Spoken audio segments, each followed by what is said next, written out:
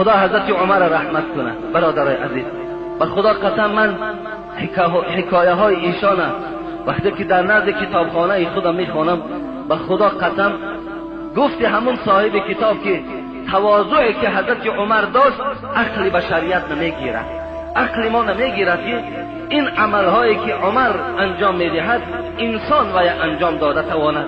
بازم آن که وی در خلافت نشسته بود، بازم آن که وی در کرسی شاهی نشسته بود، لیکن کارهای را انجام میداد که عادی ترین مردم ما وی انجام داده نمیتواند، آدم پسترین ما این عمل انجام داده نمیتواند. حضرت آنقدر عادی بودن که چی میگفت؟ لولا فلان لهلك العمر، اگر فلانی نمیشود عمر هلاک میشد. ببین فقط دیگرها را برتری میداد، دیگرها را صفت میکرد، خودش دائم پس میزد. ببین لولا فلان، اگر فلانی نمیشود عمر هلاک میشد.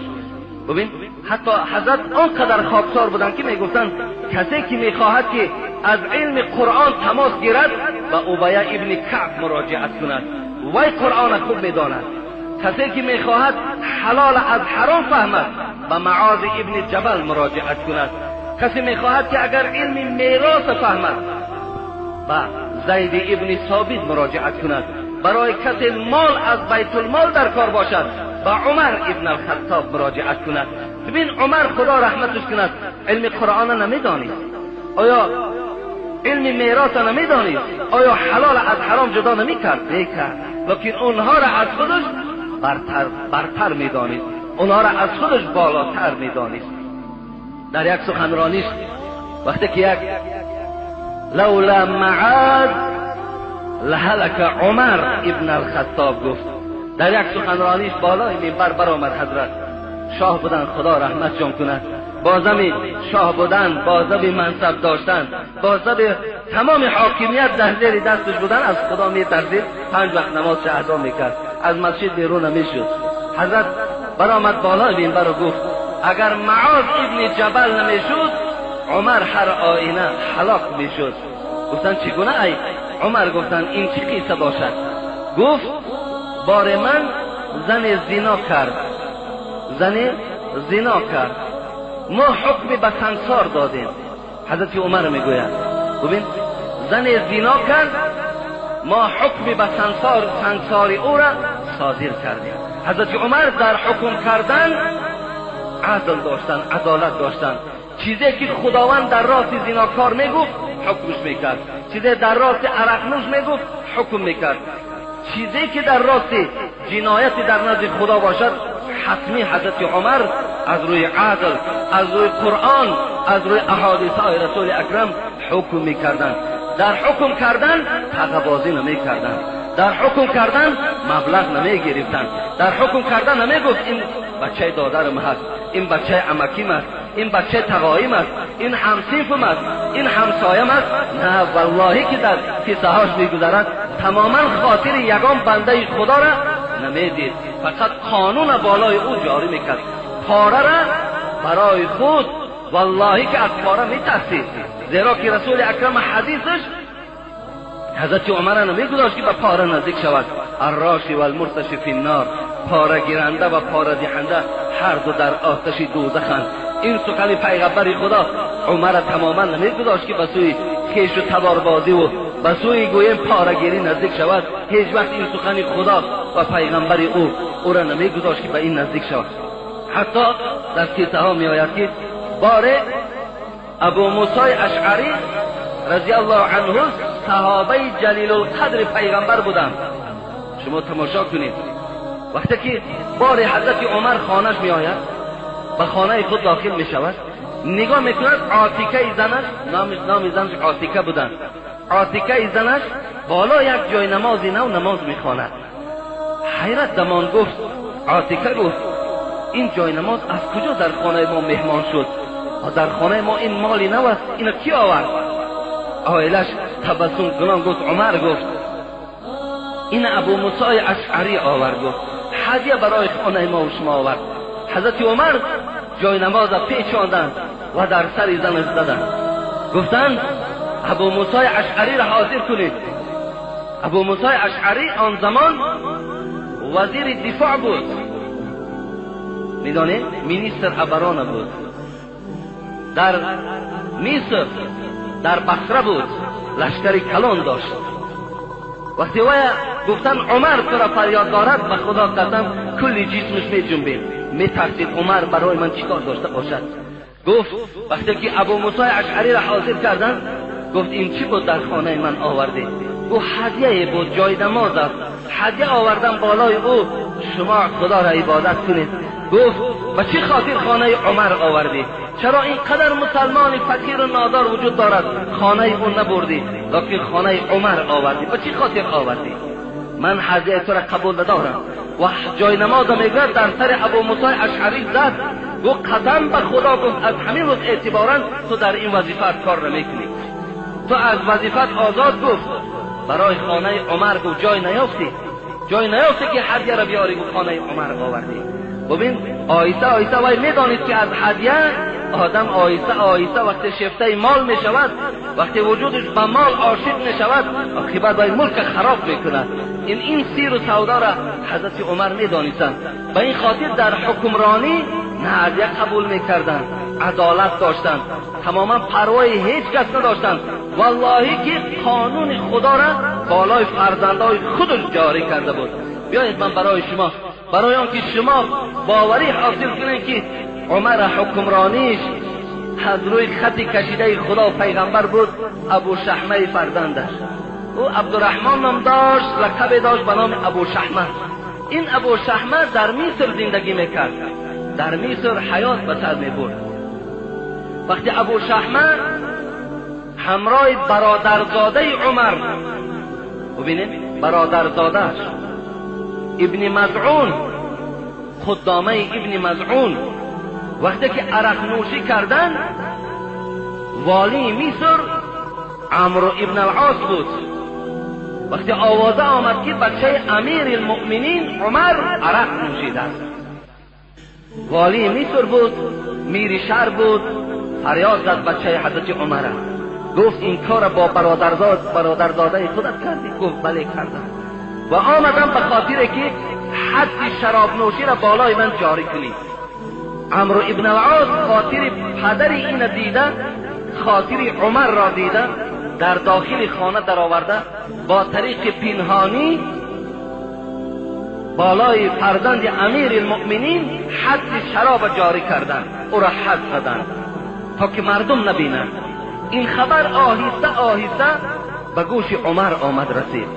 حضرت عمر بسیار ناراحت شدند، گفتند این میر شهر، این والی مصر چگونه به من کار کرده میتواند زمانی که قانون خدا را چه نسبت فرزند من باشد چه غیر او باشد ویران میکند.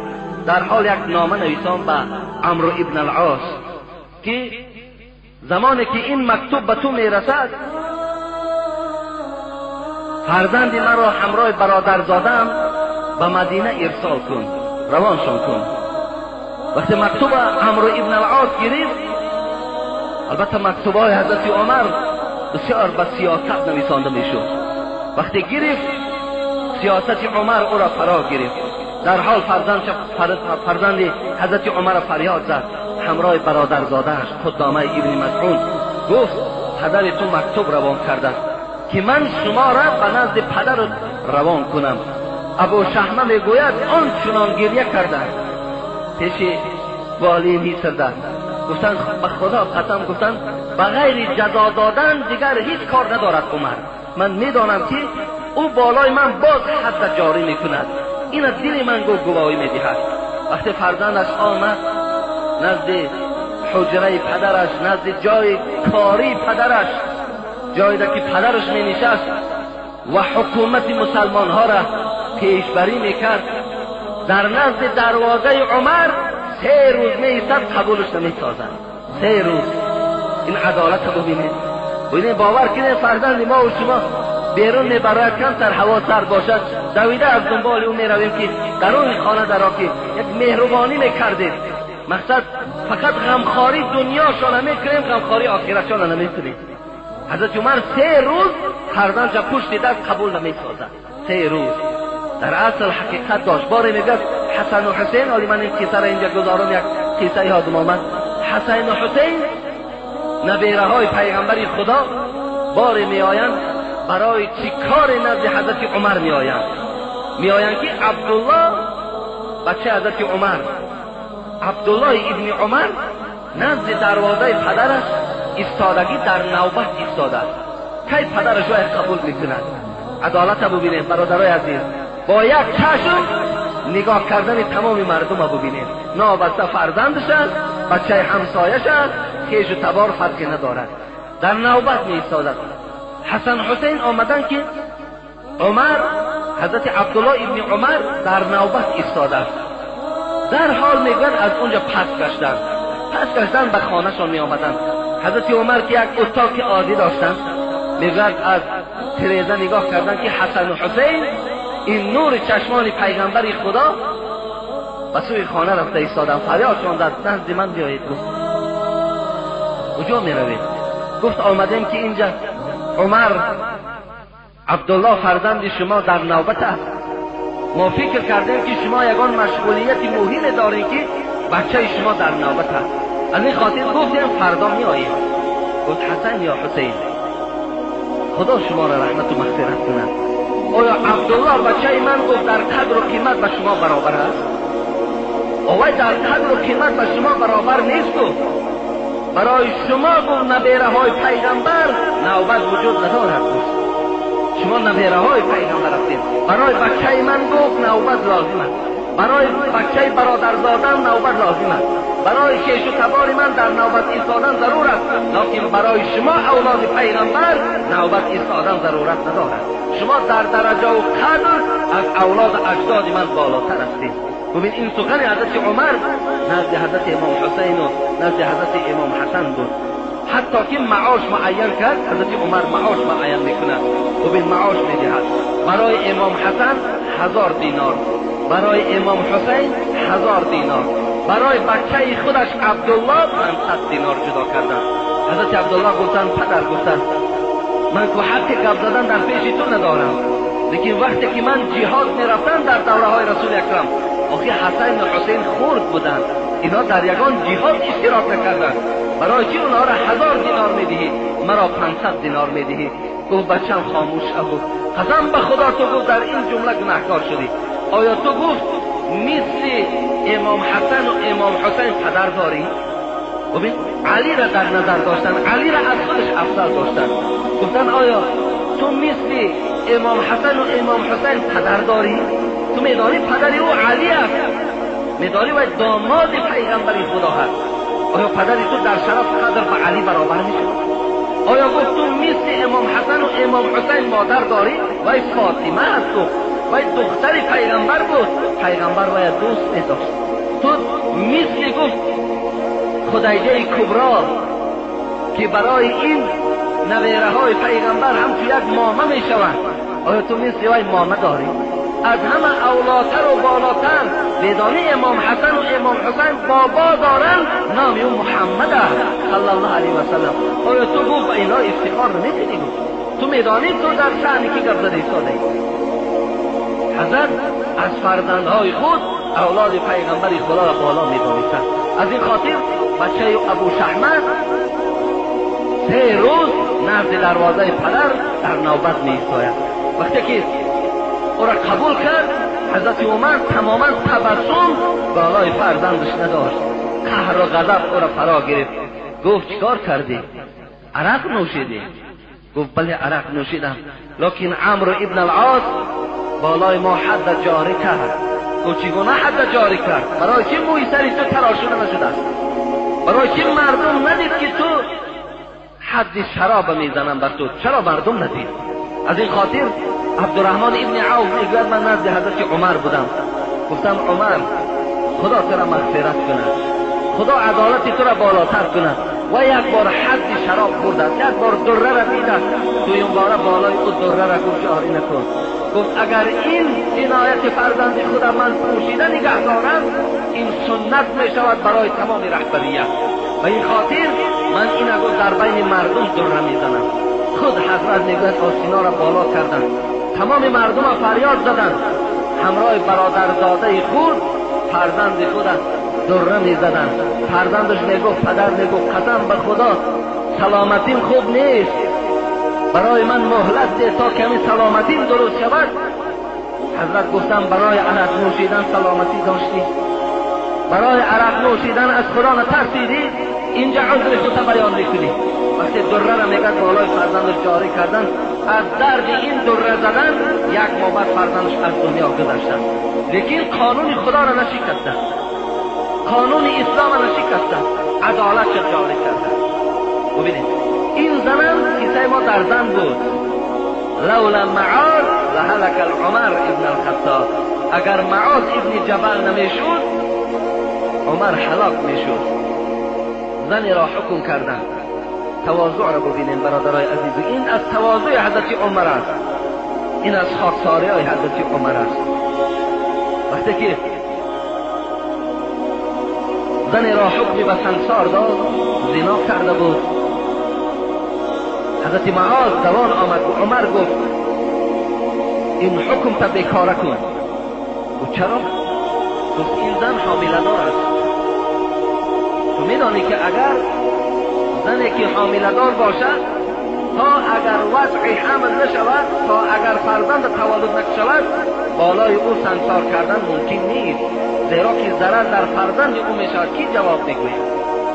شما تواضع حضرت عمر از حکمش گشتن، اینا قدرت در کار از فرمان خود. آلی بعضی از ما و شما یک فتوا میگیم، فتوای نادرست هم که باشد، وقتی در بین مردم اعلامش کرده باشیم، نادرست هم که باشد، به خاطر که ما را نگویند که این نادان است، نافهم است، این خطا کردن، از فتوا ما نمیگردیم.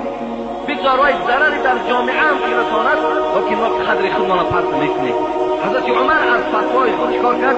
حکم برآورد که اگر معاذ نمیشد هر آینه عمر هلاک میشد و این سنگسار از بالای این زن حامله دار بیرون کردن. بار دیگر چی گفتن؟ بار دیگر گفتن لولا علی لهلك عمر ابن الخطاب. اگر برادرم حضرت علی نمیشد عمر هلاک میشدن. این چی معنی دارد؟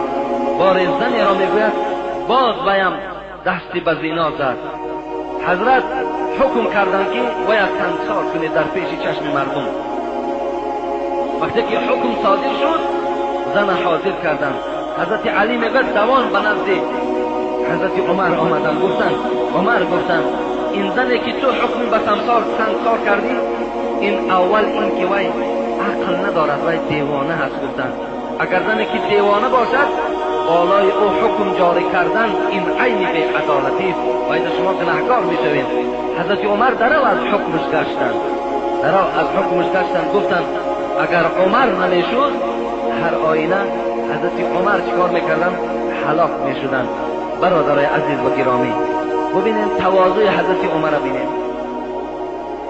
با این قدر اینجا یک جای عجیبش همین است، با این قدر مال و ملک، با این قدر حاکمیت، با این قدر منصب بلند، حضرت تواضع داشتند، آدم خاکسار بودند.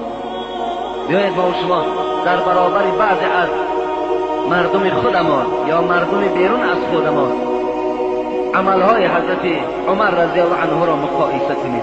در ما و شما اگر ذره، اگر برادرای ما و شما صاحب یک جا و مکان و صاحب یک کمتر شرایط خوب شوند، قسم به خدا اگر در وجود او ذره از تواضع را نمیبینید، الله که راه گردیش دیگر میشود. حتی راه گردیش را ببینید، ولی بعض تکبرها را ببینید، وقتی راه میگردند اون از حساب تکبری هست، از حسابی که همه شرایطهای خود خوب که میبیند فکر میکند تمام عالم و تمام قوه و قدرت در دست اوست. لیکن برادر عزیز گرامی به خدا قسم تو هیچ قدرت و هیچ قوت نداری، هیچ قدرت و هیچ قوت نداری. حضرت مولوی جنون خدا رحمتش کنند میگوید مکن از کبر دعوای کلانی، مکن از کبر دعوای کلانی، یقین پوسیده مشت و استخوانی. ای انسان عاقبت میپوسی، عاقبت به منزله یک مشت خاک میشوی، و چی تکبری میکنی؟ بکن امروز فکری کاری پخته که فردا میبرند در روی تخته. تو امروز فکر پخته را انجام ده، امروز کارات پخته کن که فردا ترا بالای تخته بار میکنند. چی باشد نفع مال و سیم و اسباب که بگذاری کنی اندر لحد خواب. با آن چیزایی که تو امروز افتخار داری، با آن مال و ملکی که تو افتخار داری، همگیش اینجا پدرود میگوی، همگیش اینجا میسپاری و با یک کفن وارد قبر میشوی. حضرت در آخر گفتن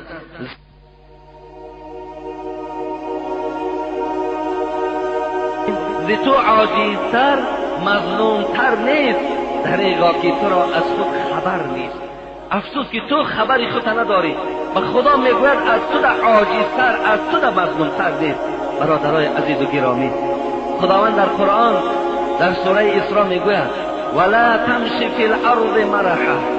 ببینید من از سوره لقمان مثال آوردم، حضرت لقمان بچه‌ش هم این سخن گفته بود ولا تسعر خدک للناس ولا تمشی فی الارض مرحا. حضرت لقمان اول بچه‌ش چی گفت؟ فرزندم گفت هر کی صاحب دولت و منصب میشوی، هر کی اگر شرف و قدر بلندم کی شود، بالای مردم با چهره ترش نگاه نکن، همیشه در چهره خود تبسم داشته باشی. بنده های خدا را خوب قبول کن. گفتن ولا تمشی فی الارض مرحا، در بالای زمین خدا خرامان راه نکن. مقصد تکبرانه کیتوف جنباندن، میان جنباندن، تا دستها را گویم که هر زیل کردن مثل تکبران، این چنین راه نره. در دیگر آیت قرآن ببین تکبران چی میگه خدا؟ ولا تمشی فی الارض مرحا. خدا میگه ای بنده عاجز، ای بنده مظلوم، قسم به عظمتی اگر خواهم عادی ترین ملائکه را امر میکنم که مینه سر همین بنده مرا گیج کن، یک ساعت پس تو دیوانه خدی کوچه میشوی، یک ساعت پس تو یک دیوانه در خدی کوچه میشوی. قسم به خدا، قسم به عظمتی پروردگار میگوید تعز من تشاء و تذل من تشاء. من هستم که عزت میتونم، من هستم که خار میکنم. تؤتی الملک من تشاء و تنزع ملک ممن تشاء. من هستم که به تو مال دادم، من هستم برای تو آن ماشین های ملایم دادم، من برای تو اون خانه های بلند آشیانه را ساختم، من برای تو قدر و قیمت دادم. لیکن من هستم آن خدایی که همیشه زنده این مال و ملک از بالای سری تو کنده میگیرم. من هستم آن پروردگار. ببین خداوند خطاب میکنه برای بندگانش. من هستم آن خدایی که قسم به بزرگیم امر میکنه ملائکه را در خون یک عادی ترین میکروب میپرداید، عمر باد سفید خواب میکنی در جاگه خوابت. من هستم آن پروردگار. تو چی هستی؟ تو عاجز ترین بنده من هستی. تو به چی افتخار داری؟ چی داری تو؟ از تو در بزرگها کجا شدن؟ کجا هستن؟ اینقدر پادشاه ها و اینقدر ملکدارا و اینقدر پولدارا امروز در کجا هستن؟ عبرت نمیگیری. خدا رحمت کند عمر خیام چی میگوید؟ مرغی دیدم نشسته در باره توس. تماشا کن، مرغی دیدم نشسته در باره توس، کنگره توس، کنگره های بلند که در ایران وجود دارد. در پیش نهاده کله کیکاووس. این مرغ در پیشش کله کیکاووس گذاشته بود. کله کیکاووس شما میدانید. کیکاووس این بعد سلاله ساسانیان، این از سلاله ساسانیان بود. بعد انوشیروان دولت به اینها رسید که کی این لقب بود در پادشاهای ایران میگذاشتند. قیصر لقب بود که در پادشاهای روم میگذاشتند. این کیکاووس بود و کیکاباد بود و اینا پادشاهای بودند. حضرت عمر مثال میارد، میگوید مرغی دیدم نشسته در باره توس، در پیش نهاده کله کیکاووس. با کله همه گفت که افسوس افسوس، کو بانگ جرس ها و چی شد ناله کوس. مرغ با این کله چی میگفت؟ با این کله شاه کیکاووس چی میگفت؟ کجا شد اون بانگ جرس ها؟ کجا شد اون نغمه و نغامات؟ کجا شد اون تکبرانه که تو در راه میرفتی؟ کجا شد اون نغمه هایی که تو مردم عادی را در قصر راه نمیدادی؟ کجا شد؟ امروز تو خوراک من شدی میگوید. ببین اینا همش چی هستن؟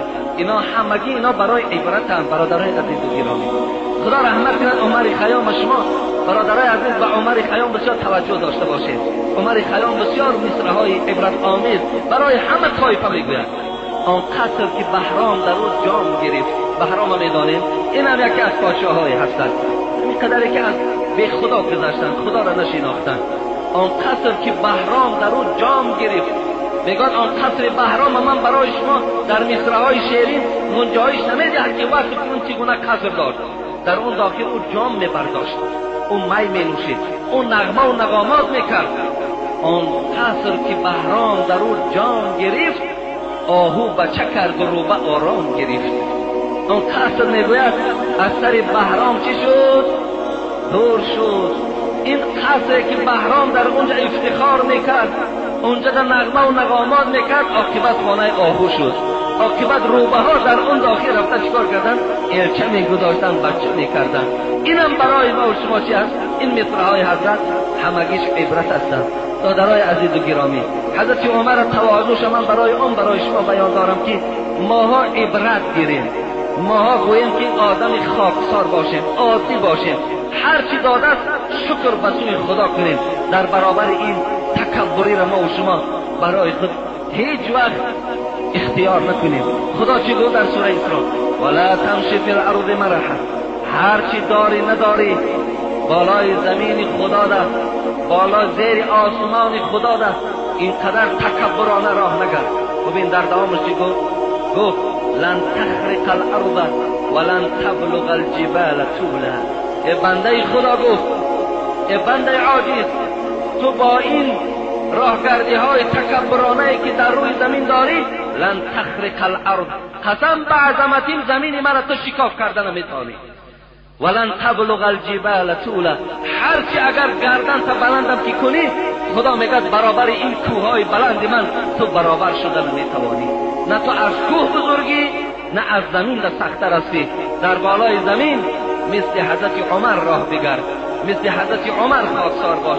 وقتی حضرت ابوبکر رضی الله عنه تخت شاهی را ترک کردن، برادر عزیز، وقتی که حضرت 2 سال و 2 ماهی که کرسی خلافت از زینت بخشیدن، وقتی جان به حق تسلیم کردن، حضرت عمر بالای منبر خواست برآمد، جایی که حضرت ابوبکر می نشست. آمد در جایی که حضرت ابوبکر می نشست، اون جای برای خود اختیار نکرد، در جای قدم ابوبکر نشست. مردم گفتن، عمر گفتن جای نشست بالاتر است، اینجا جای قدم حضرت ابوبکر بود، شما اینجا را اختیار کردید.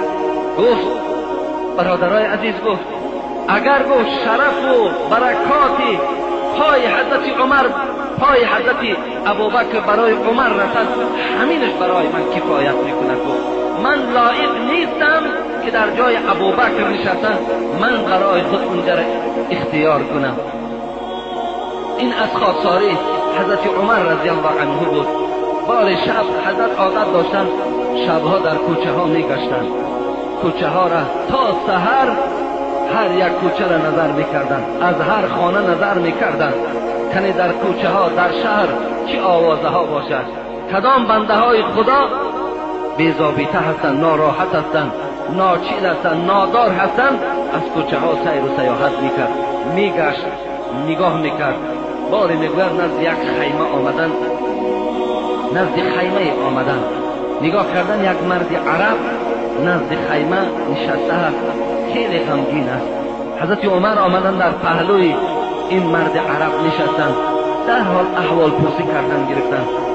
شما بیرون خیمه هستین، وارد خیمه داخل نمیشوین، شما کی هستین؟ وقتی در همین حالت پرسان بود، میگوید که از داخل خیمه میگوید نالیش زن آمد، نالیش زن بلند شد. حضرت عمر گفتند ای بنده خدا در داخل آواز زن است. گفت کاری تو به اون نباشد. گفت این زن من است، در حالت تولد است. گفت الحال برای من یکی از نعمتهای خدا که فرزند است و قدرت پروردگار الحال باید تولد بکند. حضرت عمر وقتی اینش شنیدن در حال به خانه خود آمدن. اون زمان گلثوم در دستشون بود. شما میدونید گلثوم کیست؟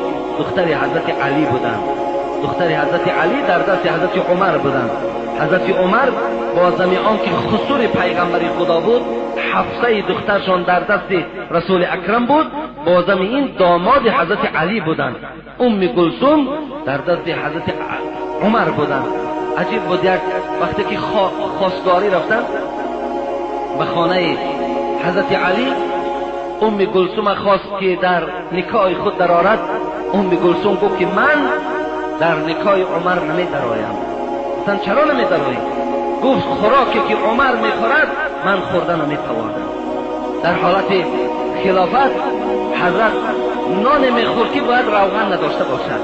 اگر نانی که روغن میداشت میگفت این دو خوراک میشود. من هیچگاه ندیدم پیغمبر خدا دو خوراک خورده باشم.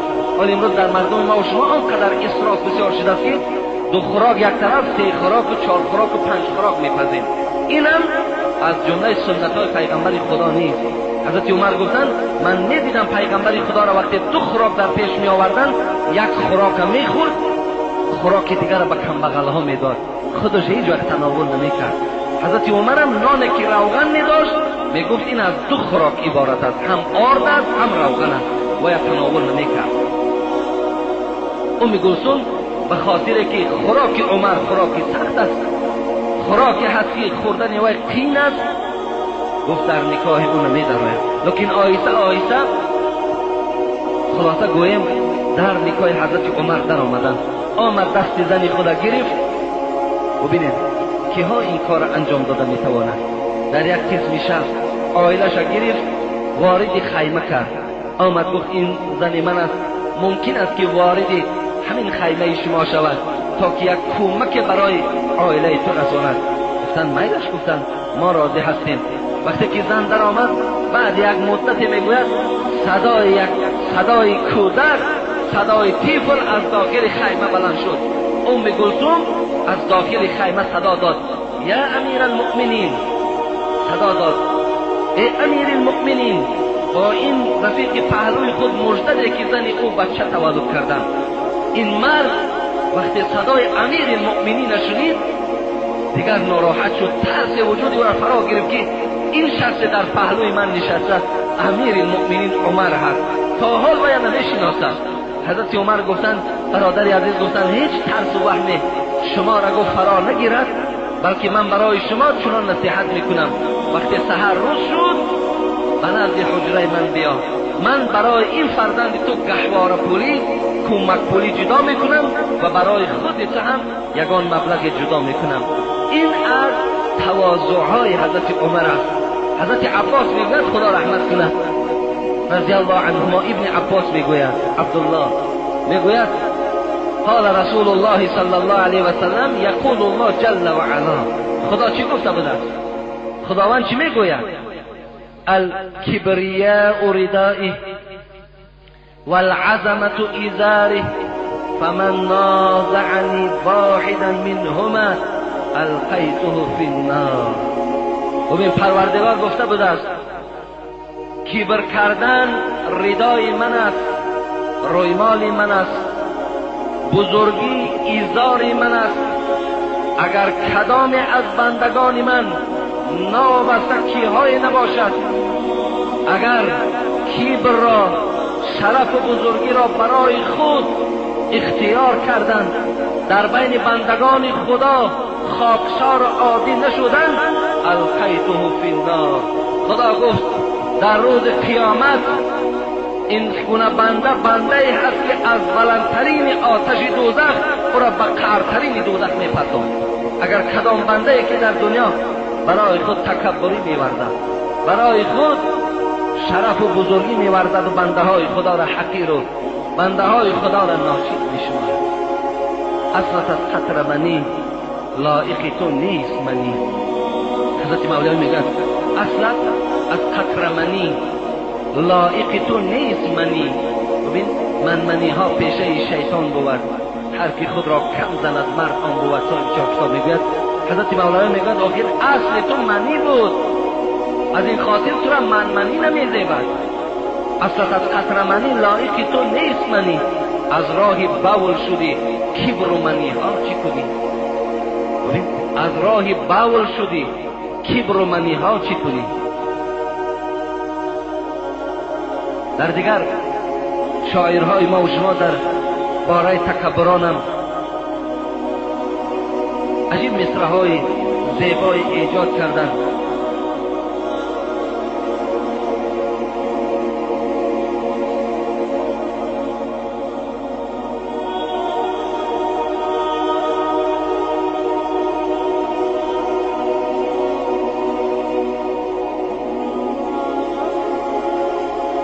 و این بود از تواضع‌های حضرت عمر رضی الله تعالی عنه که بار حضرت از خانه بیرون شدند. بنابرای میگوید در خانه صدای گریه بود، صدای گریه بود. وارد خانه شدند، نگاه کردن یک مادر همراه فرزندان خود و این فرزندها در پیش مادر گریه دارند و نزد فرزندها یک دیگ گذاشته شده است که دیگ می جوشید. حضرت عمر گفتند این کودک ها بهر چی می گریند؟ گفت اینها گرسنه ماندند، اینا چیزی نیست که برای اینها ما از غذا تأمین کنیم. گفت در دیگ چی داری؟ گفت در دیگ یک مقدار آب هست می جوشد. برای فرزندها یک تسلی دل گفته ایستادم که الحال خوراک میپزد، الحال خوراک میپزد، شاید که مانده شوند خوابشان برد. حضرت عمر میگوید خیلی ناراحت شدن، همراه غلام خود اسلم بودند. آمدن میگوید با بیت المال یک مقدار آرد و یک مقدار روغن و یک مقدار خرما و یک مقدار مبلغ و یک مقدار لباس گرفتند و در یک خوابچه گویم انداختند و برای غلام خود اسلم گفت اینا بردار در پشت من گذار کن. اسلم گفتند، عمر گفتند خوب میشد که اگر اینا در پشت من میگذاشتی تا که من میبردم. گفت اسلم گفت این احوالی که در رعیت من است و من در قیامت از مسئولیت این مردم پرسیده میشوم. از این خاطر میخواهم آن چیزی که کم بوده که در مردم من است اونها را همگی با بار پشت خود با دست خود انجام دهم. میگوید برداشتن آمدن و خانه این مادر آمدن. حضرت عمر میگوید خود میگوید در این دیگ میگوید خوراک میپخت، از بس ریش خیلی کلان داشتن زیر این دیگ میگوید آتش میافروختن، توف میزدن. اصلا غلامش حکایه میکند که من میدیدم که از زیر هر یک تار ریش حضرت عمر دود میبرآمد، لکن حضرت همونجا نشسته و این خوراک پخته کردند و برای این فرزندها دادند. وقتی فرزندها میگوید خوردند، سیر شدند، یک تبسم و خنده وقتی این فرزندها را فرا گرفت. حضرت عمر میگوید این خانه را ترک کردند. گفتند اگر این کودک ها در چهرهشان تبسم پیدا نمیشد قسم به خدا از این خانه من بیرون نمیشدم. یعنی زمانی که من اینها را گریان دیدم مسئولیت من همین است که باید که اونها را من خندان کنم. این بود از آن تواضع هایی که حضرت عمر رضی الله حبیب خدا میگوید اگر پیغمبری به من خاتمه نمیافت هر آینه بعد من عمر پیغمبر میشد. این حدیث های پیغمبر خدا دلالت بر این میکند که ما با این چهاریار پیغمبر خدا بسیار با احتیاط باشیم. نام ایشان شنیدن برابر در حق ایشان رحمت روان کنیم و همیشه کاری کنیم که حیات ابوبکر، حیات عمر و عثمان و علی برای ما الگو باشد، برای ما دستور باشد، برای ما در زندگیمان عبرت باشد. دوام حدیثی که من اول خواندم صحابه های مرا دشنام ندهید. در دوام چی گفتند؟ لو ان احدکم، امروز اگر در روی دنیا 1.5 میلیارد مسلمان باشد، رسول اکرم به تمام 1.5 میلیارد مسلمان مراجعت دارد.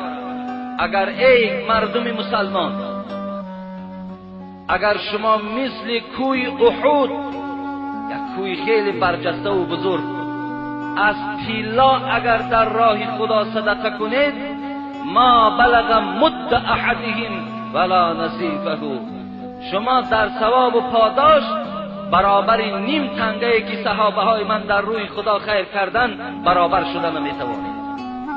نیم تنگه‌ای که در راه خدا خیر کردن اگر مثل کوی احد خیر کرده باشین در ثواب و در پاداش با اونها برابر شدن نمیتوانید. اونا مسلمان های اصیل بودن، اونا مسلمان هایی بودن که همه عملشان خالص از برای پروردگارشان بود. امروز اگر ما صدقه هم که کنیم حتمی در صدقه من یگان کسی را شریک نگردانیم، حتمی او را باید که از روی ریا انجام دهیم. پیغمبر خدا این با نور نبوت فهمیدن و گفتن که هیچ وقت صدقات شما و صدقات صحابه های من برابر شدن نمیتواند. من در اول این سخن برای چی یاد کردم؟ چگونه که در حضرت ابوبکر برای شما گوشدست کرده بودم. برادرای عزیز و گرامی، شاید که کسانی پیدا شوند و نسبت این 4 یار پیغمبر خدا سنگ زنند، اینها را زیر مورد محاکمه قرار دهند، از حیات اینها خطایی های اینها را در بین مردم فاش کنند، لیکن ما ایستاده و گوش اندازیم و خدا قسم ایمان ما و شما کامل نیست. خاموش نایستادن من معناش این است که ما در جواب او باید که رد داشته باشیم، اونها را قبول نسازیم، اونها را هیچ وقت در این سخنهای تحقیر آمیز و نادرست هیچ وقت باید پیرو نشویم. ما حق نداریم که خدا رحمت کند صاحب مذهب ما و شما امام ابو حنیفه را در فقه اکبر میگوید ولا نذکر احد من اصحاب رسول الله الا بخیر. هیچ وقت آدم مسلمان حقوق ندارد که صحابه های پیغمبر خدا را با بدی یاد کند، بلکه در گردن هر یک مسلمان شرط این است که آنها را فقط به خیر یاد کند. برای همین دادرای عزیز، من 2 جمعه اطراف قصه های عبرت آموز حضرت عمر برای شما قصه کردم. همه این به خاطر او هست که ما محبت حضرت عمر را باید در دل داشته باشیم، حضرت عمر را دوست داریم و اگر مثل عمر هم که در اسلام خدمت کردن نتوانیم، اصلا یک حصه حضرت عمر را در دین ما، در جامعه ما، در اسلام ما خدمت کنیم، همه این قصه ها مخصوص برای همین است.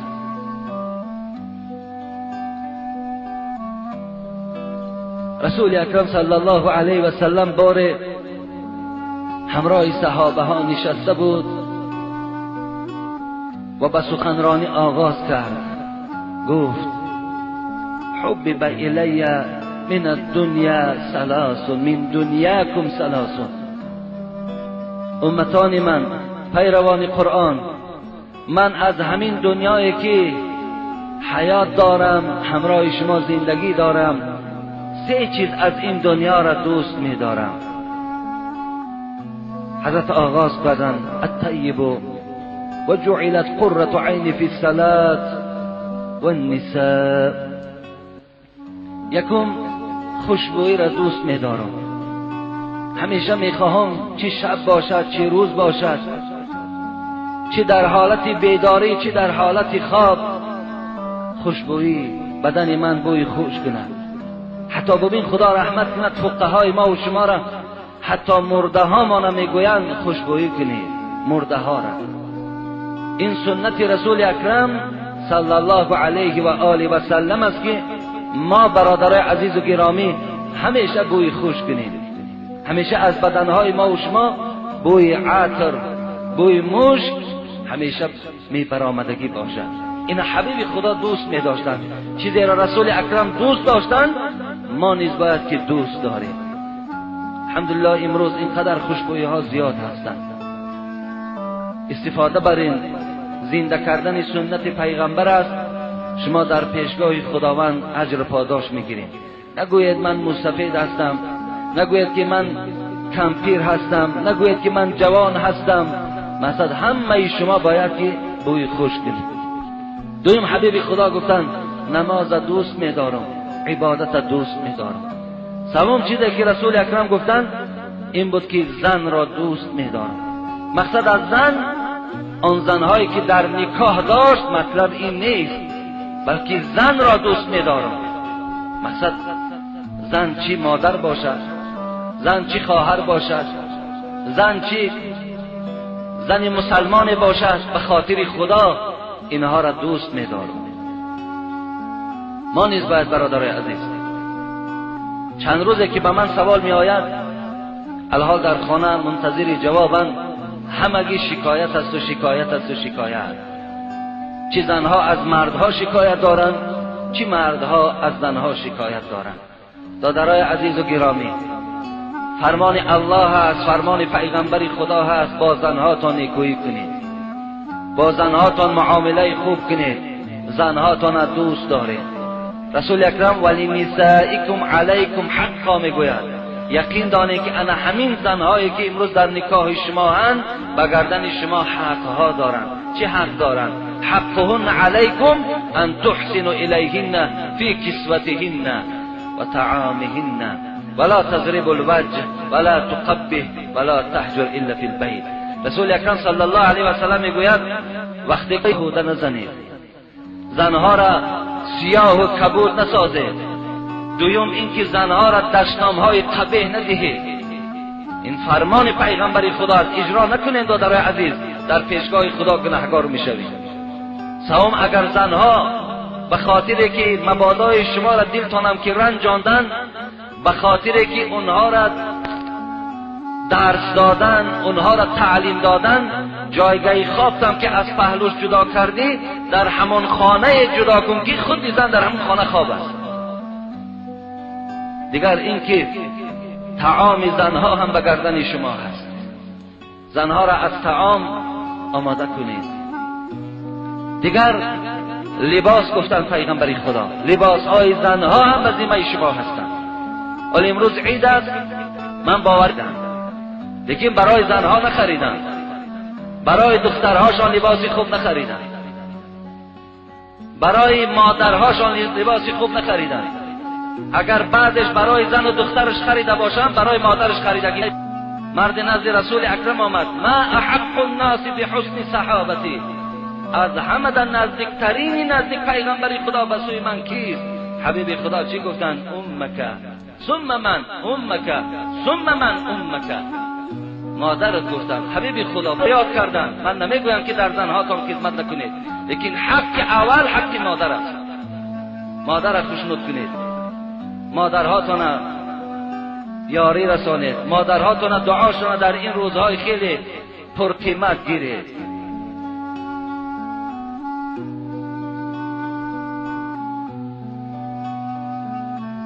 رسول اکرم صلی الله علیه و سلم وقتی که امر کردن که زنها را نزنین، ولا تضربوا اماء الله، حدیثی صحیح است، شما زنها را نزنید گفتن. حضرت عمر رضی الله عنه حجره پیغمبر در آمد، زائرن النساء علی ازواجهن. پیغمبر خدا شما گفتید زنها را نزنید، طی چند ماه شد که ما زنها را نمیزنیم، و زنها کار نداریم، لیکن این زنها از حد گذرانیدن، ما را اطاعت نمیکنند. حضرت عمر گفتند فرخص رسول الله صلی الله علیه و سلم علی ضربهن. پس حضرت عمر گفتند حق میگویی؟ آیا اطاعت تا نمیکنند، گوش تا نمیکنند، سخن شما را اجرا نمیکنند؟ گفت بله. گفت پس رفته آدابشان دیگه.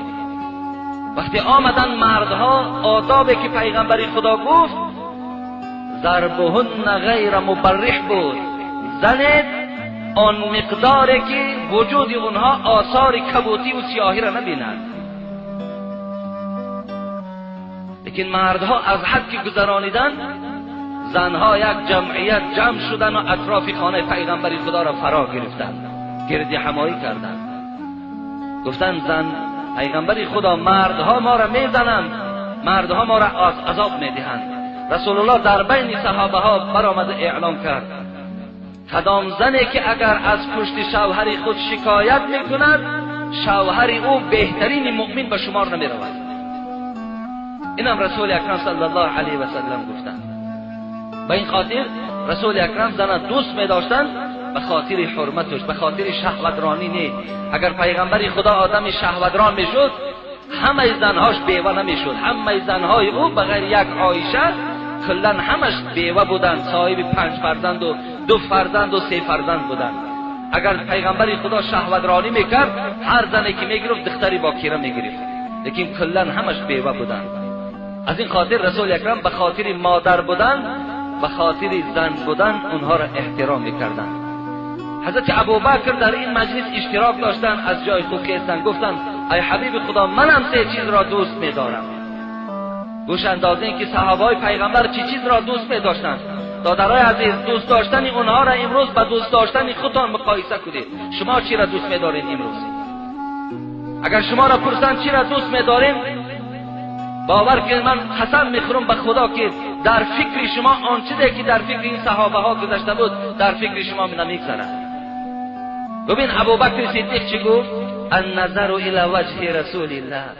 یکم چیزی که دوست می‌دارم این است که هیچ وقت چشم‌هام از این چهره مبارک تو جدا نسازم، همیشه از چهره مبارک تو را تماشا کنم.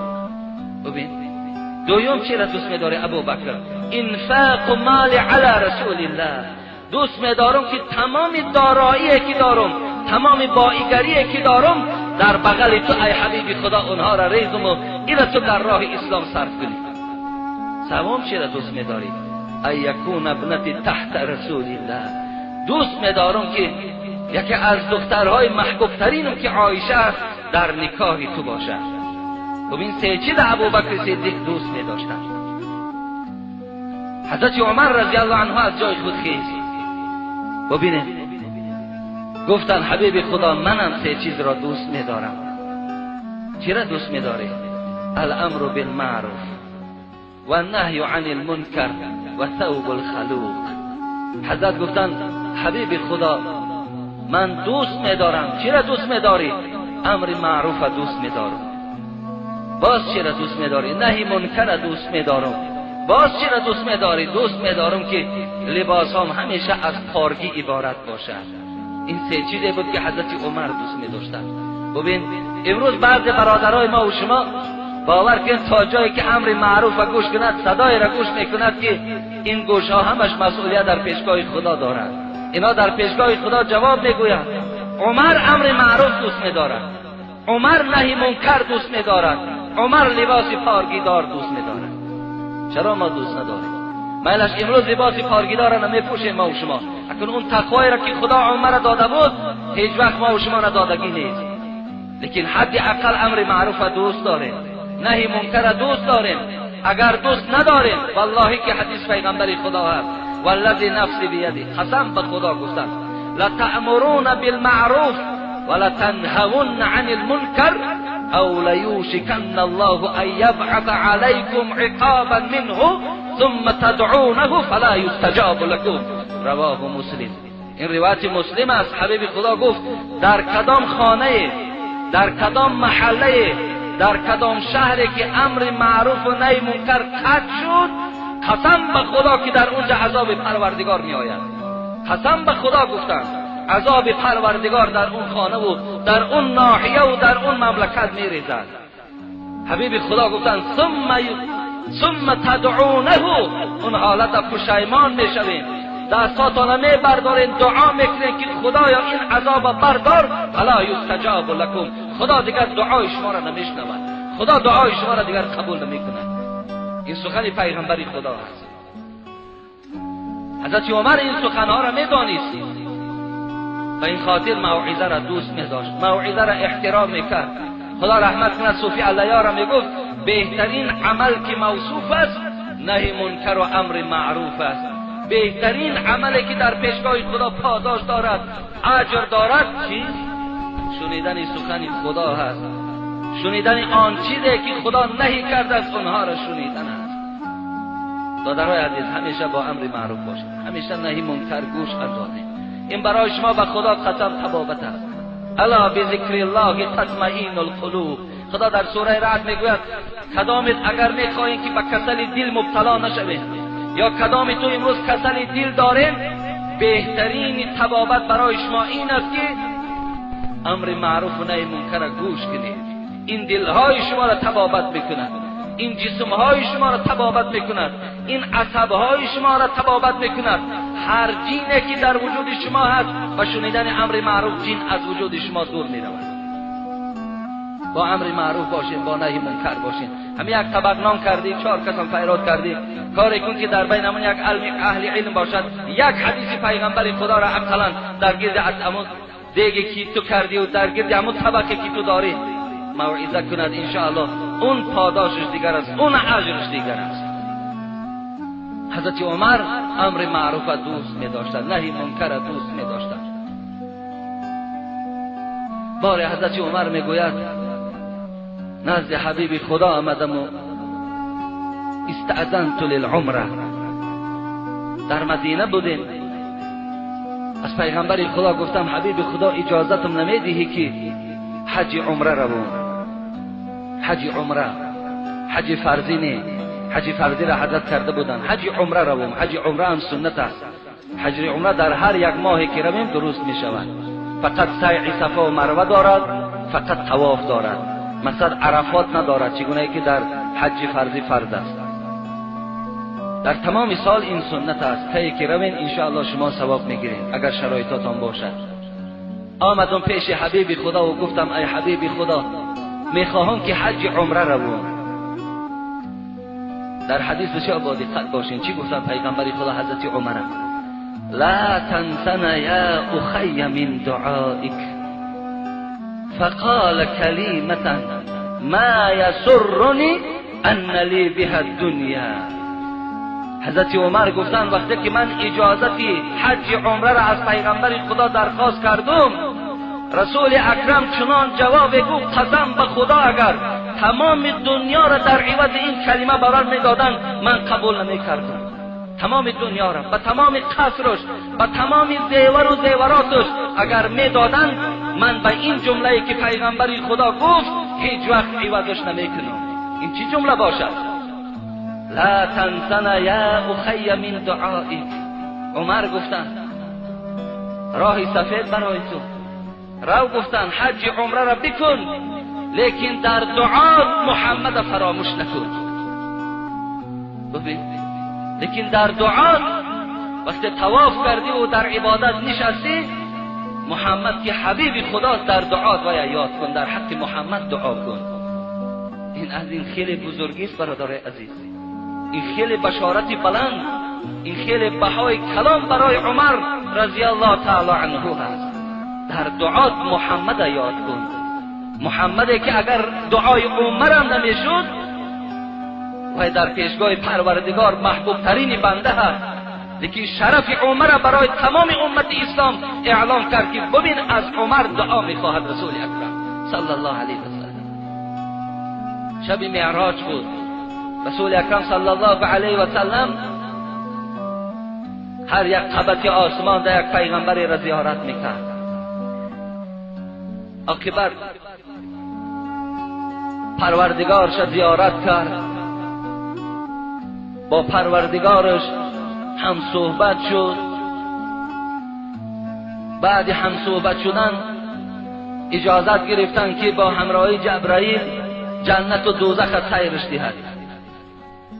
جبرائیل پیش رسول اکرم از پس به دوزخ رفتند، دوزخ تماشا کردند که اگر یادتان باشد من یک جمعه در اطراف این سیر پیغمبر خدا در دوزخ برای شما بیان کرده بودم.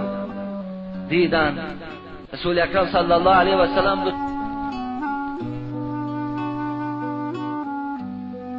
پیغمبر مهربان که بودند بسیار از دوزخ خسته شدند، عذابهای دردناک دیدند، عذابهای هر گونه را دیدند، بسیار حضرت خسته شدند.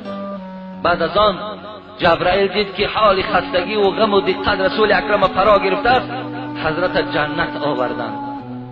در جنت رسول اکرم صلی الله علیه و سلم میگوید وقتی که من وارد شدم آن ناز و نعمت جنت که دیدم، خیلی اشتیاق جنت در وجود من بیدار شد و اولین شخصی را که در جنت دیدم این رمیسا بود، این زن بود که در دنیا از خدمت شوهر وارد جنت شده بود.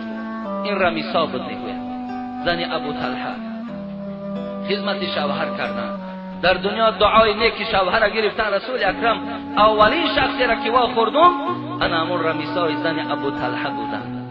بعد از آن میگوید وقتی که جنت قصرهاش تماشا میکنم، ولی چگونه ما و شما در تلویزیون اگر یگان مملکت هایی را که آشیانه های بلند بلند دارد و تماشا میکنیم میگیم چی دولت های زیبا هست. رسول اکرم به نزد این آشیانه ها میگذشت. در حدیث مبارک میگوید که 60 میل برای یک آدم جنتی پروردگار عمارت آباد کرده است. 60 میل وقتی که من حساب کردم در خانه 300 کیلومتر بلندش بوده است. 300 کیلومتر پروردگار برای هر یک جنتی قصر در جنت دارد. ببین در دبی یک عمارت دارن 1 کیلومتر بلندی دارد، تمام دنیا را در حیرت گذاشته است. 1 کیلومتر الله 300 کیلومتر عمارت دارد برای یک مرد جنتی میبخشد.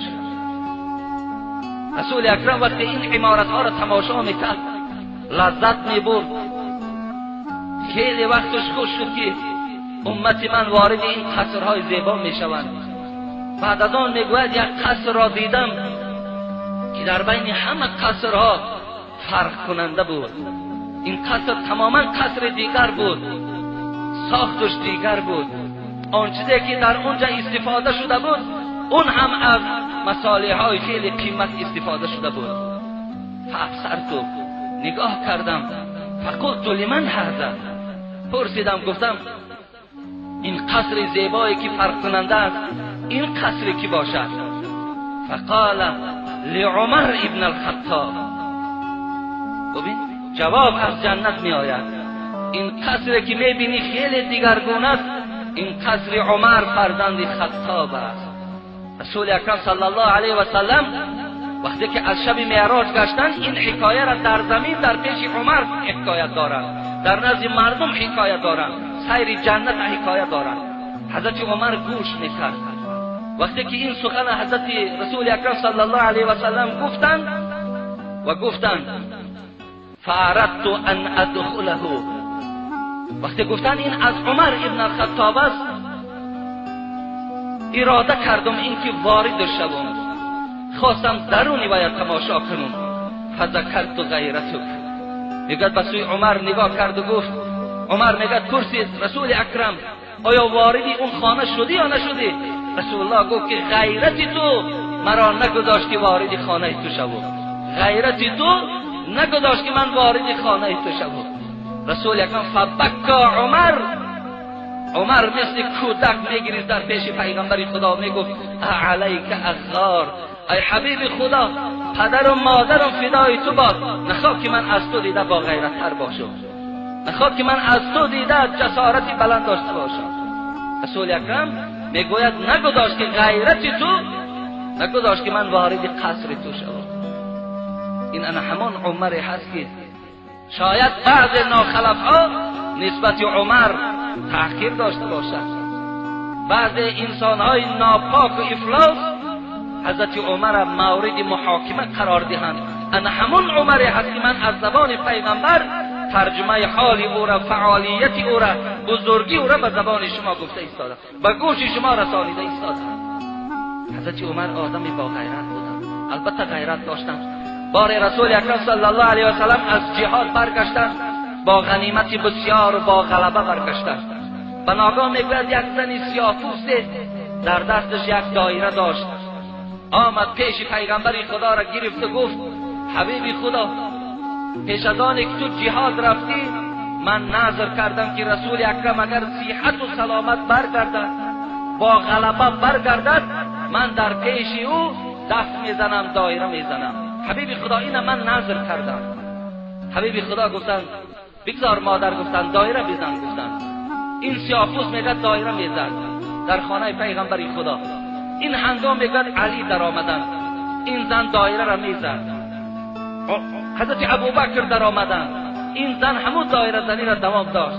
حضرت عثمان در آمدن، این زن از دایره زنی باز ایستاد.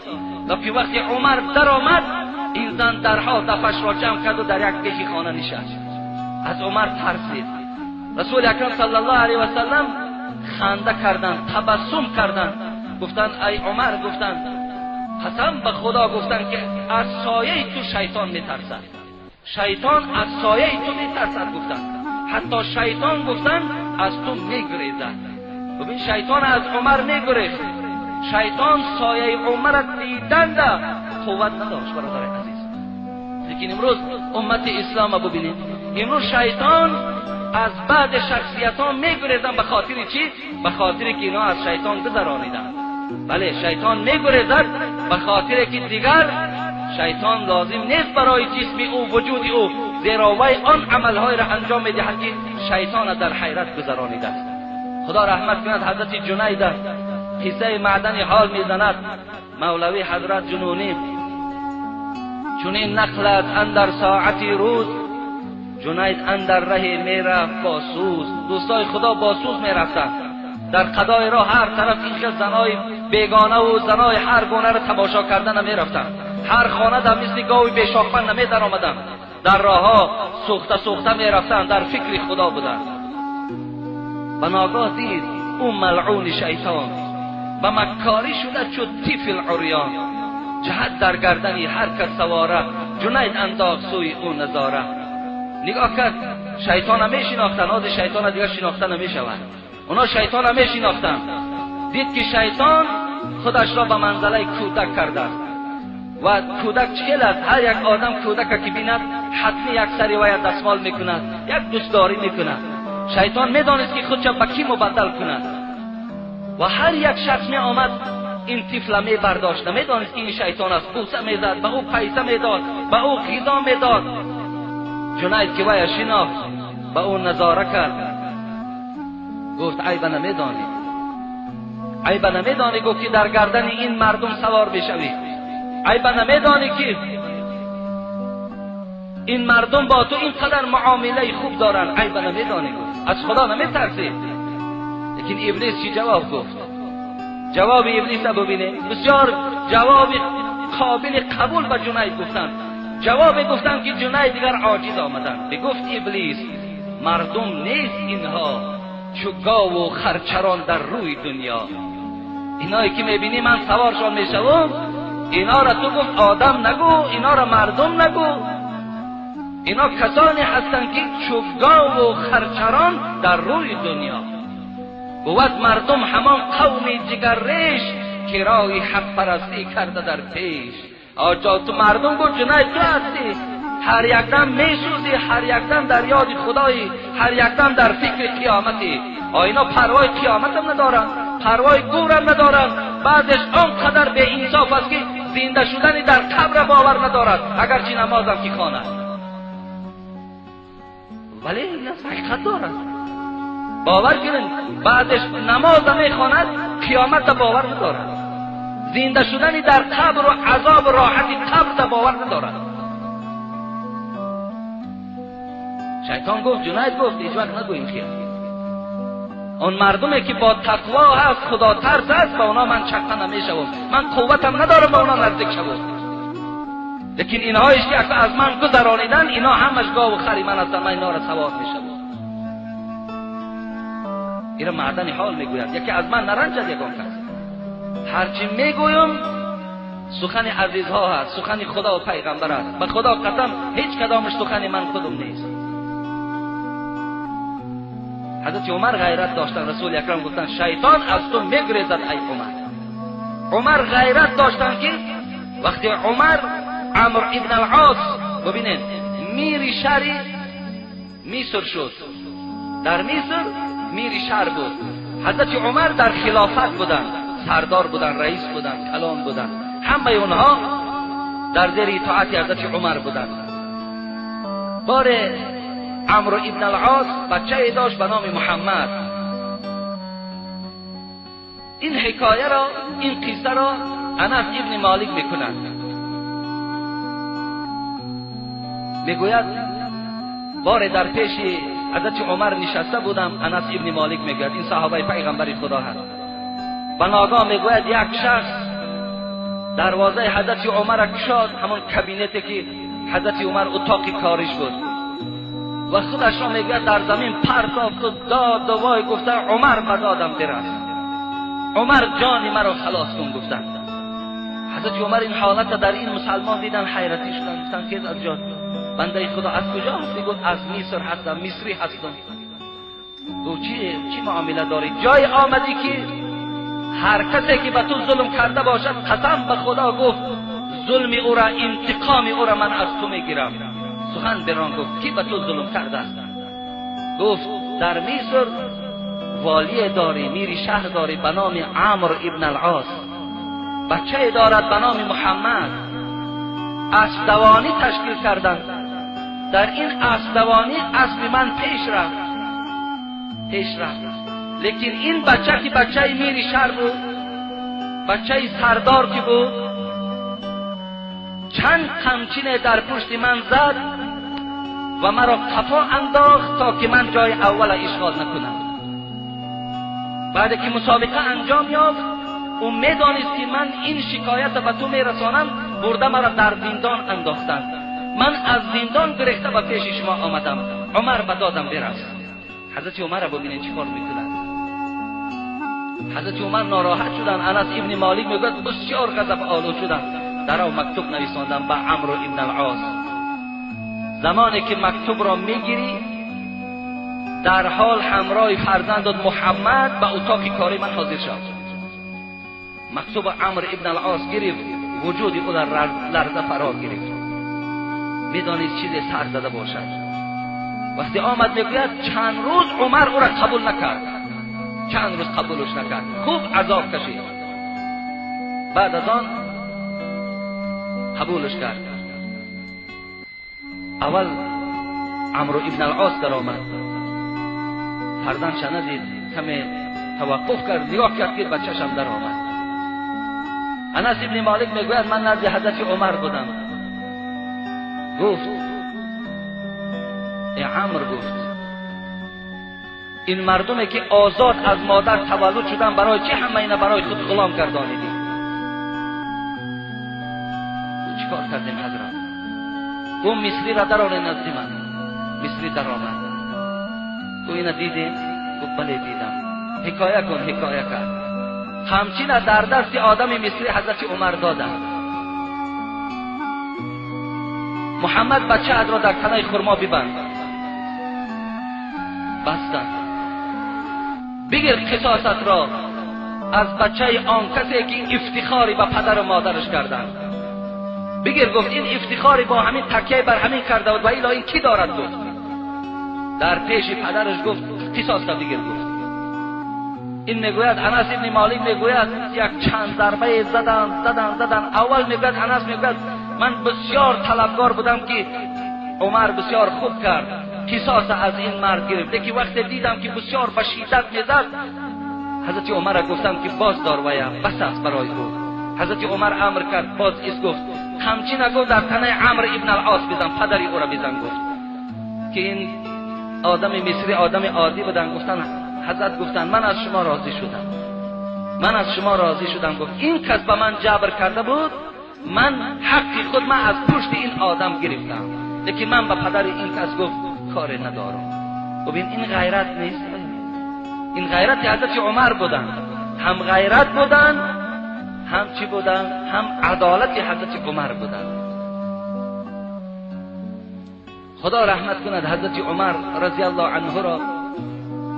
بار رسول اکرم صلی الله علیه و سلم در حدیث مبارک گفتند لا یؤمن احدکم حتی اکون احب الیه من والده و ولده و الناس اجمعین. اینم روایت مسلم است.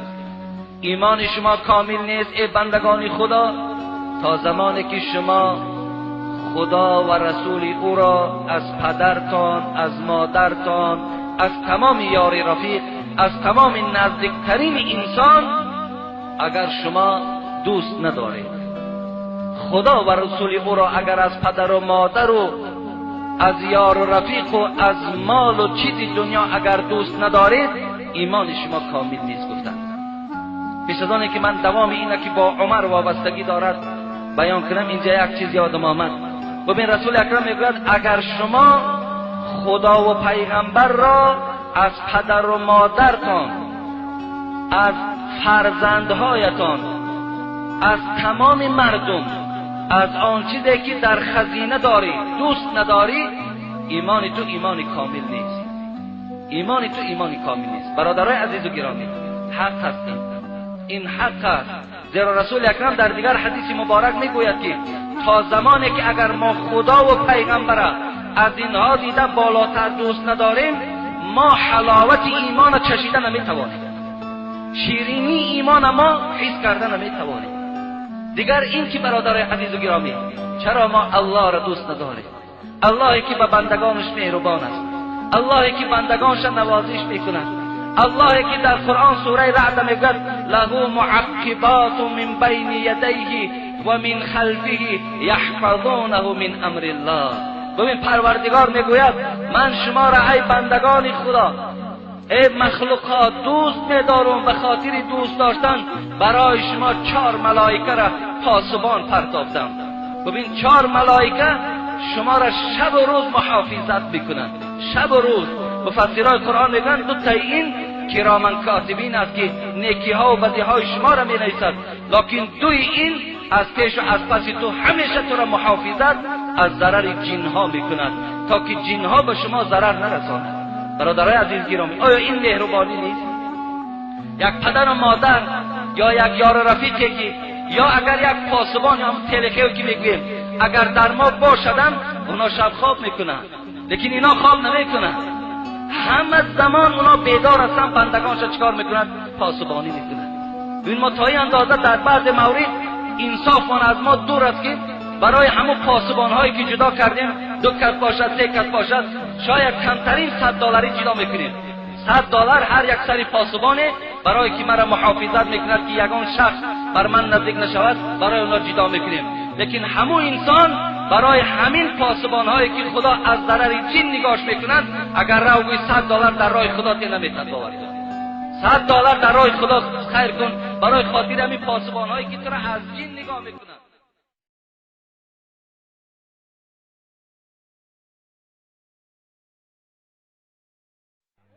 آمد تاج از سرش گرفت جبرئیل امین و نزد رسول اکرم آمد. رسول الله خواب بود، سر خود تاج از سر گرفت و سر خودش به کف پای رسول الله گذاشت. جبرئیل امین پیک رسول الله از نزد الله آمدگی سر خود برهنه کرد، تاج گرفت و فرق سر خودش به کف پای رسول الله گذاشت که وقتی که کافوی سرد است و پای رسول الله گرم است، یک دکه خورد پیامبر پای خودش کشیدید که جبرئیل امین در او جاست. گفت که ای جبرئیل تو سردار همه ملائک هستی، تو پیک همه پیامبرها هستی، تو از نزد الله پیام میاری، این چگونه است که تو سر خودت به کف پای ما گذاشتی؟ جبرئیل گفت ای حبیبی الله گفت همون بزرگی را که راهبر و سردار و با فضیلت ترینی همه فرشته های الله من هستم، گفت از همین گرد خاک پایت الحال خدا مرا نصیب کرد. من به این گرد خاک که به سری من رسیده به 7 آسمان و زمین پرواز میکنم و فخر میکنم که گرد خاک پای رسول الله به سری من رسیده است. آداب ببین، رسول خدا را دشمن میخواست که به کارد بکشش، دشمن میخواست که سنگ به رسول الله بزند، دشمن اشکمبه پری نجاست به گردن رسول الله در نماز خواندن بار میکرد. دشمن کسی بود که زمانی که خدیجه کبرا فاطمه زهرا رضی الله تعالی عنها را وقتی که تولد کرد همه مشرکین منافقین گریختن، همه گفتن ما دایگی نمیکنیم کسی را که دینی نو آورده است، همه گریختن رفتن. خدیجه مادر ماندر چنین عذاب، ولی در نزد خدا قدر قیمتی او را ببین که جبرئیل امین سر خودش به کف پای رسول الله گذاشت. پیامبر خدا بیدار شد و جبرئیل امین حکم خدا را بر او خواند که در این شب تو باید به مهمانی بیای، جنت و دوزخ به چشم سرت ببینی که فردا روز قیامت این امت گناهگار عاصی خدا شفاعت کرده بتانی از آتش دوزخ، علنگه آتش دوزخ نترسی. بهشت ببینی، دوزخ ببینی. و در اون شب رسول اکرم صلی الله علیه وسلم براق آورد و در براق پیامبر خدا را خواست بنشاند. و براق چیست؟ براق گفته جاندار هست که او در بهشت است، نصیب بهشتیان است. براق از خر قدش بالاتر است و از اسب پایانتر. دومش به مثل دومی گاو است، سینهش به مثل سینه شتر است. از اسب پایانتر، از خر بالاتر قدش. و روی او، سر او به مثل سر آدمی است، عقل ادراک دارد. و براق نه به مثل دیگر حیوانها قدم میزند خیز میزند، نه، مد بصر به هر کجا که چشم انسان برسد پای براق در همونجا میرسد. این چنین است. امروز یک مخلوق بیچاره، یک سمالیات مثلا در یک ساعت چند هزار کیلومتر، یک مخلوق بیچاره یک آهن پاهانه تشکیل کرده است، یک کنسترکتور. اما براق چی است؟ این خلق کرده الله است که مدی بسر چشم تزمیجه کوهی امام اسکره را میبیند، همون چشم تهوی میکنه در همونجا میرسه. براق چنین است. پیامبر خدا همراه جبرائیل رفتن به مسجد الاقصی در شب. در مسجد الاقصی پیامبر خدا براق در حلقه در مسجد الاقصی بسته کرد و خود در آمد و نماز خواند، تحیه مسجد خواند. یعنی اولین کاری که رسول خدا کرد و مهمانی رفت تحیه مسجد بود. هر یکی ما و شما هم به کدام مسجد که در کدام گوشه دنیا که نباشد داخل شدیم باید دو رکعت تحیه مسجد بخونیم. تحیه مسجد چیست؟ سلام و آداب و پروردگار است.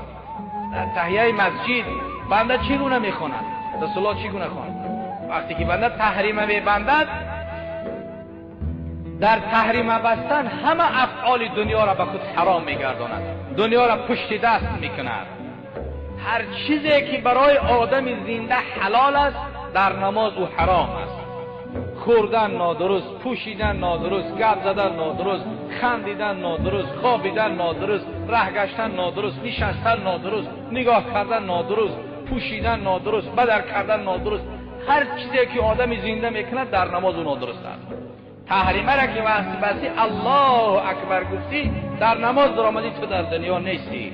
تو باید تماس به الله بگیری، دستا پیشی بر گرفته با ادب قلب پاک کردی، لباس پاک کردی، طهارت تازه کردی، در مکان پاک تو به خدا سخن میگویی.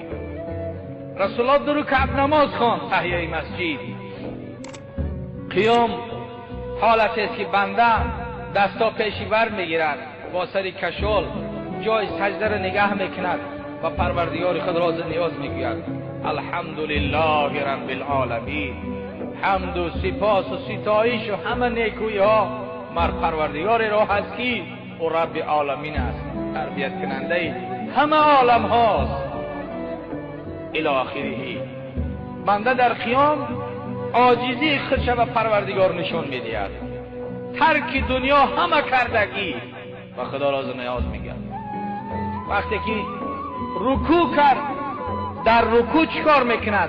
عاجزی خودش نشان میده، میان خم میکند، پس میکند که خدایا من میان خم میکنم به نزد تو پروردگارا. او بنده هایی که نماز ندارن باید که ما و شما در نصف شب به حال وا بگیریم که خالق خودشون نمیشناسن، خدای خودشون نمیشناسن، به نمازای بیچاره میبرن از دنیا به توشه، خالی و خالی میبراید میروند. به حالی و ما باید بگیریم به حالی بی نمازا. چقدر بی نماز است. اهل مشایخ میگفتن که دیوالهای حولیتون بلند کنین، مستحکم کنین، حتما دیواراتون انداور کنین، مستحکم کنین که تا که از طرف کفیدگی دیوار شما چشم یک بی نماز در حولی شما نهفته که کثافتی دارد. از طرف و چشم بی نماز در حولی شما نهفته. امروز خانه ها پری بی نماز است. خانه مسلمان و مسلمان زاده هست، میبینی در خانه چند بی نماز است. آواز از آن میشنم، مسجد نمیآیند، قیام ندارد، رکوع ندارد، سجود ندارد، همون خالی از دنیا میرود. این جنازه ای که ما میکنیم فایده به او ندارد، هیچی فایده به او ندارد. جنازه برای مسلمانی واقعی فایده دارد.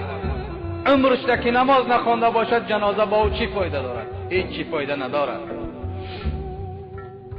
رسول اکرم تحیه مسجد خواند، قرائتی دراز کرد، در خیام با سر به جای سجدگاه دوختگی بود، اشکا میریزاند، رکوع کرد، در رکوع سبحان ربی العظیم الله پروردگار جل جلاله را و پاکی یاد کرد، در رکوع ایستاد و بعداً به سجود رفت.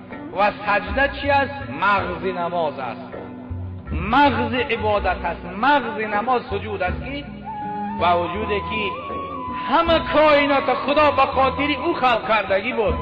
اگر 18,000 عالم اگر همش جمع کنیم به گرد خاک پای رسول الله برابر نمی شود.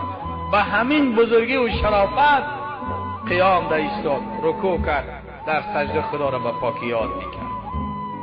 و همون وقت بنده مسلمان است، همون وقت بنده کبر ندارد، غرور ندارد، خدا را میشناسد. بنده اساسی است او بنده که سجده خدا داشته باشد. اگر سجده خدا که نداشته باشد، هر روز میلیون گاو بکشد، هر روز میلیارد دلار خیر صدقات بکند، 1000 بار حج بره و بیاید، میلیون بار زکات بده، اگر نماز نداشته باشد هیچ چیز از کردگی. گنجینه در این عالم ویرانه نماز است. مولای روم میگه، همین مولای رومی که 2 سال پیش یک جمهوری او را بزرگ داشت قید میکرد، همون کس میگه گنجینه در این عالم ویرانه فقط و فقط نماز است. پول نیست، مال نیست، منصب نیست، قصر نیست، ماشین نیست، زن فرزند نیست، یار رفیق نیست، همه اینها فنا می شود، نیست می شود، همه موقتی است. فقط از این دنیا ما و شما نماز می بریم. گنجینه در این عالم ویرانه نماز است. توحید بود باده و پیمانه نماز است. به سجده به درگاه خدا ره نتوانی آمد. گر کعبه روانی دریای خانه نماز است. پیامبر خدا داره که نماز خوانده. بعداً به براق سوار شده. در حالی که به براق پیامبر خدا سوار شد، کتاب ها اهل دل بیان میکنند بحث و مناظره زمین به آسمان است. صدها هزار سال بحث میکردند.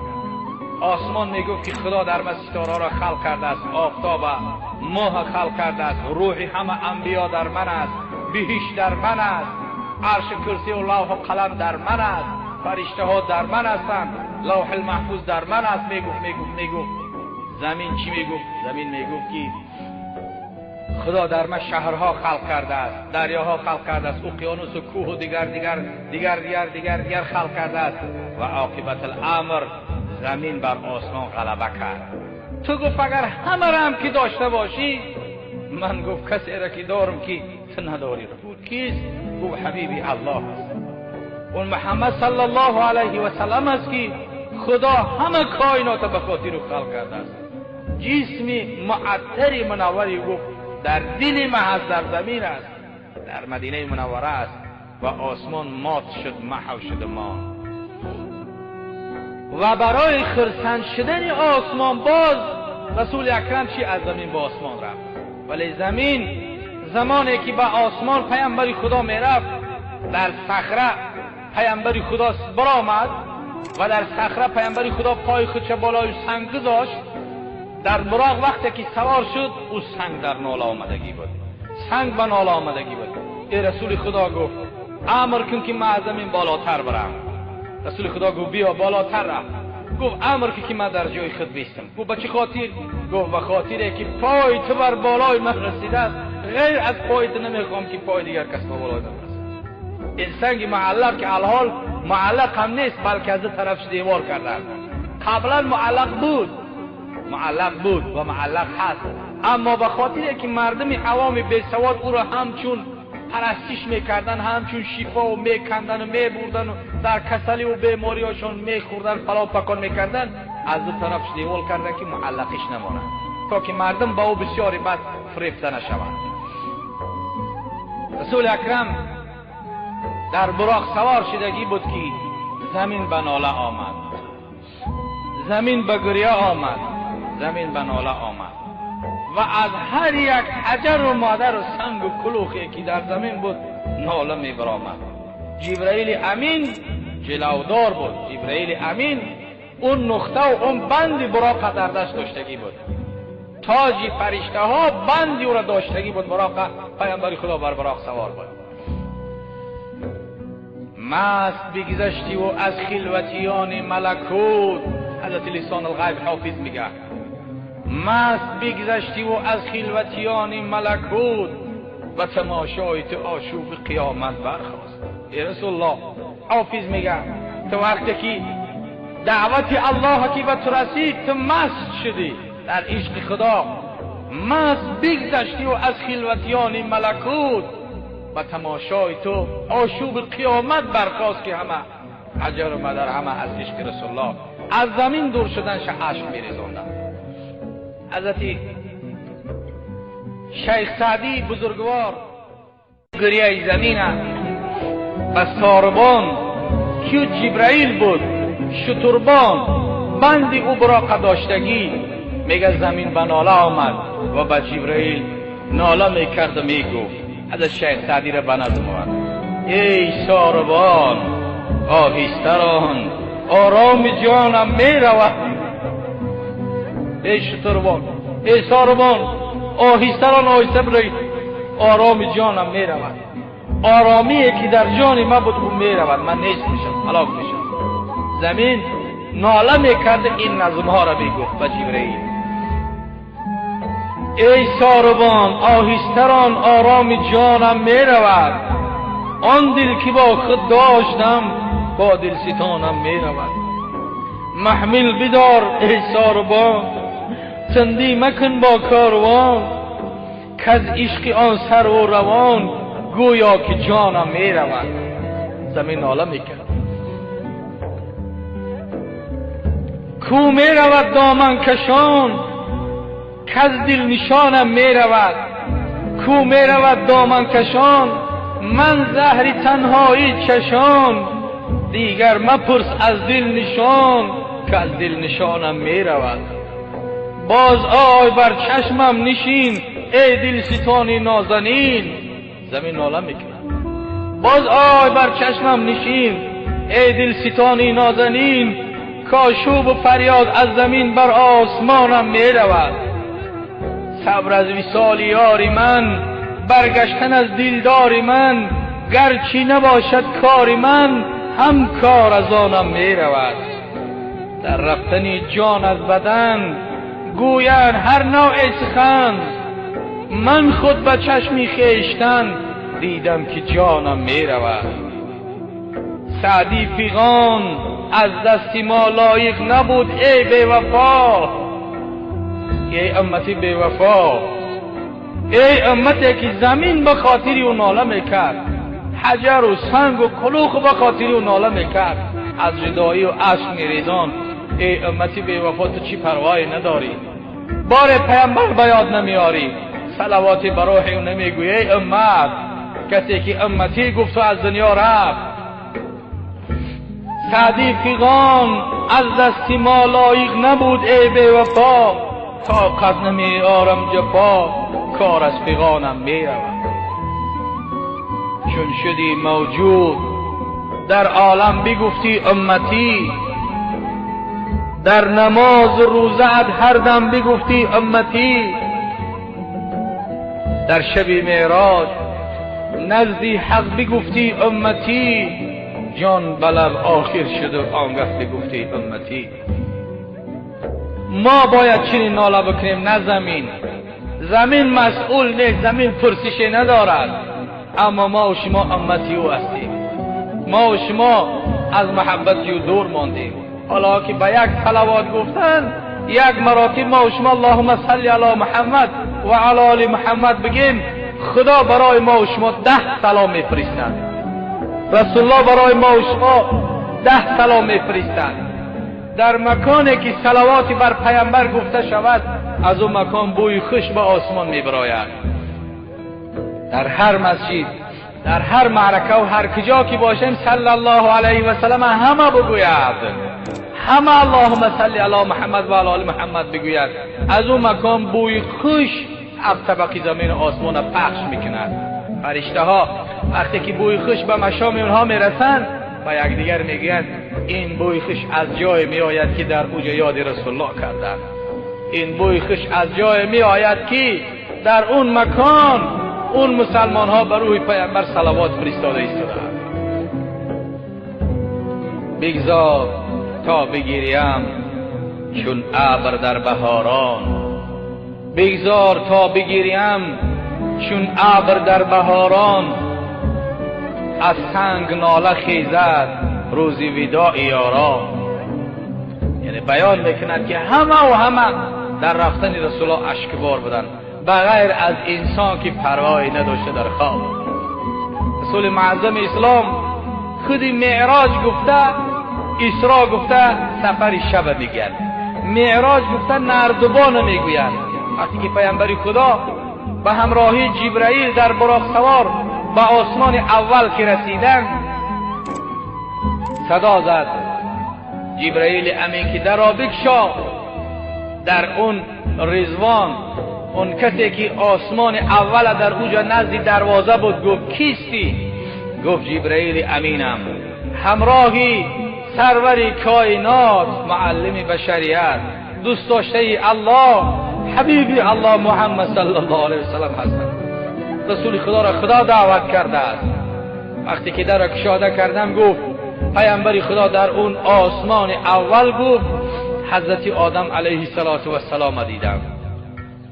حضرت آدم از جای خود خیست، آدمی که 1000 سال عمر دیدگی بود، آدمی که پیامبر خدا را دوست می داشت و یادی او می گریست، آدمی که خداوند به سبب شفاعتی پیامبر و وسیله کردن حبیبی خدا او صحوی را خدا بخشید. آدم از جای خود خیست گفت مرحبا به ابن صالح و نبی صالح، مرحبا گفت خوش آمدی ای پیامبر صالح و ای فرزند صالح. گفته پیامبر خدا را آمد، حضرت آدم به آغوش گرفت، پیامبر خدا را در آغوش گرفت، از پیشانه مبارکه رسول اکرم حضرت آدم بوسه داد. چند ایستادن، جبرائیل امین باز آهنگی سفر کردند، به آسمان دویم برآمدند. در آسمان دویم وقتی که به دروازه آسمان دویم نزدیک شدن، باز جبرائیل امین صدا زد، از دروازه صدا برآمد کیست؟ من علی الباب، کیست در در؟ جبرائیل امین صدا داد که منم. گفت پیک رسول الله هستم و همراهی من این محمد صلی الله علیه وسلم است. دروازه دویم آسمان کشاده شد. در دروازه دویم یحیی ابن زکریا و حضرت عیسی ابن مریم در آسمان دویم بودند. بعضی آسمان 4 میگن، اما اکثر کتاب و حدیث ها بیان میکنن که در آسمان دویم هستند. حضرت یحیی و حضرت عیسی علیه السلام هر دو به پیشواز رسول الله خیستند، دویدند، آمدند با پای برهنه و سر برهنه و پیکی رسول الله را دیدن و به پیش پیامبر آمدن، رسول خدا را چکار کردن؟ با آغوش کشیدن و بوسه کردن. از آسمان دویم و آسمان سوم عروج کردن. در آسمان سوم هم همین طریق درها را گفتن کشاده کردن. در آسمان سوم یوسف صدیق بود، یوسف ابن یعقوب ابن اسحاق ابن ابراهیم خلیل الله صلوات الله علیهم اجمعین، حضرت یوسف صدیق بود. حالا که حضرت یوسف کی بود؟ یک قطره حسن رسول الله با یوسف نصیب شدگی بود. اگر میلیون ها یوسف زیبا را ما جمع کنیم با یک تار موی رسول الله برابر نمیشه. رسول اکرم صلی الله علیه وسلم کسی هست که عایشه صدیقه طاهره مادرمون بیان کرد که قصه یوسف وقتی که در قرآن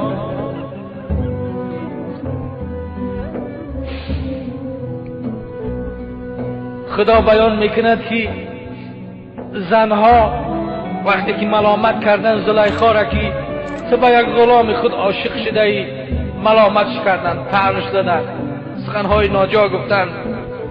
زلیخا همه زنهای اشراف جمع کرد، بعد از اونها یک ترنجی داد و تطلهن سکینن کارچه های تیز به دست اونها داد و گفت که شما اینها را چیکار کنید؟ ریزه بکنید، پوست بکنید. وقتی که کارها در دست بود، از طرف دیگر یوسف صدیق گفت پیامبر خدا را که خود زینت بده و به نزد من بیا. وقتی که یوسف آمد، همه که جمال یوسف دیدن دستهای خود بریدن، انگشتهای خود بریدن، خونها جاری شد، همه پر از خون شد، در حسن یوسف محو شدن، مات شدن. و قطعنا ایدیهن، خدا میگه همه دستهای خودشون بریدن. وقتی که بریدن و همه را چاک کردن، خونسار کردن، وقتی که یوسف حسن شدیدن، گفتن که زلیخا گناه ندارد، هر زن این رو ببیند عاشق می شود. وقتی که این قیصه را عایشه صدیقه مادرمان، صدیقه طاهره دختری ابوبکر صدیق همسر رسول الله در قرآن قیصه را که خوان، گفت قسم به الله که اگر در جای یوسف گفت محمد صلی الله علیه وسلم میگذشت، او زنهای مصر دستهای خودشون نمیبریدن، بلکه با کار سینه های خودشون تیکه تیکه میکردن. حسن یوسف کجا؟ اگر زنهای مصر دستاشون بریدن کلته کردن برای یوسف بود، اما اگر زیبایی محمد صلی الله علیه وسلم میدیدن، دیله های خودشون با کار پاره پاره میکردن، ولی حسن رسول الله رو ندیده بودن. یوسف صدیق وقتی که رسول خدا را دید، از جا خیز، از کرسی دوید، آمد پشت دست رسول الله را بوسه کرد، پیامبر خدا را به آغوش گرفت و رسول الله را بسیار بسیار عزت و احترام زیاد کرد. جبرئیل امیر آهنگ کرد که بالا می رویم. باز به آسمان چهارم عروج کردند. آسمان چهارم ده هارون ابن عمران علیه السلام دیدند. در آسمان چهارم هارون برادرزاده موسی و هم پیامبر بود. از او جمع بعد زیارت التفات زیاد به آسمان چهارم ادریس دیدن، ادریس علیه السلام. به آسمان پنجم هارون ابن عمران دیدن و به آسمان ششم نزدیک شدن. وقتی که در گفتن فرشته که من علی الباب، کیست بر در؟ گفتن که پیک رسول الله هست و حبیب خدا هست. در کشاده کردن. در ششم آسمان مکان موسی کلیم بود. موسی کلیم الله که موی سر تا میان بود. هیبتی که موسی داشت دیگر پیامبران نداشتند. یک پیامبر قوت 40 مردی به قوت دارد. 40 مردینه را قوت یک پیامبر دارد و موسی قوت 40 پیامبر دارد و پیامبر ما صلی الله علیه وسلم قوت 40 موسی را دارد. وقتی که موسی کلیم رسول اکرم دید با همون موی دراز تا میان، هیبت کلان که اگر موسی کلیم به غضب اگر میپیسان اولیای خدا را اولیای خدا خاکستر میشد، چون این هیبتی سختی داشت. دوید آمد پیامبر خدا را زیارت کرد، پیامبر خدا را بوسه کرد و خیلی هم گریه کرد. موسی کلیم حبیب خدا گفت که برادر موسی، گفت با چی خاطری قدر اشک میریزونی؟ گفت که تو اخیران پیامبر هستی، تو حبیب الله هستی. هر چقدر که در بنی اسرائیل فهماندم خدمت کردم، اما اون مرتبه ای که تو داری هیچ کس نداره. فردا روز قیامت آن مقدار از امت داخلی بهشت می شود که از هیچ امت پیامبر اون مقدار داخلی بهشت میشه. ای رسول الله، گفت آسمان بالا به نزد الله و حتما در آمدن مرا ببین، بعد گذشته برم، مرا نادیده نرو. تأکید کرد موسی علیه السلام. و با آسمان هفتم عروج کردن. در آسمان هفتم باز فرشته در کشاده کرد. در اون آسمان مردی زیبا، از همه پیامبران زیباتر، خوشروتر، حلیمتر، قامت بلند، میجه های دراز سیاه نازنین، اون کی بود؟ ابراهیم خلیل بود. حالا جمعه آینده واسه میکنیم پیامبرا که چگونه شکل داشتن. پیامبر خدا هر یک پیامبری که دیدگی بود با صحابه میگفت حضرت عیسی فلان خیر بود، حضرت موسی فلان فلان فلان فلان فلان، همه را میگفت نوبت به ابراهیم خلیل رسید، گفتند که ای فرستاده خدا، ابراهیم خلیل چگونه صورت دارد؟ رسول الله اشاره به سوی خودشان کرد. یعنی ابراهیم خلیل مثل پیامبر ما صلی الله علیه و سلم خیلی شخص زیبا بود. وقتی که ابراهیم خلیل دید، از نزد ابراهیم خلیل الله حضرت رسول اکرم صلی الله علیه و سلم به سدرة المنتهی رسیدند. در سدرة المنتهی دیگر براق هم در کار نیست، جبرائیل هم در کار نیست. جبرائیل قفا ماند. پیامبر خدا خیلی بالا رفت، گفت که جبرائیل در همه سفر اینقدر راههای دراز طی کردیم، تو الحال برای چی در راه عورت میپرتویی، از قفا میمانی؟ براق هم نیست شد. جبرائیل گفت که ای رسول الله، گفت ای حبیبی الله، گفت اگر یک سری موی، اگر یک قدم به پیش بروم، همه پر و بال من میسوزه و خاکستر میشه. یعنی چی است که حضرت سعدی رضی الله تعالی عنه میگفت در این باب که برسد آدمی به جایی که به جز خدا نبیند، برسد آدمی به جایی که به جز خدا نبیند. بنگر تا چی حد است مقام آدمیت. مقام آدم ببین که به جای میرسه که غیر از خدا کسی رو نمیبیند، نه براق لازم است نه جبرائیل. همین طریق است که دوستای خدا اولیاء الله میگن که میان عاشق و معشوق رمزی است، میان عاشق و معشوق رمزی است، کرامان کاتبین را زو خبر نیست. عاشق و معشوق چنان رمز دارند که، چنان تماس دارند که کرامان کاتبین از او خبر ندارند.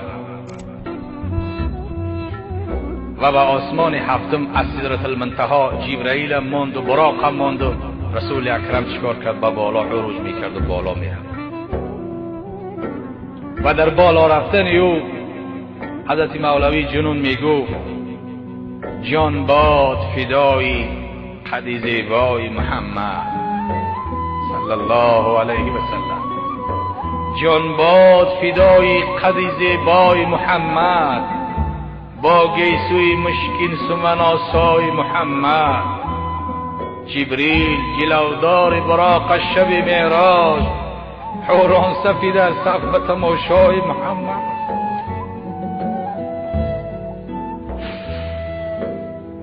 جبریل جلودار براق شب معراج، حوران صفی در صف به تماشای محمد. عرش از سرافرازی و تشریف قدومش، کرسیست به بالیش زی تمنای محمد.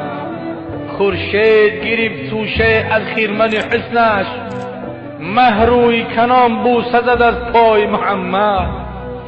فردا که زند جلوه به بازار قیامت، محشر شود آن روز به تماشای محمد صلی الله علیه وسلم.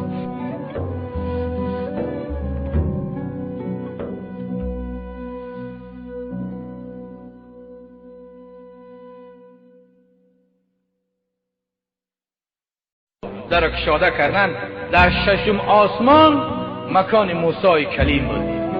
موسی کلیم الله که موی سر تا میان بود، هیبتی که موسی داشت دیگر پیامبران نداشتند. یک پیامبر قوت 40 مردی به قوت دارد، 40 مردی نره قوت یک پیامبر دارد و موسی قوت 40 پیامبر دارد و پیامبر ما صلی الله علیه و سلم قوت 40 موسی را دارد. وقتی که موسی کلیم رسول اکرم دید با همون موی دراز تا میان، هیبت کلان که اگر موسی کلیم به غضب اگر میپسان اولیای خدا را اولیای خدا خاکستر میشد، چون این هیبت سختی داشت. دوید آمد پیامبر خدا را زیارت کرد، پیامبر خدا را بوسه کرد و خیلی هم گریه کرد. موسی کلیم حبیب خدا گفت که برادر موسی، گفت با چی خاطر اینقدر اشک میریزونی؟ گفت که تو اخیرا پیامبر هستی، تو حبیب الله هستی. هر چقدر که در بنی اسرائیل فهماندم خدمت کردم، اما اون مرتبه ای که تو داری هیچ کس نداره. فردا روز قیامت آن مقدار از امتی تو داخل بهش می شود که از هیچ امتی پیامبر اون مقدار داخل بهش میشه. ای رسول الله گفت آسمان بالا و نزد الله و حتما در آمدن مرا ببین بعد گذشته برم، مرا نادیده نرو. تأکید کرد موسی علیه السلام و با آسمان هفتم عروج کردن. در آسمان هفتم باز فرشته در کشاده کرد. در اون آسمان مردی زیبا، از همه پیامبران زیباتر، خوشروتر، حلیمتر، قامت بلند، میجه های دراز سیاه نازنین، اون کی بود؟ ابراهیم خلیل بود. حالا جمعه آینده وحث میکنیم پیامبرا که چگونه شکل داشتن. پیامبر خدا هر یک پیامبری که دیدگی بود با صحابه میگفت حضرت عیسی فلان خیر بود، حضرت موسی فلان فلان فلان فلان فلان، همه را میگفت. نوبت به ابراهیم خلیل رسید، گفتن که ای فرستاده خدا، ابراهیم خلیل چگونه صورت دارد؟ رسول الله اشاره به سوی خودشان کرد. یعنی ابراهیم خلیل مثل پیامبر ما صلی الله علیه و سلم خیلی شخص زیبا بود. وقتی که ابراهیم خلیل دید، از نزد ابراهیم خلیل الله حضرت رسول اکرم صلی الله علیه و سلم به سدرة المنتهی رسیدند. در سدرة المنتهی دیگر براق هم در کار نیست، جبرائیل هم در کار نیست. جبرائیل قفا ماند. پیامبر خدا خیلی بالا رفت، گفت که جبرائیل در همه سفر اینقدر راههای دراز طی کردیم، سؤال حال برای چی در راه عورت میپرتوی، از قفا میمانی؟ براق هم نیست شد. جبرائیل گفت که ای رسول الله، گفت ای حبیبی الله، گفت اگر یک سری موی، اگر یک قدم به پیش بروم، همه پر و بال من میسوزه و خاکستر میشم. یعنی کی است که حضرت سعدی رضی الله تعالی عنه میگفت در این باب که برسد آدمی به جایی که به جز خدا نبیند، برسد آدمی به جایی که به جز خدا نبیند. بنگر تا چه حد است مقام آدمیت. مقام آدم ببین که به جای میرسه که غیر از خدا کسی رو نمیبیند، نه براق لازم است نه جبرائیل. همین طریق است که دوستای خدا اولیاء الله میگن که میان عاشق و معشوق رمزی است، میان عاشق و معشوق رمزی است، کرامان کاتبین را زو خبر نیست. عاشق معشوق چنان رمز دارند که، چنان تماس دارند که کرامان کاتبین از او خبر ندارند. و به آسمان هفتم از سدرة المنتهی جبرائیل ماند و براق هم ماند و رسول اکرم چیکار کرد؟ به بالا عروج میکرد و بالا میرفت. و در بالا رفتن او حضرت مولوی جنون میگفت جان باد فدای قد زیبای محمد صلی الله علیه و سلم، جان باد فدای قد زیبای محمد، با گیسوی مشکین سمن آسای محمد. جبریل جلودار براق شب معراج، حوران صفی در صف به تماشای محمد.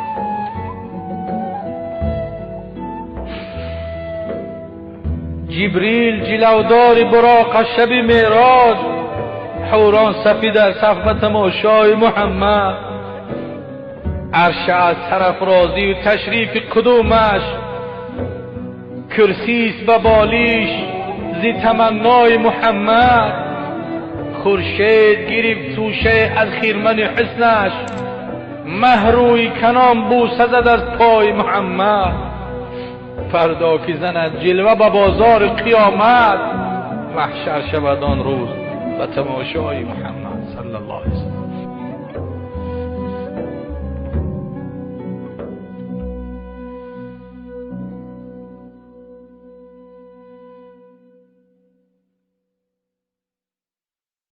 در کشاده کردن در ششم آسمان مکان موسی کلیم بود. موسی کلیم الله که موی سر تا میان بود، هیبتی که موسی داشت دیگر پیامبران نداشتند. یک پیامبر قوت 40 مردی به قوت دارد. 40 مردینه را قوت یک پیامبر دارد و موسی قوت 40 پیامبر دارد و پیامبر ما صلی الله علیه وسلم قوت 40 موسی را دارد. وقتی که موسی کلیم رسول اکرم دید با همون موی دراز تا میان هیبت کلان که اگر موسی کلیم به غضب اگر میپسان اولیای خدا را اولیای خدا خاکستر میشد، چون این هیبتی سختی داشت. دوید آمد پیامبر خدا را زیارت کرد، پیامبر خدا را بوسه کرد و خیلی هم گریه کرد. موسی کلیم حبیب خدا گفت که برادر موسی گفت با چه خاطری قدر اشک میریزونی؟ گفت که تو اخیرا پیامبر هستی، تو حبیب الله هستی، هر چقدر که در بنی اسرائیل فهماندم خدمت کردم، اما اون مرتبه ای که تو داری هیچ کس نداره. فردا روز قیامت آن مقدار از امتی تو داخل بهشت می شود که از هیچ امتی پیامبر اون مقدار داخل بهشت میشه. در پیش خونه کودکا با هم دیگه بازی دارن، یک تشیادشان میگن که هی الپرین فلان کرده فلان کرد. گفتم بچه‌م همین الپرینش کیه؟ چی الپرین داری؟ قایقون دنبالات کینوی حامیان تماشا نمیگیری؟ این الپرین بچه کسی بدست در اون کینوی حامیان یا اچکی. سبحان الله، کودکان اونمو کینوها را تماشا میکنن، اونمو نمکا را یاد گرفتی الپرین نوربانو و خاک و بلا و. اما اگر بپرسش که رسول الله صلی الله علیه و سلم چند فرزند داشت نمیدونه. ای بس کی است؟ او را در مکتب تعلیم نمیتن که محمد صلی الله علیه و سلم چند بچه داشت.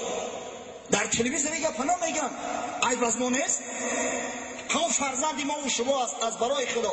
وقتی که فرزند خودمون عادی ترین علم ندادیم، درباره پیغمبر صلی الله علیه و سلم جزئی ترین اشیا را که براش نفهمیدیم، از کجا یاد بگیرم؟ ما و شما مسئول، پدرای محترم، ما و شما مسئول. دادرمون داملا عبدالله الحال گفت که غرض از قید کردن مولود پیغمبر صلی الله علیه و سلم قید دین رجدینی نیست. این پختر ای گوشت و پردوه و جشن مولدی یعنی که شناس کردن رسول الله صلی الله علیه و سلم از برای امت است و هر چیزی را که شما شنیده در ذمت و واجب می شود که به فرزنداتون برسونه، به اهل بیت خودتون برسونه. اگر نرسونده فقط در پیش خدا جواب بگیر. بخاری روایت میکند از محمد ابن سیرین رحمه الله، میگه در نزد بار عبیده بود، یکی از دوستاش، یکی از علمای تابعین.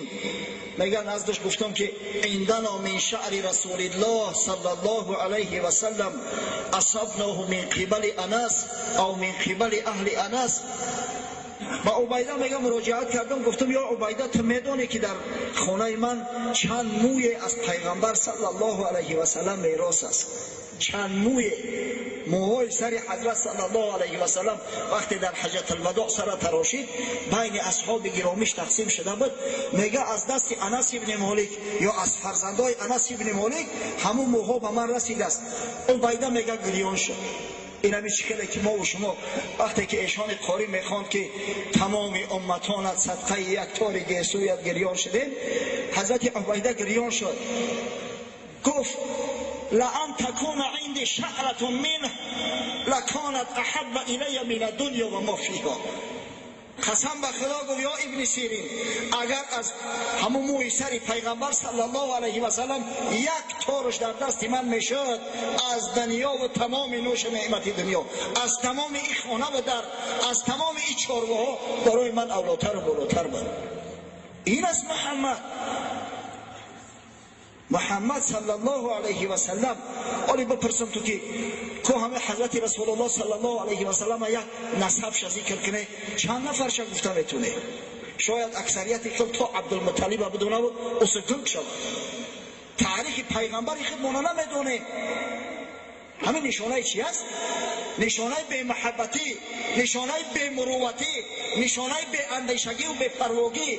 آخرین جشنهای مولد پیغمبر صلی الله علیه و سلم یک موی نمی شود، یک چه بگم یک ذره اندکی هست برای آنکه شما تحریک شوه، برای آنکه شما علم بیاموزه، برای آنکه شما در طلب شوه. تاریخ رسول الله صلی الله علیه و سلم بخونه، از اون تاریخ عبرت بگیره. حضرت رسول الله صلی الله علیه و سلم آفتاب تابان رسالت، چراغ هدایت بنی بشر، در تاریخ به قول اصح، به قولی که اکثر محققان وقتهای اخیر به او رجوع کرده استاده‌اند، 9 ربیع الاول عام الفیل که به سال 571 میلادی 22 اپریل درست می آید، در مکه مکرمه در عائله عبدالله و آمینه به دنیا آمده است. حضرت صلی الله علیه و سلم یک نسب بسیار شریف دارد. حضرت صلی الله علیه و سلم یک تاریخ بسیار بسیار روشن تابان دارد. تمام اجداد حضرت صلی الله علیه و سلم همه اشرف قوم خود بودند، بزرگای قوم بودند، همه پاک تازه بودند، از صلب پدرای پاک تازه به رحم مادرای پاک تازه گذشته و آمدند. حضرت صلی الله علیه و سلم می‌فرماید در حدیث: ان الله اصطفى من ولد ابراهیم اسماعیل علیه السلام. خداوند متعال از فرزندان حضرت ابراهیم اسماعیل انتخاب کرد، اسماعیل علیه السلام برگزید. و اصطفى من ولد اسماعیل کنانه، از فرزندان و از اولاد حضرت اسماعیل از قوم‌های بعدینش کنانه را برگزید. و اصطفى من بنی کنانه قریش، از میان بنی کنانه قریش برگزید. قریش هم یک جزء بنی کنانه است که خیلی بزرگتر است. و اصطفى من قریش هاشم، از میان قریش هاشم با وکلان من میگه برگزید. و اصطفانی من بنی هاشم، و مرا از میان بنی هاشم برگزید و جدا کرد. نسب شریف حضرت صلی الله علیه و سلم اون نسبش که تاریخاً ثابت است و حضرت رسول الله صلی الله علیه و سلم خود بیان میکند، از 21 پدر عبارت است. کیها هستند؟ محمد صلی الله علیه و سلم ابن عبدالله، یعنی پدرش عبدالله نام دارد. ابن عبدالمطلب، باباش عبدالمطلب نام دارد. اصلا عبدالمطلب کنیه است، نام اصلی نیست.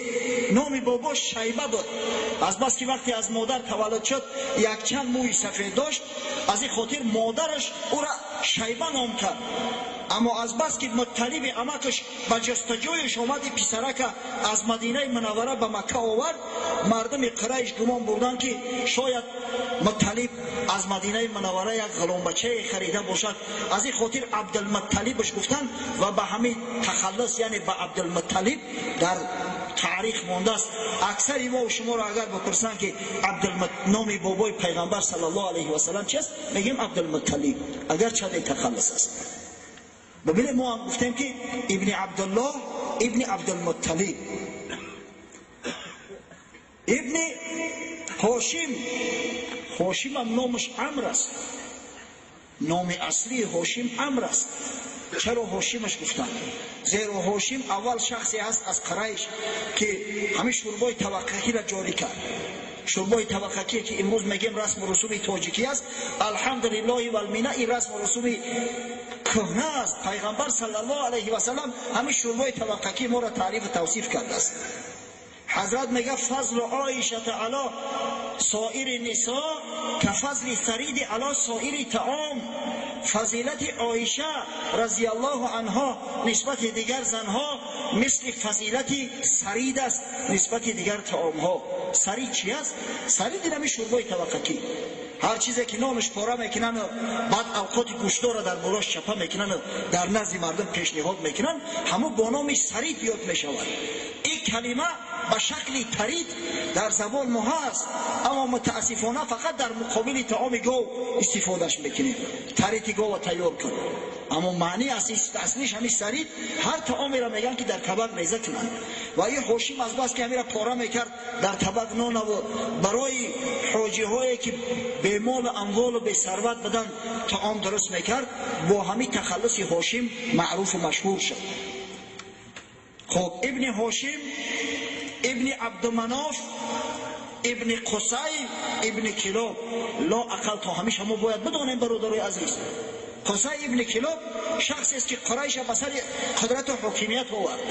قصی ابن کلاب شخص اولینی است از فرزندای حضرت اسماعیل علیه السلام که تولیت و رهبری و اداره خانه خدا را به عهده گرفت. ابن قصی ابن کلاب ابن مره ابن کعب ابن لؤی ابن غالب ابن فهر ابن مالک ابن کنانه ابن خزیمه ابن مدرکه ابن الیاس. اینجا یک خودم پرتوفتیم نظر، یک پیش از کنانه با یک نظرم است، مالک ابن نظر بده، ابن الیاس ابن معاد ابن مزار ابن نزار ابن مزار ابن نزار ابن معاد ابن عدنان. این نسب شریف پیغمبر صلی الله علیه و سلم. حضرت تو همین عدنان حساب میکرد، بعدا میگفت که نسب شناسا دروغ گفتن. او طرف در بعض کتابای تاریخ از عدنان تا حضرت اسماعیل علیه السلام با 40 پدر دیگر ذکر شده است. بعدا در بعض تاریخ ها اومده است از حضرت اسماعیل علیه السلام تا آدم علیه السلام با 20 پدر دیگر را ذکر کردند. اما از بس که روایات بنی اسرائیلی هستند، از این خاطر حضرت صلی الله علیه و سلم گفت نسب شناسان خطا کردند. ما و شما نسب پیغمبر صلی الله علیه و سلم باید بدانیم. ما و شما خدمت هایی که او حضرت صلی الله علیه و سلم در راه تحکیم شریعت کرده است باید مثل 5 پنجه بدانیم. ما و شما باید از تاریخ با سعادت حبیب خدا آگاه باشیم. از حضرت صلی الله علیه و سلم فرزندایی که باقی ماندیان در کتابای تاریخ آمده است. پسری بزرگش با نام قاسم آمده است که در خردی از دنیا گذشته بود و تخلص رسول الله صلی الله علیه و سلم که ابوالقاسم محمد صلی الله علیه و سلم میگوییم از نام همین قاسم آمده است. بعد قاسم خداوند براش از مادر مؤمنان خدیجه بنت خویلد رضی الله عنها دختر داد با نام زینب. بعد زینب یک دخترچه دیگر شد با نام رقیه. بعد او یک دختر دیگر خداوند عطاش فرمود با نام ام کلثوم. الحمدلله و المنه. این نام‌ها کم کم در میان مردم ما احیا شده است. مردم سوال میکنن و فرزنداشون نامگذاری میکنن. بعد ام کلثوم به قول اصح بیبی فاطمه رضی الله عنها تولد شده است. بعد بیبی فاطمه یک پسرچه خداوند براش داد با نام عبدالله که با لقب طیب طاهر در کتاب‌های تاریخ آمده است و این دو پسرکش از مادر و بیبی خدیجه در همون 30 سال خردی از دنیا رفتند. یعنی که از بیبی خدیجه مادرمون حضرت رسول الله صلی الله علیه و سلم 6 فرزند داشت. آخه اگر ما همیشه را به فرزندامون نگیم، فرزندامون از زبان ما حفظ نکنن، ای کجا دیگه یاد بگیرن؟ بشورای سر دیگه یاد بگیرن. این گودکا اینقدر حافظه دارن که بالایند بروسلی و جکی چن خاک بلا را از یاد میکنن. از برای خدا ای همه بالایند سبیل مونده را اگر نامای فرزندای پیغمبر صلی الله علیه و سلم حفظ کردن برای ما و شما بهتر نیست؟ بعد هجرت به مدینه منوره در سالهای آخر حیاتش خداوند متعال از کنیز رسول الله صلی الله علیه و سلم ماریه قبطی که هدیه مقوقس حاکم مصر بود براش یک پسرک داد با نام ابراهیم. ببینید حضرت صلی الله علیه و سلم فرزنداش چی نام کرده است؟ عبدالله، ابراهیم. برای ما و شما را باید یک درس عبرت باشه. یک برادر نامش دیوشتیچ خیر کرده است در مسجد، اومد که در حقم دعا کنه. من گفتم یک برادر بسیار جوانمرد است، مؤمن واقعی اومده است در مسجد ما خیر کرده است، لیکن من همین زبانم نمیگرده که به همون نام ذکرش کنم. این برادر برای من من بعد عبدالله است. در حق عبدالله برادر مو که برای مسجد خیر کرده است دعا میکنه که خداوند این خیر احسان کردگیش همچه صدقه جاریه قبول کنه در نامه اعمالش ثبت بسازد. این یک درس عبرت است برادرای عزیز برای ما و شما. تعلیم افسوس و صد افسوس، افسوس و صد افسوس که دعوای محبت میکنیم، دعوای عطوفت میکنیم، دعوای دوستداری میکنیم، دعوای مسلمانی میکنیم، اما در دعوام قایم و استوار نیستیم، میلنگیم. محبت واقعی نیست، رفتار و کردارمون واقعی نیست. اگر ما رفتار و کردارمون واقعی میکردیم، اگر واقعا ما محمد صلی الله علیه و سلم از جانمون بیشتر دوست می‌داشتیم، خدای تعالی او سیادت قیادتی را که از برای اصحاب بزرگواری رسول الله صلی الله علیه و سلم داده بود برای ما و شما نیز عطا میکند. خدا کنه که همین پند نصیحت ها، همین صحبت ها، این نشست ها سبب زاید گشتن محبت ما نسبت حبیب خدا محمد صلی الله علیه و سلم گردد. در ابتدای صحبت من حدیث حضرت عمر رضی الله عنه رو برای شما گفتم که پیغمبر خدا صلی الله علیه و سلم گفت یا عمر، تا زمانی که مرا از جانت بیشتر دوست نداری ایمان تو کامل نمیشود. حضرت عمر اندیشه کرد که یا عمر، او تو کی بدی؟ مثل تو عمرها در نیم جزیره عربستان 10,000 هزارند، در دنیا 100,000 هزار بلکه میلیون ها نفر هستند. ترا کی عمر کرد که اطراف و اکناف ترا میشناسند، همچون وزیر رسول الله صلی الله علیه و سلم ترا میدانند؟ ترا کی عمر کرد که خداوند رضایت خودش از عملی تو در قرآن عظیم شان بیان کرد؟ رضی الله عنهم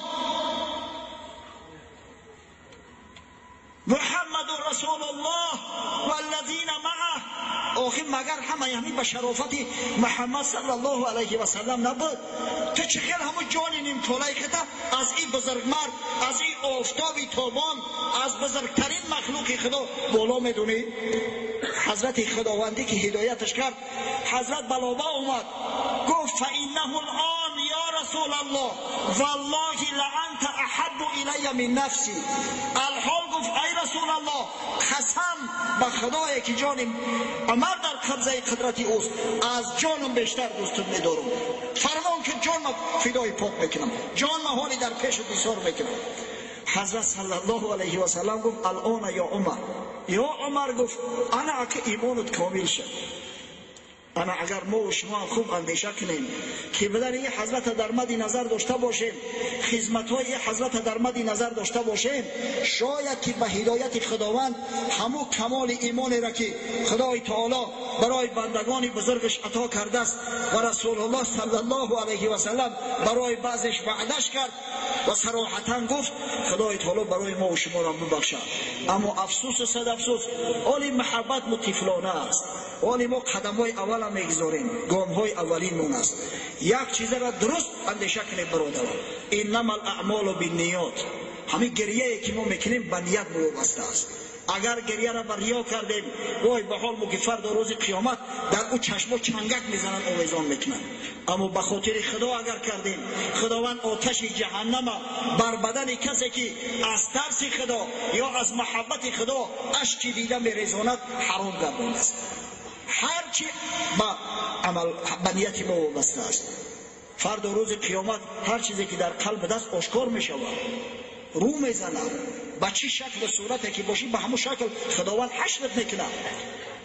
ای دریده پوستین یوسفان، گرگ برخیزی که از خواب گران. رشته در سرت بگی ای کسایی که پوستین یوسفا را میدرونه، شما را گرگ صفت خداوند فردا روز قیامت حشر میکنه. نحمده ونستعينه ونستغفره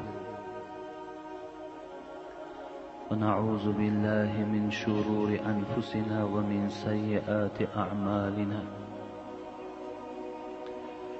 ما يهده الله فلا مضل له ومن يضلل فلا هادي له.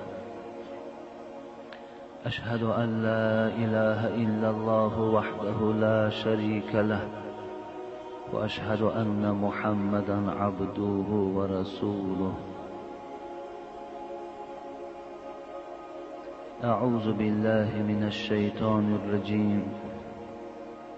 يا أيها الذين آمنوا اتقوا الله حق تقاته ولا تموتن إلا وأنتم مسلمون. يا أيها الناس اتقوا ربكم الذي خلقكم من نفس واحدة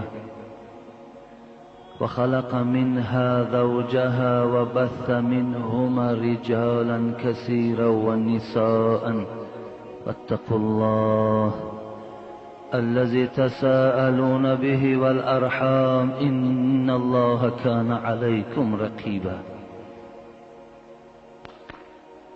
يا أيها الذين آمنوا اتقوا الله وقولوا قولا سديدا يصلح لكم أعمالكم ويغفر لكم ذنوبكم وما يطع الله ورسوله فقد فاز فوزا عظيما صدق الله العظيم فإن أصدق الحديث كتاب الله وخير الهدي هدي محمد وشر الأمور محدثاتها وكل محدثة بدعة وكل بدعة ضلالة فأما بعد السلام عليكم ورحمة الله وبركاته.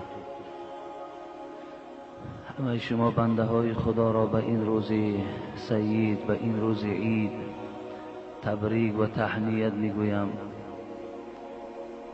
و از خدای مهربان مسئلت دارم که امروز عبادت های شما را خداوند قبول گرداند و ثواب او را در نامه اعمال شما خدای مهربان کتابت فرماید و همه آرزوهایی که در دل دارین اگر نیک باشد خدای مهربان برآورده گرداند. همه گذشتگانی ما و شما را خداوند مسئلت داریم که رحمت و مغفرت گرداند. بیماری های ما را خدای مهربان شفای کامل نصیب گردان. مسافرهای ما را خدای مهربان صحت و سلامت به خاندانشان رسان. جمهوری ما را پروردگار عزیز، پروردگار مهربان آباد و زیبا بگردان. همه ناآرامی ها از این جمهوری ما خدای مهربان برداشته بگردان. فیض و برکات را در این جمهوری ما خدایا همیشه نگهدار و تا جمعه آینده خدایا این جمعیت ما را در حفظ و امان نگهداری. آمین یا رب العالمین.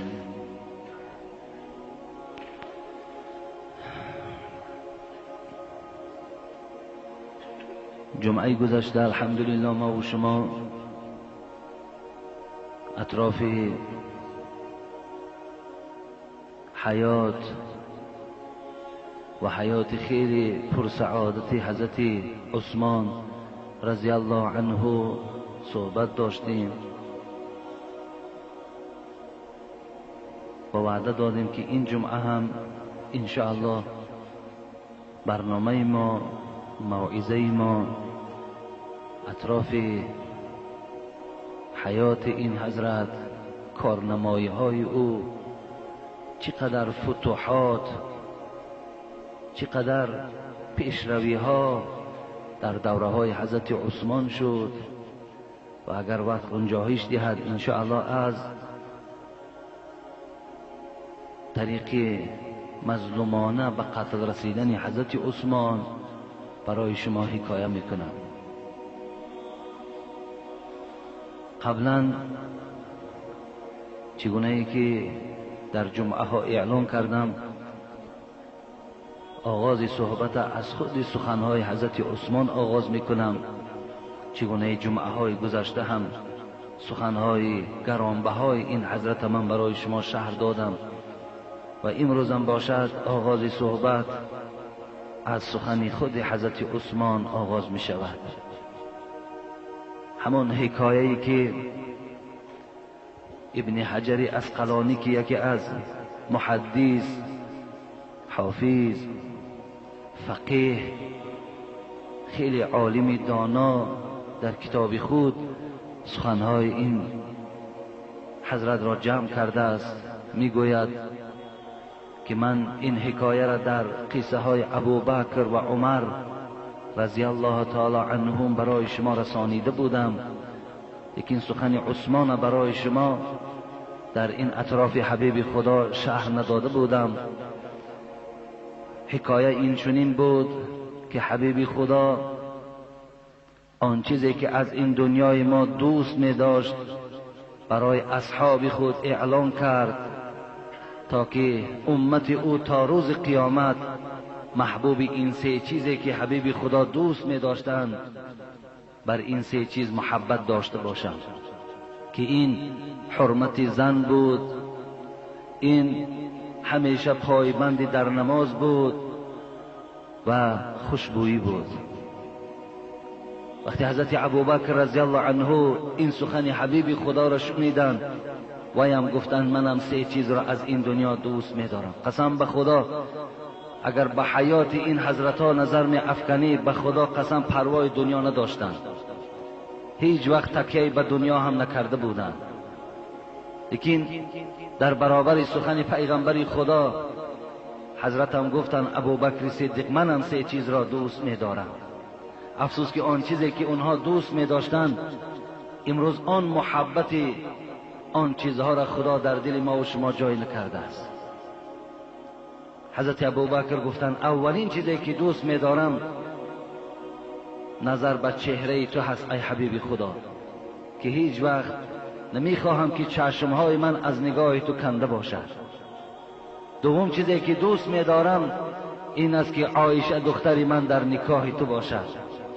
سوم چیزی که دوست می‌دارم تمام آن چیزی که از بایگری جمع کردم در راه خدا اونها را خیر کنم.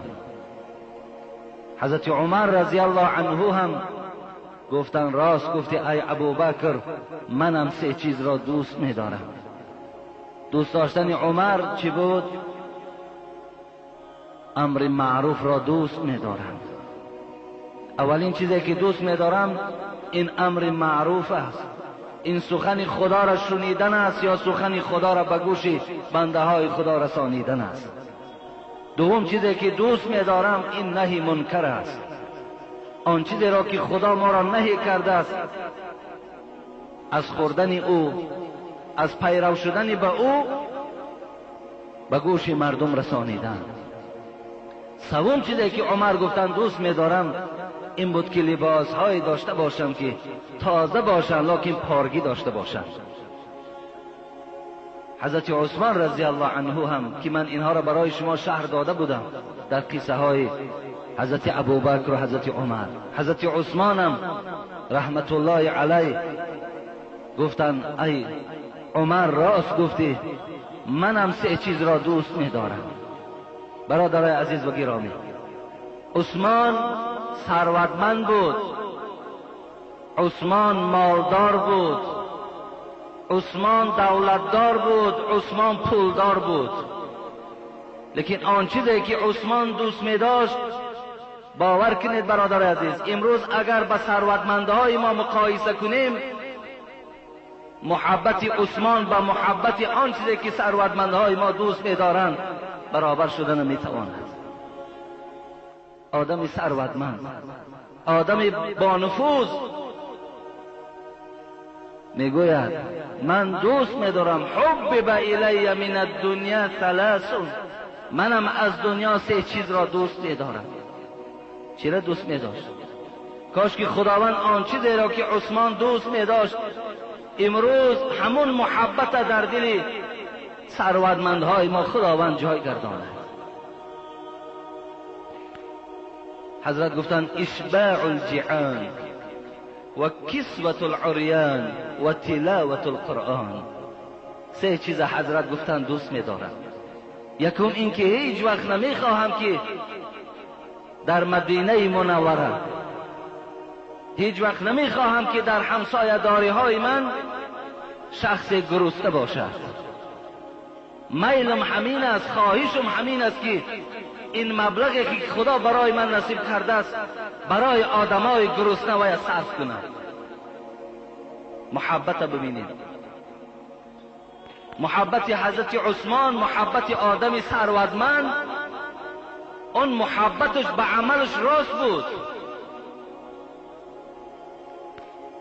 دوست می‌دارم که هیچ وقت در این مدینه منوره در این اطرافی های ما شخص گرسنه باشد و عثمان سیر باشد، این را هیچ وقت نمیخواهد. زیرا حضرت عثمان میدانست که حبیب خدا را پرسیده بودند ای الاسلام خیرون، ای حبیب خدا کدام عمل در اسلام بهترین عمل است؟ رسول اکرم جواب دادند تطعم الطعام، بهترین عمل در اسلام خورانیدن یک آدم گرسنه است، دادن طعام به یک آدم گرسنه است، آدم مستحق، آدمی که محتاج با طعام است.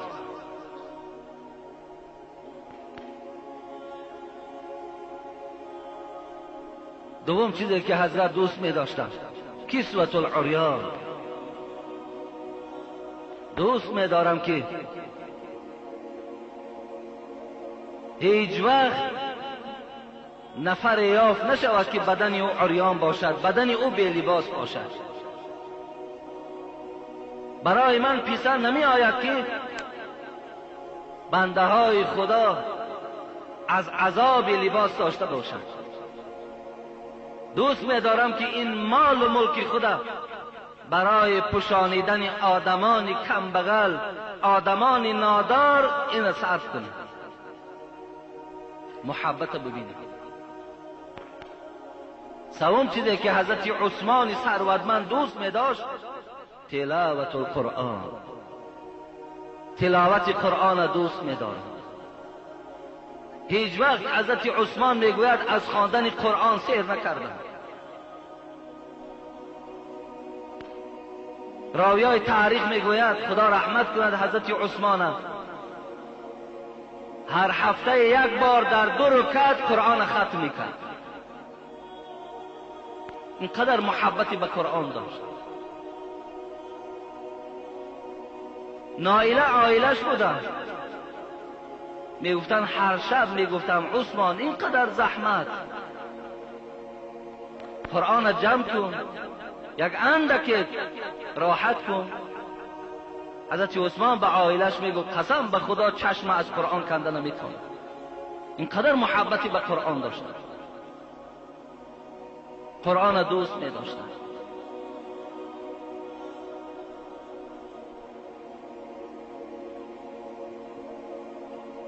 این محبتی بود که عثمان رضی الله عنه از این دنیا دوست می داشتند.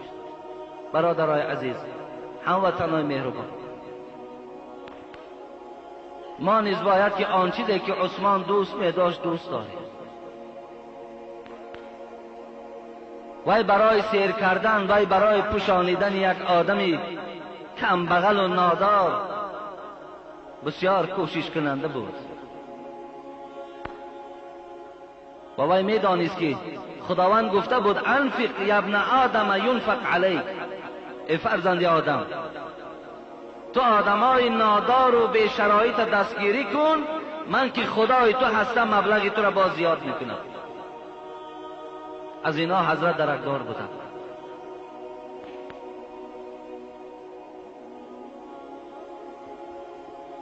خلاص اینجا من صحبت قطع میکنم. راستی بر اطراف این خیلی صحبت های زیاد من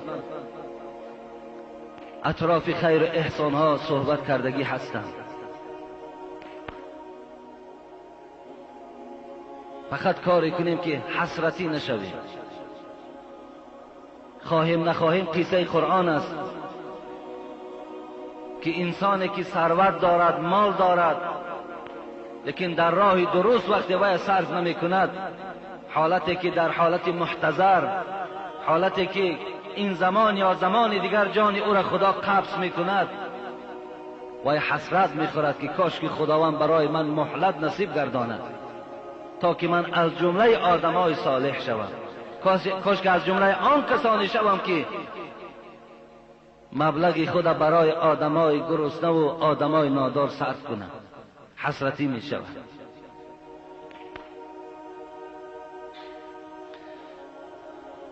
دوره های حضرت عثمان چگونه که حضرت ابوبکر رضی الله عنه خیلی دولت‌های زیاد فتح کردند و اسلام در اون دولت‌ها جاری کردند. حضرت عمر رضی الله عنه هم خیلی دولت‌های زیادی را فتح کرد، اسلام در اون دولت‌ها حکمران گردانید. حضرت عثمان وقتی که به خلافت برآمد، که اون زمان مصر، سوریه، اردن، فلسطین، عراق همگی در زیر تصرف مسلمان ها بود، دیگر حضرت عثمان به این دولت هایش توجه نداشت، زیرا که اونا با پررگی الکی مسلمان ها این دولت ها را در دوره های حضرت عمر فتح کرده گرفته بودند. خیلی الکی مساحت دولت های اسلامی خیلی زیاد شده بود، حکمرانی هم در بالای اینقدر دولت ها الکی مشکلات ها داشت. حضرت عثمان در دوره های خلافت خود از بعضی از دولت های ایران، عراق بعضی شخصان سرکشی کردند. حضرت اونجا لشکر روان کرد، اونها را باز بار دیگر سرکوب کردند، با پررگی اونها را باز در اسلام در آوردند و در دوره های خلافت خود نقشه کشید که افریقا میگیم یا افریقا میگیم این دولت فتح کند و این چنین هم کرد. به جانب مصر در آمد، از طریق دولت مصر افریقا را فتح کرده گرفت. بعد افریقا را تسلیم کردن، حضرت نقشه کشید که باید هجوم به اندلس شود، به اسپانیا. اگرچند دوره های حضرت عمر در معاویه که سردار دولت شام بود، از حضرت عمر خواهش کرده بود که برای من اجازت ده، من همین اندلس اسپانیا را ضبط کرده میگیرم.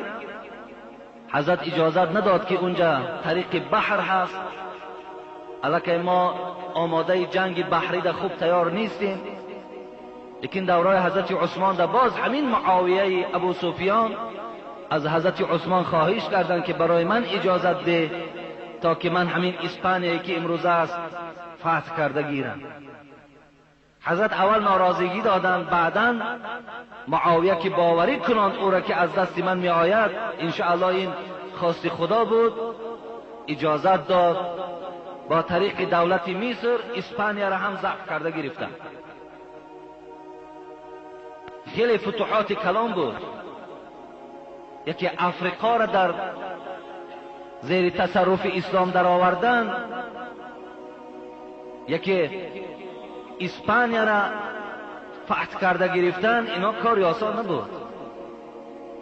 بعد از آن حضرت نقشه کشید برای گرفتن قبریس، که قبریس عربه ها قبریس میگن، اصلش کیپر که ما شما کیپر میگوییم. این در قسمی همین شرقی میان زمین بین دولت سوریه و ترکیه که مساحت در گیوگرافی 9251 مربع میگویند، که مرکز دولت این کیپر نیکازیا بود. این سال 1878 انگلیا گرفت، در زیر تصرف خود در آورد. سال 1959 این دولت کیپر بعد مستقلیت شد. ان همین دولت هم در دوره حضرت عثمان فتح کرده گرفتند. خیلی فتوحات زیاد در دوره های حضرت عثمان به دست می آمد. مقصد مسلمان ها بسیار اتفاق بودند، بسیار متحد بودند. همگیش فقط شمشیری که کشیده بودند برای فقط از بین بردن کفر بود و ضلالت بود و تاریکی ها بود. بسیار حرکت هاشون خوب بود. لیکن وقتی که حضرت عثمان رضی الله عنه شهید شد، او را مظلومانه قتل کردن، این متحدی و این اتفاقی از بین مسلمان ها برده شد. اتفاقی و متحدی از بین رفت. و دویم این که اختلاف، افتراق، جدایی، پراکندگی در بین مسلمان ها روز به روز دامن خود وسیع میکرد.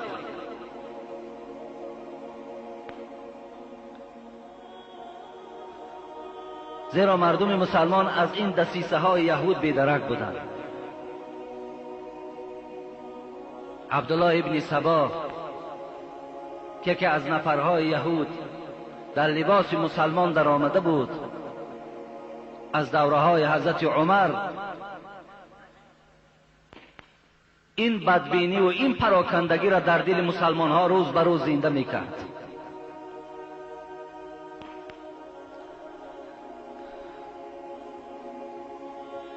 قصه را کوتاه میکنم. طریق فتنه هایی که در مدینه برپا شد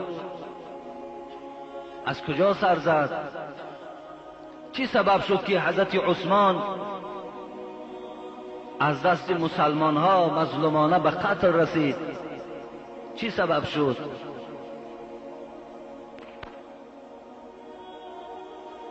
حضرت عبدالله ابن سلام خدا رحمتشان کند گفته بود اگر عثمان کشته شود من برای شما گواهی میدهم که تا روز قیامت این کار ده که از غلاف جدا کردین در بین خودتون حرکت میکند. سخن همون حضرت ها شدند.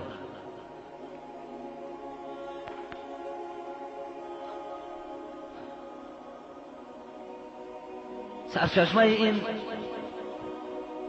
بدبختی ها را تاریخ بیان میکند که در مصر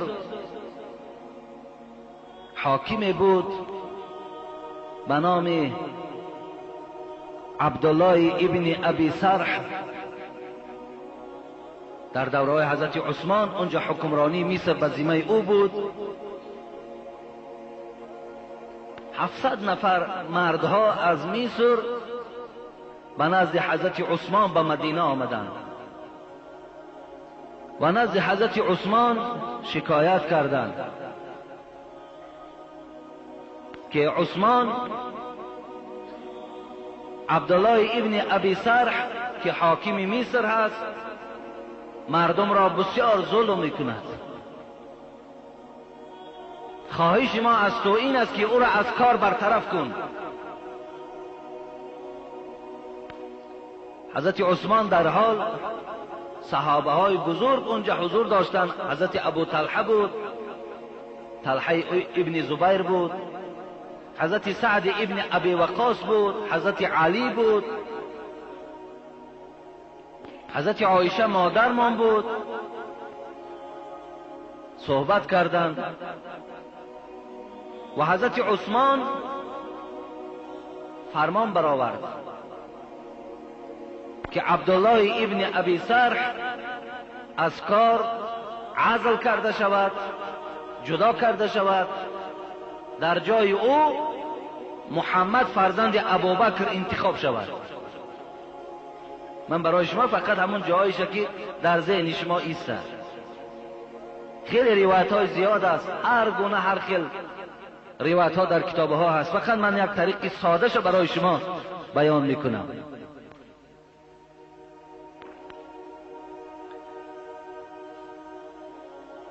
عبدالله ابن ابی سرح وقتی این شکایت کننده ها به نزد او رفتند تا جایی که اصلاح شود، تا جایی که یک توبه و ندامت کند، شخصانی که رفته شکایت کردند اونها را باز ظلم بالاشان دوچند کرد. حتی تاریخ میگوید یکی از اونها وفات کرد.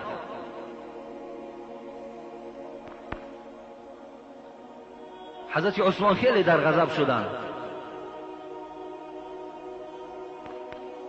و حضرت محمد ابن ابوبکر را برای انتخاب حاکم مصر روان کرد با همراهی چند صد نفر.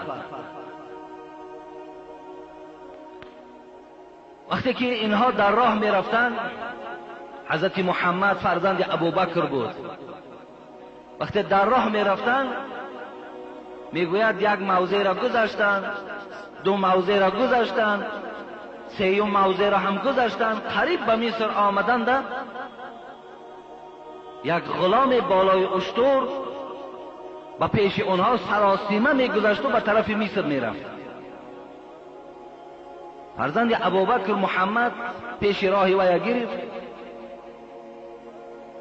گفتم مال کی هستی؟ گفت من غلام عثمان هستم. وقتی دویم بار پرسیدند تو غلام عثمان هستی؟ گفت نه، من غلام مروان هستم.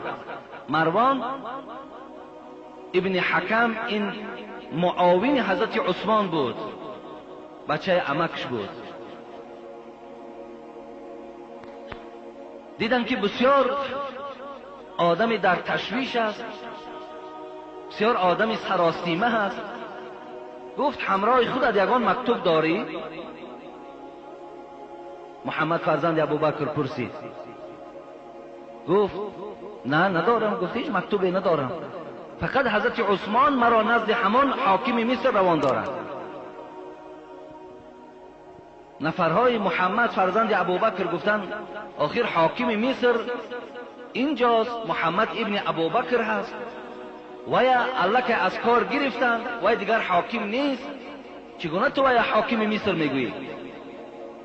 گفت من نمیدانم، من عثمان روان کرده است. وقتی وی از اشتر فر آوردند، داخل همان اشتر وقتی که کاوشور کردن، از داخل یک مکتوب یافتند. اینا دشمنها تیار کرده بودند.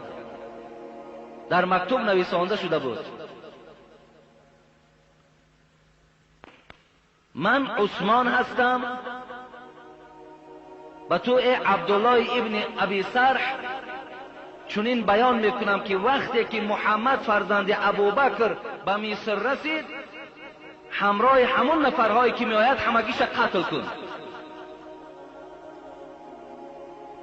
دسیسه را ببینید چگونه نقشه های یهود میکشند، دشمنان اسلام چگونه نقشه ها میکشند. ما مردم زیرک نیستیم، ما مردم بسیار ساده هستیم. اختلاف ببینید. وقتی محمد فرزند ابوبکر این مکتوب خواند، بسیار ناراحت شد، در آب پس گشتن آمدن مدینه. غلام همراه مکتوب داشتن، نزد حضرت علی آمدن. مکتوب به حضرت علی نشان دادن، به حضرت طلحه نشان دادن، به حضرت سعد ابن ابی وقاص نشان دادن، خواندند، در زیرش مهر زدگی. مکتوب گرفتن، همگیش ناراحت شدن. گفتن این چی کار بود که از جانب حضرت عثمان سر زده است؟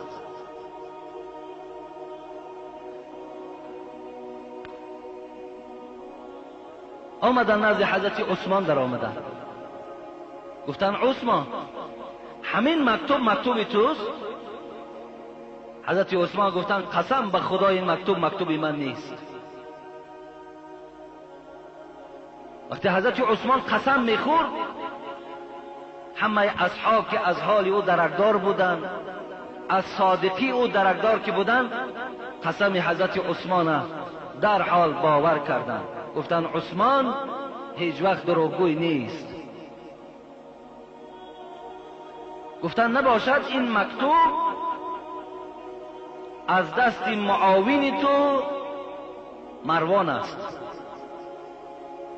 مروان برای ما تسلیم کن. از او پرسانی میکنیم.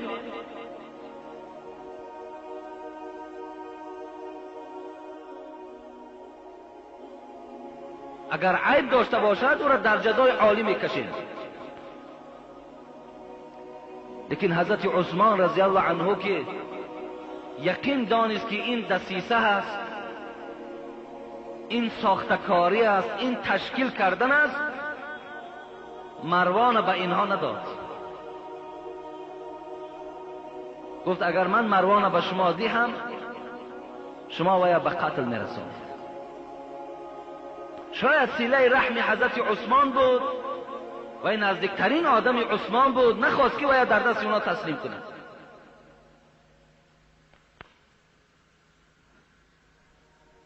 خلاص همگیش از خانه حضرت عثمان بر آمدند و مردم مصر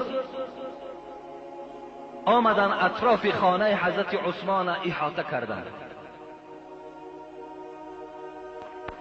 فقط سخن یک است، مروان برای ما تسلیم کن. حضرت هرچند که می گفت که این مکتوب ساختکاری است، این مکتوب از مروان نیست، باور نمی کردند. زیرا اینجا دیگر دسیسه های عبدالله ابن سبا بود که دیگر این سخنهای محمد فرزند ابوبکر نبود. دسیسه می انداخت، راه نشان می داد. خلاص خانه حضرت عثمان محاصره کردند.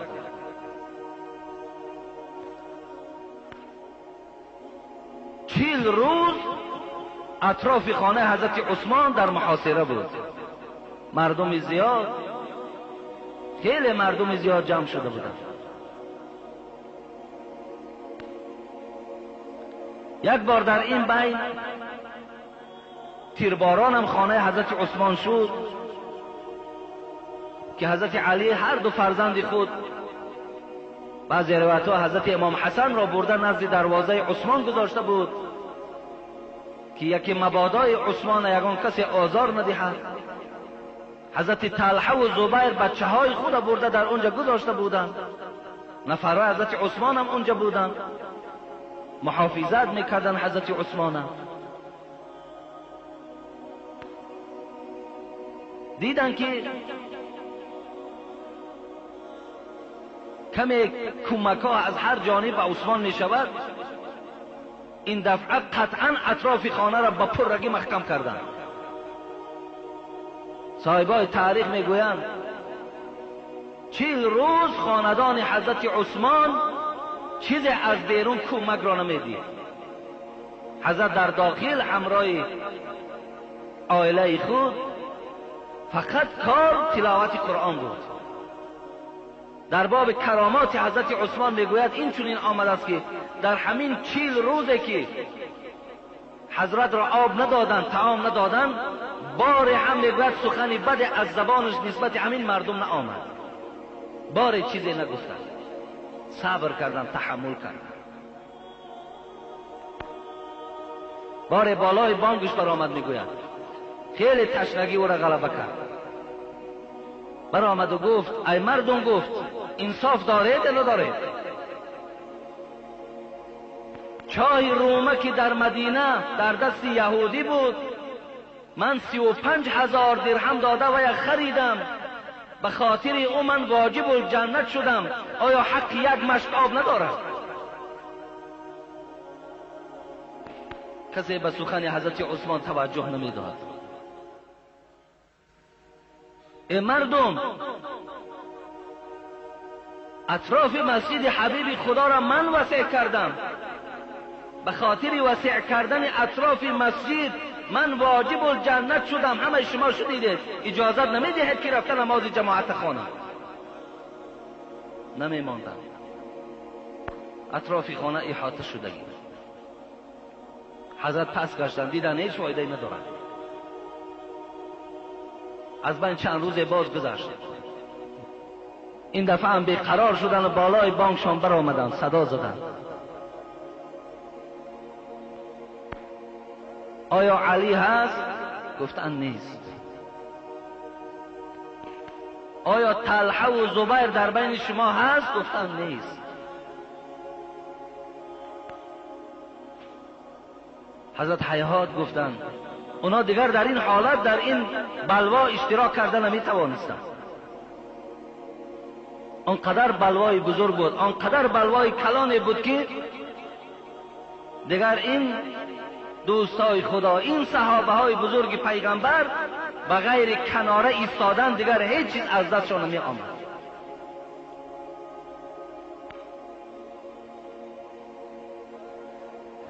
بیرون برآمد و باز گفتن چی میخواهی؟ گفتن آیا شما نشنیدین از پیغمبر خدا که اطراف شهید شدن من در حدیثهای مبارک گفته بود؟ آیا نشنیده بودین؟ شهید شدن پیغمبر خدا را، شهید شدن حضرت عثمان حبیب خدا در دوره‌های حیات خود گفته بود. روایت در صحیح بخاری است ان رسول الله صلی الله علیه و سلم صعد احودا فرجف بهم و معه ابو بکر و عمر و عثمان. رسول اکرم بالای احد برآمدند، کوه احد برآمدند، زمانی که همراه خودش ابو بکر بود، عمر بود، عثمان بود. این زمان کوه احد در حرکت در آمد، می جنبید. رسول اکرم که راوی این حدیث میگوید گمانم این بود که وضرب برجلی، با پایش همون کوه احد زد و گفت اسبد یا احد، ساکت شو ای احد، حرکت نکن، فانما علیک نبی و صدیق و شهیدان. در بالای تو یک نبی هست، بالای تو یک پیغمبر است، بالای تو یک صدیق است که مراد ابوبکر بود و بالای تو دو شهید هست که مراد عمر و عثمان بود. شهید شدن عثمان الله که حبیب خدا در دوره های حیات خود می گفت.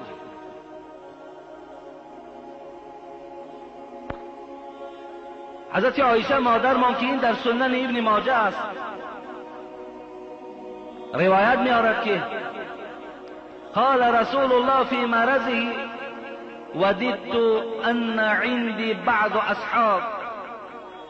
وقتی حبیب خدا بیمار شد، بیماری مرگ بود، گفت دوست می دارم که در نزد من صحابه از من، همنشینی از من حضور داشته باشد. حضرت عایشه می گوید حبیب خدا را گفتیم قلنا الا ندعو لك ابو بکر فسکت، الا ندعو لك عمر فسکت. گفتیم ابو بکر نزد تو ایراد کنیم، حبیب خدا سکوت ایستادن، چیزی نگفتن. گفتیم عمر نزد تو ایراد کنیم، گفت نه فریاد نکنید، سکوت کردن. الا ندعو لك عثمان، قال نعم. گفتیم عثمان نزد فریاد کنیم، گفت بله عثمان نزد من بیارید. این از باب معجزات بود. مادرمان میگوید وقتی که فخلا به، حضرت عثمان آمد، حبیب خدا میگوید با او یکلموه و وجه عثمان یتغیر. رسول اکرم چیزی با وی میگفت که عثمان چهرش تغییر میافت. همین قصه شهید شدن رسول اکرم پیش از مرگ و پررگی با عثمان نقل کرد. حضرت عثمان میگوید خیلی رنگ و روش تغییر یافت. بعدا وقتی عثمان پرسیدند رسول اکرم چی گفت؟ گفت عهد الی عهدا فانا صابر. حبیب خدا برای من عهد کرد که من در این عهد صبر کننده می باشم. این نشانه های بود از شهید شدن حضرت عثمان خبر میداد.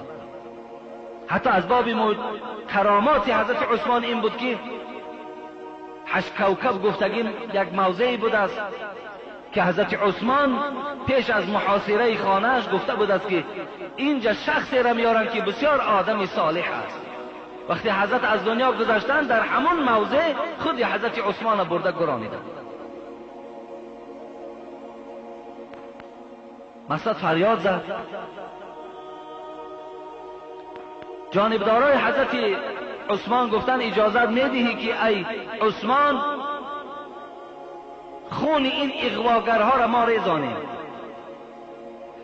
حضرت عثمان گفتن نه. گفتن من نمیخواهم که شخصی که کلمه لا اله الا الله گوید خون او ریخته شود. این در من اجازت نمیدهم. پس جانبداراش گفتند مادام اجازت نمیدهی پس خلیفگی را سپار. حضرت گفتند خلیفگی را سپاریدن نمیتوانم. گفتند چرا نمیسپاری؟ گفتند به خاطر که حبیب خدا باره گفتند این والله کالله هذا الامر یوما فارادك المنافقون ان تخلع قمیصك الذي قمصك الله فلا تخلعه یقول ذلك 3 مرات. گفت چرا نمیسپاری؟ گفت به خاطر این که حبیب خدا گفت که روز از روزها تو در خلافت می نشینی.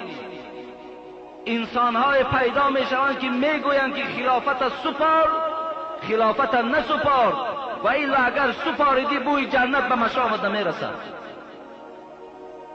این سخن گو من از حبیب خدا شنیدم.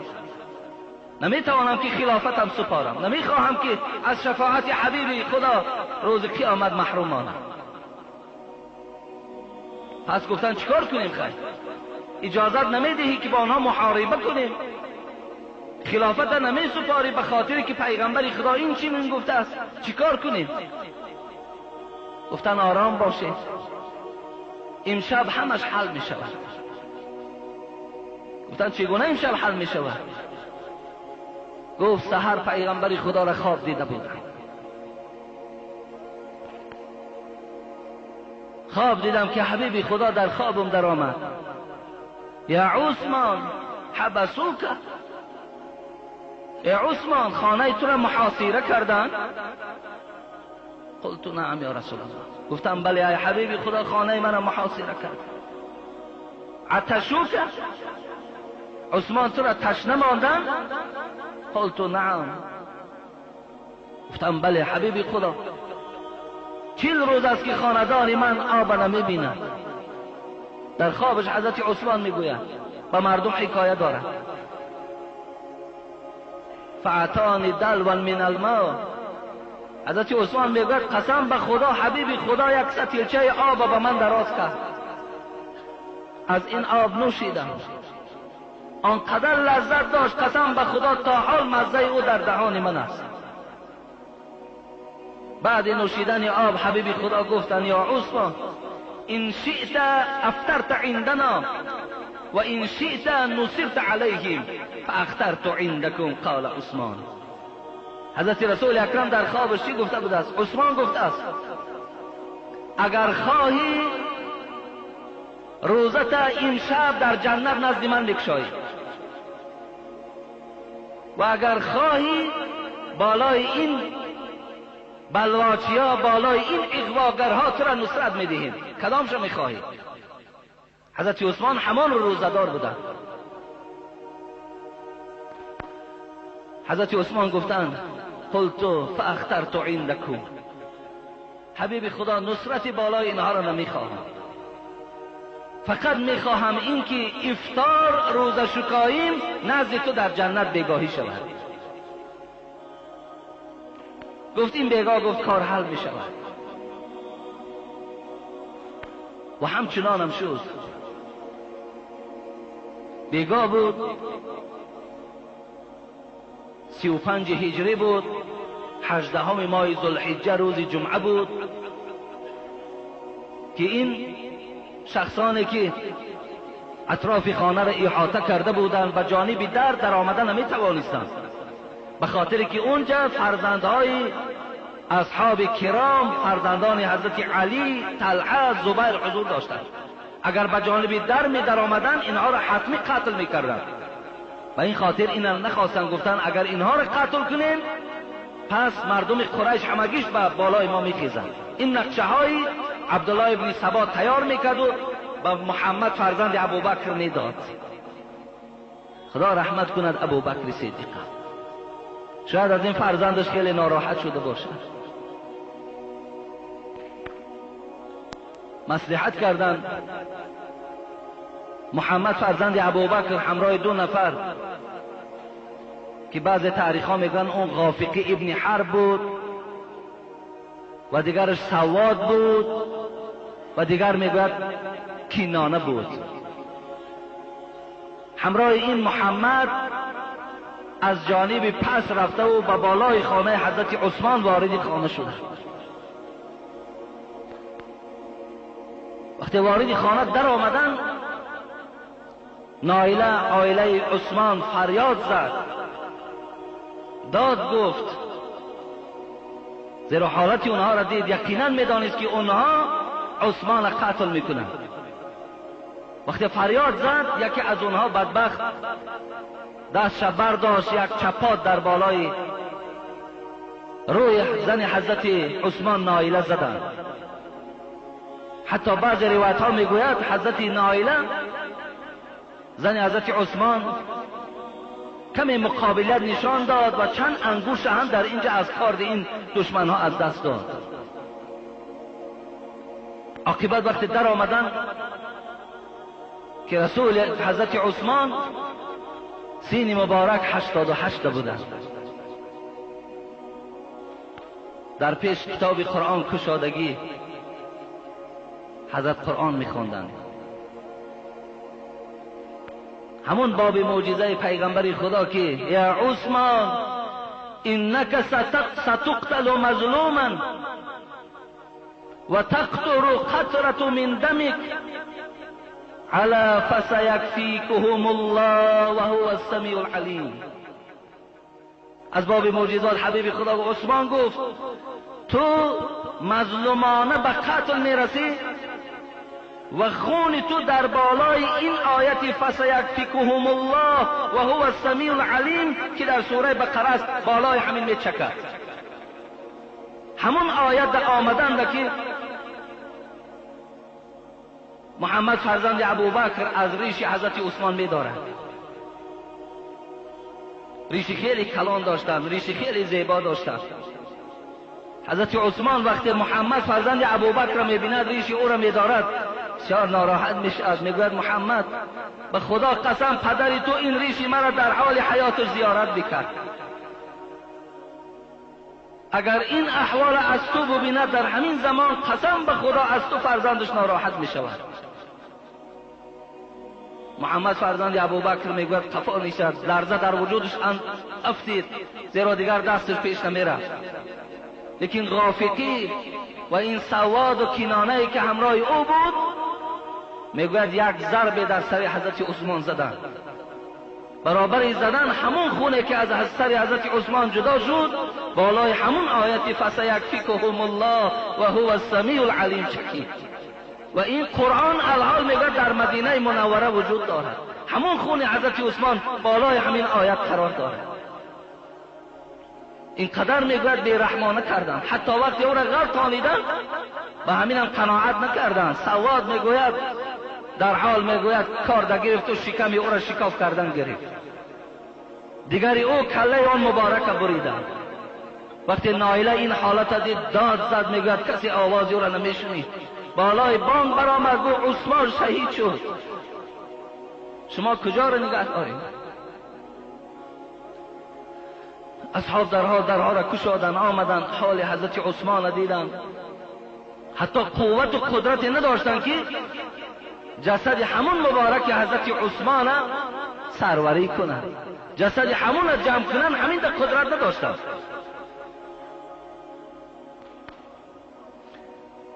حضرت به شهادت رسانیدن. 3 روز جسد مبارک برداشتن. همین بلواگرها و بالای خاکروبه‌ای که در مدینه منوره پرتافتگی بود، بالای همون خاکروبه را برده پرتافتن. 3 روز جسد مبارک قبرستان ندید. کسی قدرت پیدا نمی‌کند که این جسد برده در قبرستان گراند. اینقدر بلواگرها زیاد بودند.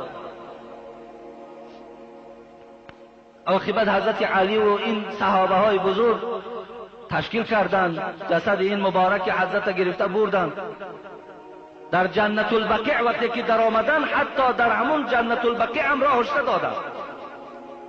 در یک اطرافی که خود حضرت گفته بود که این کناره از جنت البقیع است، اینجا یک مرد صالح گرانده می شود، در همون پاگه زمین جسد مبارک گرانیدند.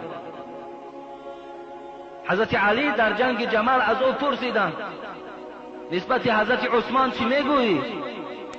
گفت به خدا قسم، گفت من شرم می‌دارم بیعت کنم به اون انسان‌هایی که انسانی را به قتل رسانیدن که ملائکه ها از او شرم می‌کردند. من با کسانی بیعت شرم می‌دارم بیعت کنم به آن کسانی که حبیب خدا در دار حیاتش گفته بود عثمان در جنت رفیق من است. من شرم می‌دارم. حضرت حسن رحمت الله علیه فرزند حضرت علی بالای منبر برآمد، میگوید بالای منبر برآمد و گفت ای مردم امشب خواب دیدم بعد قتل حضرت عثمان. گفتن چی خواب دیدی؟ گفت خواب دیدم که پروردگار در بالای عرشش است و در زیر پایه عرش رسول اکرم صلی الله علیه و سلم قرار دارد. این زمان حضرت ابوبکر آمدند و دست مبارکش بالای شانه ابوبکر در گذاشتند، بالای شانه رسول اکرم در گذاشتند. این زمان نگاه کردم حضرت عمر می آید و دست مبارکش بالای شانه حضرت ابوبکر در گذاشتند. نگاه کردم حضرت حسن میگوید حضرت عثمان می آمد زمانی که کله مبارک در دستش بود و نزد این عرش الهی آمد. گفت پروردگارا از بندگانت بپرس برای چی من از مظلومانه به قتل رسانیدم. این زمان حضرت امام حسن میگوید نگاه کردم دو جوی خون روان شد. مردم از حضرت علی میپرسند حسن چی میگوید؟ گفت آنچه دیرا که در خوابش دید همون برای شما میگوید. حضرت حذیفه رحمت الله علیه پرسیدند قاتلان عثمان چی جزا داده میشوند؟ گفت قاتلان عثمان همگی ظالمند در دوزخند لکن عثمان در جنت است. همچنان هم شد. این کنانه که سر این مبارک حضرت تاریخ میگوید جدا کرد از دست خود پدر او معاویه فرزند حویج بود. پدرش به خاطر خون عثمان ریزاندن فرزند در حیات قتلش کرد. فرزندش همون فرزندی که خون عثمان ریزانده بود. همین معاویه ابن حدیج محمد فرزند ابوبکر هم دستگیر کرد، قتل کرد و در یک شکم اسب، تاریخ طبری میگوید در یک شکم اسب میگوید داخل کرد و بست و در آتش علاوش زد. الجزا من جنس العمل. از مکافات عمل غافل مشو. گندم از گندم بجوید جوز جو. هر چیزی که کار جو را حتمی میدروید. حضرت عبدالله گفتن ابن مسعود قسم به خدا گفتن تا قیامت ما عوض عثمان در آدم یافتن نمیتوانیم هیچ وقت. از سعید ابن مسیب پرسیدن ای امام مسلمان ها کیف کان قتل عثمان و کیف خذله اصحاب محمد؟ حال آن کسانی که عثمان قتل کردند چیست حکمشان و آن کسانی که کناره‌جویی کردند اینجا دستگیری نکردند عثمان حال اونها چیست؟ سعید ابن مسیب بسیار جواب خوبی گفتند. منم با همین جواب حضرت سعید ابن مسیب قانع میشویم. حضرت گفتند قتل عثمان مظلوما و من قتله ظالما و من خذله کان معذورا عند الله. کسی عثمان قتل کرد، قتل عثمان مظلومانه بود، بیگناه بود. کسی وی قتل کرد وی ظالم است و کسی کناره‌جویی کرد اونها عذر در پیش پروردگار دارند. این جواب سعید ابن مسیب بود. وقتی قتل کردن در حال صندوق‌های حضرت عثمان شکافتند. صندوقی داشت در خانه. خیلی فکر کردن این حضرت دولت و سولت زیاد جمع کرده است، صندوق میکشایند، صندوق چیزی ندارد مگر یک صندوقچه در داخل اوست. این صندوقچه را هم زده شکافتند، میبرارن از داخل یک مکتوب میبرارن. در مکتوب نویسانده شده است بسم الله الرحمن الرحیم با خط خود حضرت عثمان اشهد ان لا اله الا الله وحده لا شریک له و ان محمدا عبده و رسوله وأن الجنة حق وأن النار حق وأن الله يبعث ما في الصدور ليوم لا ريب فيه إن الله لا يخلف الميعاد عليها نحيا وعليها نموت وعليها نبعث إن شاء الله. خدای مهربان این عقیده را عقیده همه ما و شما مسلمان ها گردانه. این بایگری عثمان بود، بایگریش همین بود. گواهی میدی هم این که خدا یک و یگانه است، هیچ ذات و هیچ شریک ندارد، و گواهی میدی هم که محمد بنده خداست و رسول اوست، و گواهی میدی هم که جنت حق است، دوزخ حق است، و آن چیزی که در دل بندگان مؤمن است روز قیامت همه این آشکار میشه. خداوند در قیامت هیچ شک به آمدن قیامت نداره. علیها نحیا و علیها نموت. با همین عقیده زندگی میکنم، با همین عقیده میمیرم، با همین عقیده انشاءالله روز قیامت از قبر سر میبردارم. این سخن حضرت عثمان در مکتوبش بود. مقصد دشمنای اسلام اختلاف انداختند، شور و غوغا انداختند، عاقبت این یار پیغمبر خدا را هم به قتل رساندند. برادرای عزیز و گرامی، ما باید که از اختلاف ها دور باشیم. قسم به خدا عثمان وقت قتل کردن ما و شما کجا میستیم؟ امروز هر گونه نمودهای جریان ها و هر گونه نمود دین ها در همین تاجیکستان ما و شما هم فعالیت داره. هر کدام اون میخواهد که فکر خودش، عقیده خودش در ذهن شما جای کنه، عاقبت در بین ما و شما هم اختلاف اندازد، عاقبت ما و شما را پراکنده اندازد، عاقبت ما و شما با یکدیگر دشمن شویم.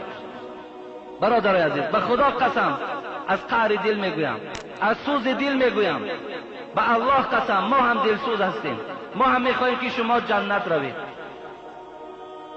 از اختلافات دور باشید، به هیچ عقیده و به هیچ یک سخنهایی که به گوش شما میرساند هیچ اهمیتی ندهیم. پرسیم برادرای عزیز، پرسیم. امروز هر گونه راه ها در اینجا وجود دارد. کدام ما و شما میخواهیم خاندان ما و شما ناراحت باشد، خاندان ما و شما نارام باشد؟ هیچ کدامتون نمیخواهید. پس تاجیکستان هم خاندان همه ما و شماست. هیچ وقت نخواهیم که در این ملک ما و شما هم ناآرامی ها شود، اختلاف ها شود، بدبینی ها شود، کشمکشی ها شود. نه وکک نه همین اختلاف، همین نافهمی ها بود که خیلی مردم ما و شما را در بدر کردن، خیلی مردم ما و شما کشته شد، همونش برای ما و شما بسنده است. عاقبت اختلاف، عاقبت کشمکش، مرحمت خلاصش همین است. و آخر دعوانا عن الحمد لله رب العالمین. خدای مهربان همه اختلاف و نافهمی ها را از بین ما مردم دور اندازی. خدایا در ذهن ما فهم کاملا جایگیر بگردانی. خدایا در دل همه ما محبت نسبت با یکدیگر من زیادتر بگردانی. و خدایا آن بندگانی که در این راه کشته شدند همگیش خدای رحمت و مغفرت گردانی. و آن محبت و آن شوق و آن ذوقی که این حضرت ها در دلشان داشت خدایا برای ما هم نصیب و روزی بگردانی. خدایا عبادت های ما را قبول گردان و تا جمعه آینده خدایا این قوم و جمع ما را در حفظ امانت نگه داری. آمین یا رب العالمین. انشاءالله جمعه های گذشته اطراف بعضی سوال هایی که به من هست جواب میگویم. بعداً آخران وأشهد أن لا إله إلا الله البر الكريم الرؤوف الرحيم. وأشهد أن محمدا عبده ورسوله وحبيبه وخليله الهادي إلى صراط مستقيم والداعي إلى دين قويم صلوات الله وسلامه عليه وعلى سائر النبيين وآل كل وسائر الصالحين. اما بعد، السلام علیکم و رحمت الله و برکاته.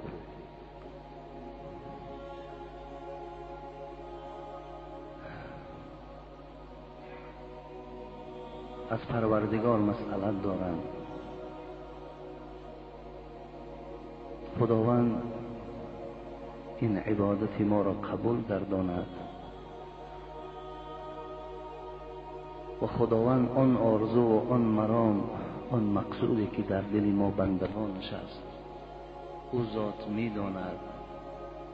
خدایا اگر نیک باشد برآورده بگردانی، خدایا گذشتگان ما را رحمت و مغفرت گردانی، بیماری های ما را خدایا شفای کامل نصیب گردانی، خدایا مسافرهای ما را صحت و سلامت به خاندانشان رسانی. خدایا همیشه در این ملک ما آرامی و یکدیگر فهمی و عدل خداوند حکمران بگردانی. اللهم اعین علی ذکرک و شکرک و حسن عبادتک. آمین یا رب العالمین. برادرای عزیز و گرامی، طی چند جمعه می شود ما اطراف دویم یار پیغمبر خدا حضرت عمر رضی الله عنه صحبت داریم و خدا اگر برای ما مهلت دهد، اگر خدای مهربان به ما وقت اگر نصیب گرداند، این جمعه هم خدا خواسته باشد اطراف حیات و فعالیت این مجاهد راه خدا، این شخصی که در زبان تمام مسلمان های ما یک لذت دارد، قدر دارد، که این عمر هست، انشاءالله من صحبت میکنم. عن ابي سعيد خدري رضي الله عنه قال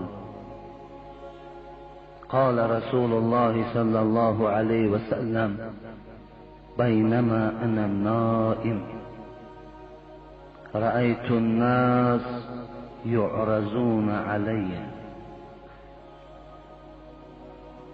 وعليهم قموس منها ما يبلغ السدية ومنها ما دون ذلك، وعرض علي عمر ابن الخطاب وعليه قميص يجره، قالوا فما أولت يا رسول الله؟ قال الدين. رواه بخاری. خدا رحمت کند عمر.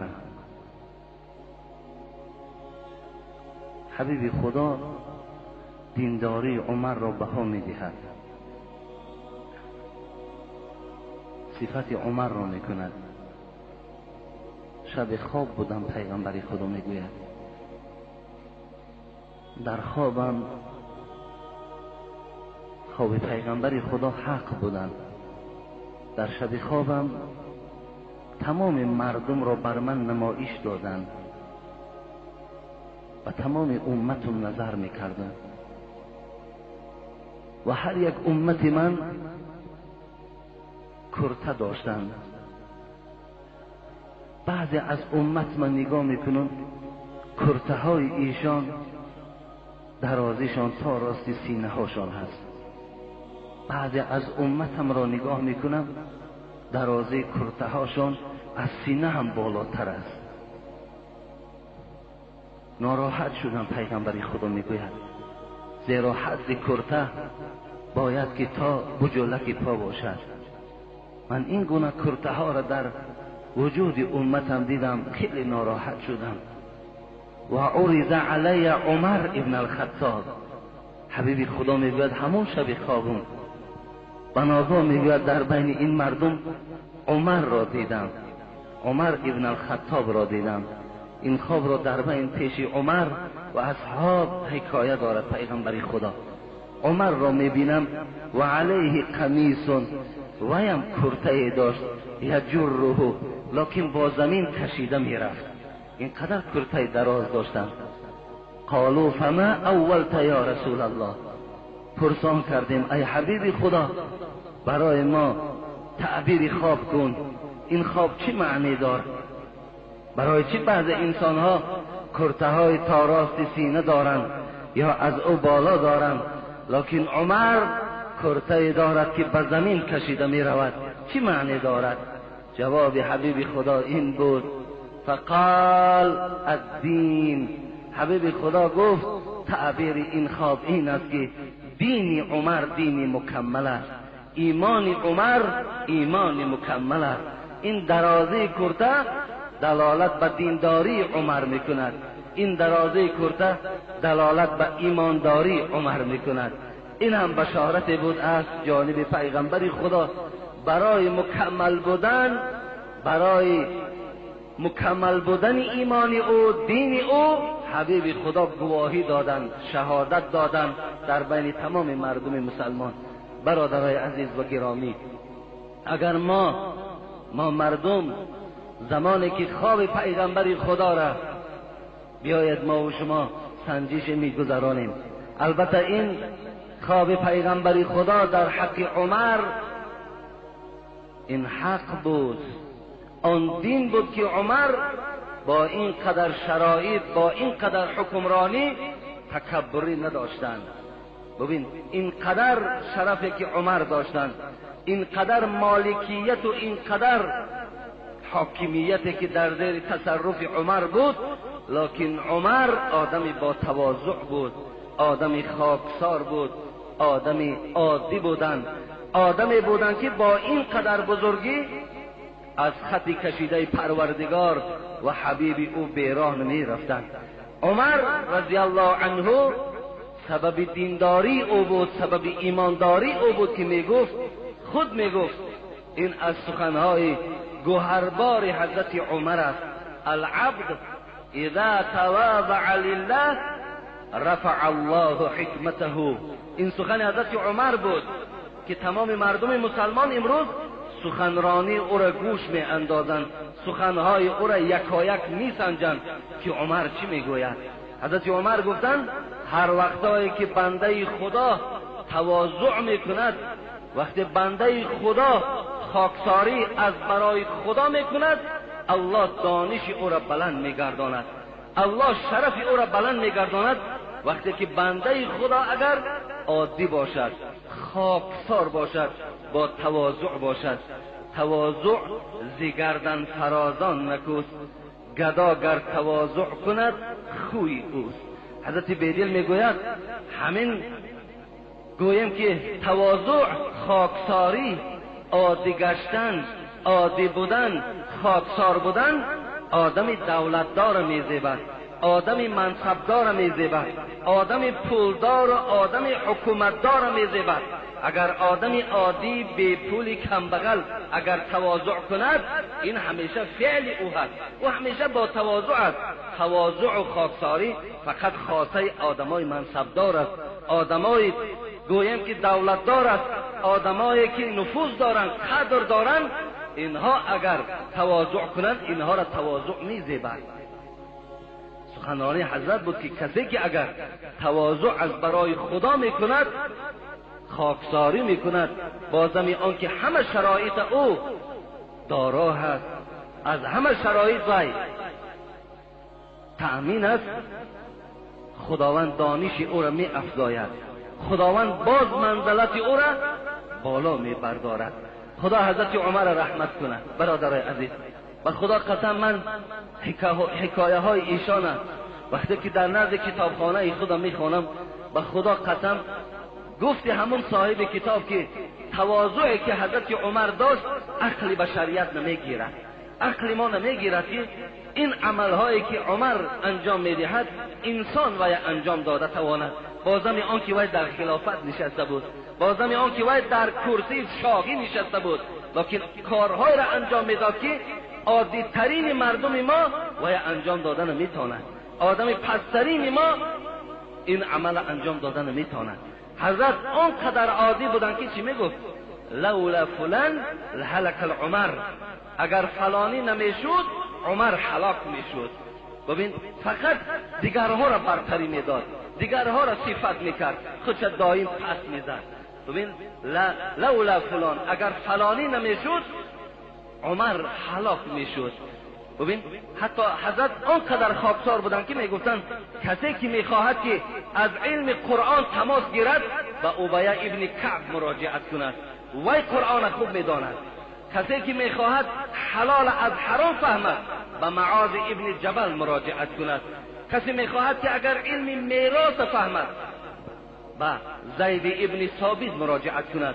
برای کسی مال از بیت المال در کار باشد با عمر ابن الخطاب مراجعت کند. ببین عمر خدا رحمتش کند علم قرآن نمیدانید، آیا علم میراث نمیدانید، آیا حلال از حرام جدا نمیکرد؟ میکرد، لیکن اونها را از خودش برتر میدانید، اونها را از خودش بالاتر میدانید. در یک سخنرانیش وقتی که یک لولا معاذ لهلك عمر ابن الخطاب گفت، در یک سخنرانیش بالای منبر برآمد حضرت، شاه بودن خدا رحمت جان کند، بازم شاه بودن، بازم منصب داشتن، بازم تمام حاکمیت در زیر دستش بودن، از خدا میترسید، 5 وقت نمازش ادا میکرد، از مسجد بیرون نمیشد. حضرت برآمد بالای منبر و گفت اگر معاذ ابن جبل نمیشد عمر هر آینه هلاک میشد. گفتن چگونه ای عمر؟ گفتن این چه قصه باشد؟ گفت بار من زن زنا کرد، ما حکم به سنگسار دادیم. حضرت عمر میگوید ببین زن زنا کرد، ما حکم به سنگسار او را صادر کردیم. حضرت عمر در حکم کردن عدل داشتن، عدالت داشتن. چیزی که خداوند در راست زناکار میگفت حکمش میکرد، چیزی در راست عرق نوش میگفت حکم میکرد، چیزی که در راست جنایت در نزد خدا باشد حتمی حضرت عمر از روی عدل، از روی قرآن، از روی احادیث های رسول اکرم حکم میکردن. در حکم کردن تقبازی نمیکردن، در حکم کردن مبلغ نمیگرفتن، در حکم کردن نمیگفت این بچه دادرم هست، این بچه عمکیم است، این بچه تقایم است، این همسیفم است، این همسایم است. نه والله که در قصه هاش میگذرد تماما خاطر یگان بنده خدا را نمیدید، فقط قانون بالای او جاری میکرد. پاره را برای خود والله که از پاره میترسید، زیرا که رسول اکرم حدیثش حضرت عمر نمیگذاشت که به پاره نزدیک شود. الراشی و المرتشی فی النار، پاره گیرنده و پاره دهنده هر دو در آتش دوزخند. این سخن پیغمبر خدا عمر تماما نمیگذاشت که به سوی خیش و تباربازی و به سوی گویم پاره گیری نزدیک شود. هیچ وقت این سخن خدا و پیغمبر او را نمیگذاشت که به این نزدیک شود. حتی در قصه ها می آید که باره ابو موسی اشعری رضی الله عنه صحابه جلیل القدر پیغمبر بودند. شما تماشا کنید وقتی که بار حضرت عمر خانهش می آید، به خانه خود داخل می شود، نگاه می کند عاتیکه زنش، نام زنش عاتیکه بودند، عاتیکه زنش بالا یک جای نمازی نو نماز می خواند. حیرت دمان گفت، عاتیکه گفت این جای نماز از کجا در خانه ما مهمان شد؟ در خانه ما این مالی نو است، اینو کی آورد؟ آیلش تبسم کنان گفت عمر گفت این ابو موسی اشعری آورد، گفت هدیه برای خانه ما و شما آورد. حضرت عمر جای نماز پیچاندند و در سر زنش زدند، گفتند ابو موسی اشعری را حاضر کنید. ابو موسی اشعری آن زمان وزیر دفاع بود، میدانید مینیستر ابران بود، در مصر در بصره بود، لشکری کلان داشت. وقتی وی گفتن عمر تو را فریاد دارد، به خدا قسم کلی جسمش می جنبید، می ترسید عمر برای من چیکار داشته باشد. گفت وقتی که ابو موسی اشعری را حاضر کردن، گفت این چی بود در خانه من آورده؟ گفت هدیه بود، جای نماز است، هدیه آوردم بالای او، شما خدا را عبادت کنید. گفت به چه خاطر خانه عمر آوردی؟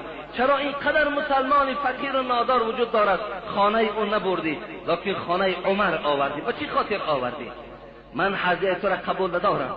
و جای نماز میگوید در سر ابو موسی اشعری زد، گفت قسم به خدا، گفت از همین روز اعتبارا تو در این وظیفت کار نمیکنی، تو از وظیفت آزاد. گفت برای خانه عمر گفت جای نیافتی، جای نیافته که هدیه را بیاری و خانه عمر آوردی. ببین آیسته آیسته وای میدانید که از هدیه آدم آیسته آیسته وقتی شفته مال می شود، وقتی وجودش به مال عاشق می شود، آخی بعد وای ملک خراب میکنه. این سیر و سودا را حضرت عمر میدانستند. به این خاطر در حکمرانی نه هدیه قبول میکردند، عدالت داشتند، تماما پروای هیچ کس نداشتند.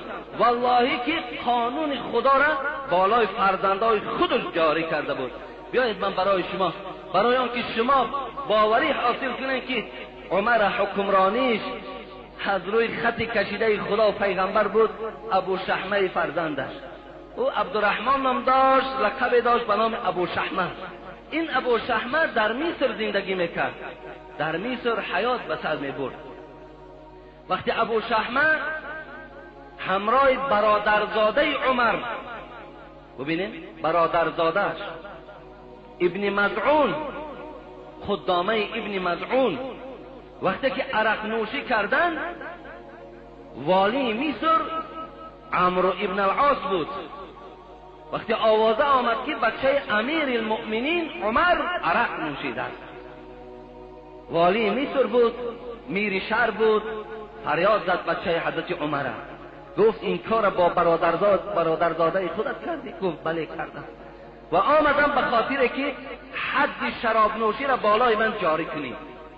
عمرو ابن العاص خاطر پدر این دیده، خاطر عمر را دیده، در داخل خانه در آورده، با طریق پنهانی بالای فرزند امیر المؤمنین حد شراب جاری کردند، او را حد زدند تا که مردم نبینند.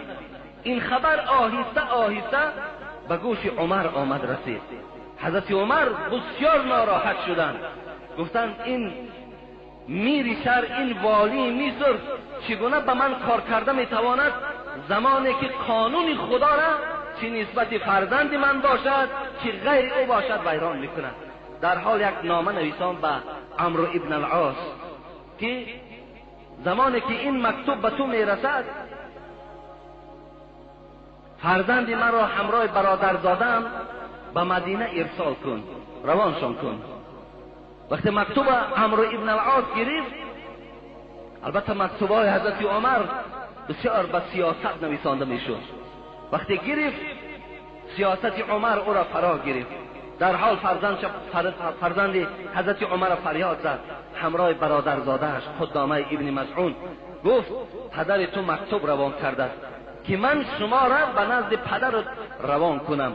ابو شحمه میگوید آن چنان گریه کردند پیش والی مصر. گفتند به خدا قسم، گفتند به غیر جزا دادن دیگر هیچ کار ندارد عمر. من میدانم که او بالای من باز حد جاری میکند، این از دل من گواهی میدهد. وقتی فرزندش آمد نزد حجره پدرش، نزد جای کاری پدرش، جایی که پدرش می نشست و حکومت مسلمان ها را پیشبری میکرد، در نزد دروازه عمر 3 روز می ایستد، قبولش نمی سازند. 3 روز. این عدالت ببینید. ببینید باور کنید فرزند ما و شما بیرون میبرد، کمتر هوا سرد باشد دویده از دنبال او میرویم که در اون خانه درا که یک مهربانی میکردید. مقصد فقط غمخواری دنیاشان نمیکنیم، غمخواری آخرتشان نمیکنیم. حضرت عمر 3 روز فرزندش پشت دست قبول نمیسازد. 3 روز. در اصل حقیقت داشت. باری میگد حسن و حسین، ولی من این قصه را اینجا گذارم، یک قصه یادم آمد.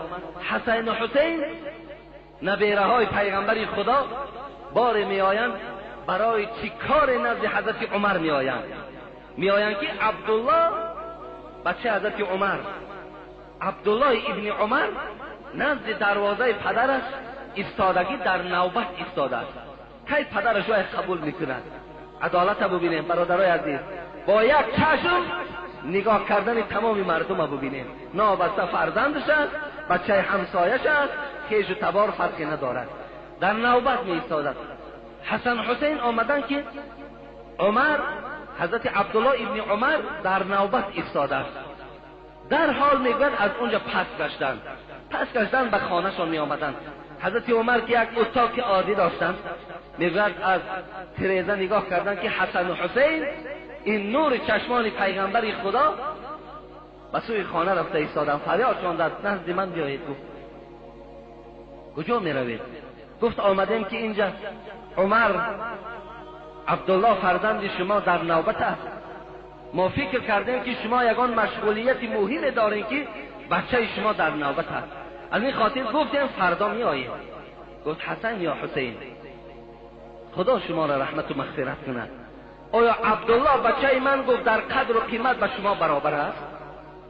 آیا در قدر و قیمت به شما برابر نیست؟ گفت برای شما گفت نبیره های پیغمبر نوبت وجود ندارد. گفت شما نبیره های پیغمبر هستید. برای بچه من گفت نوبت لازم است، برای بچه برادرزادم نوبت لازم است، برای کیش و تبار من در نوبت ایستادن ضرور است، لیکن برای شما اولاد پیغمبر نوبت ایستادن ضرورت ندارد.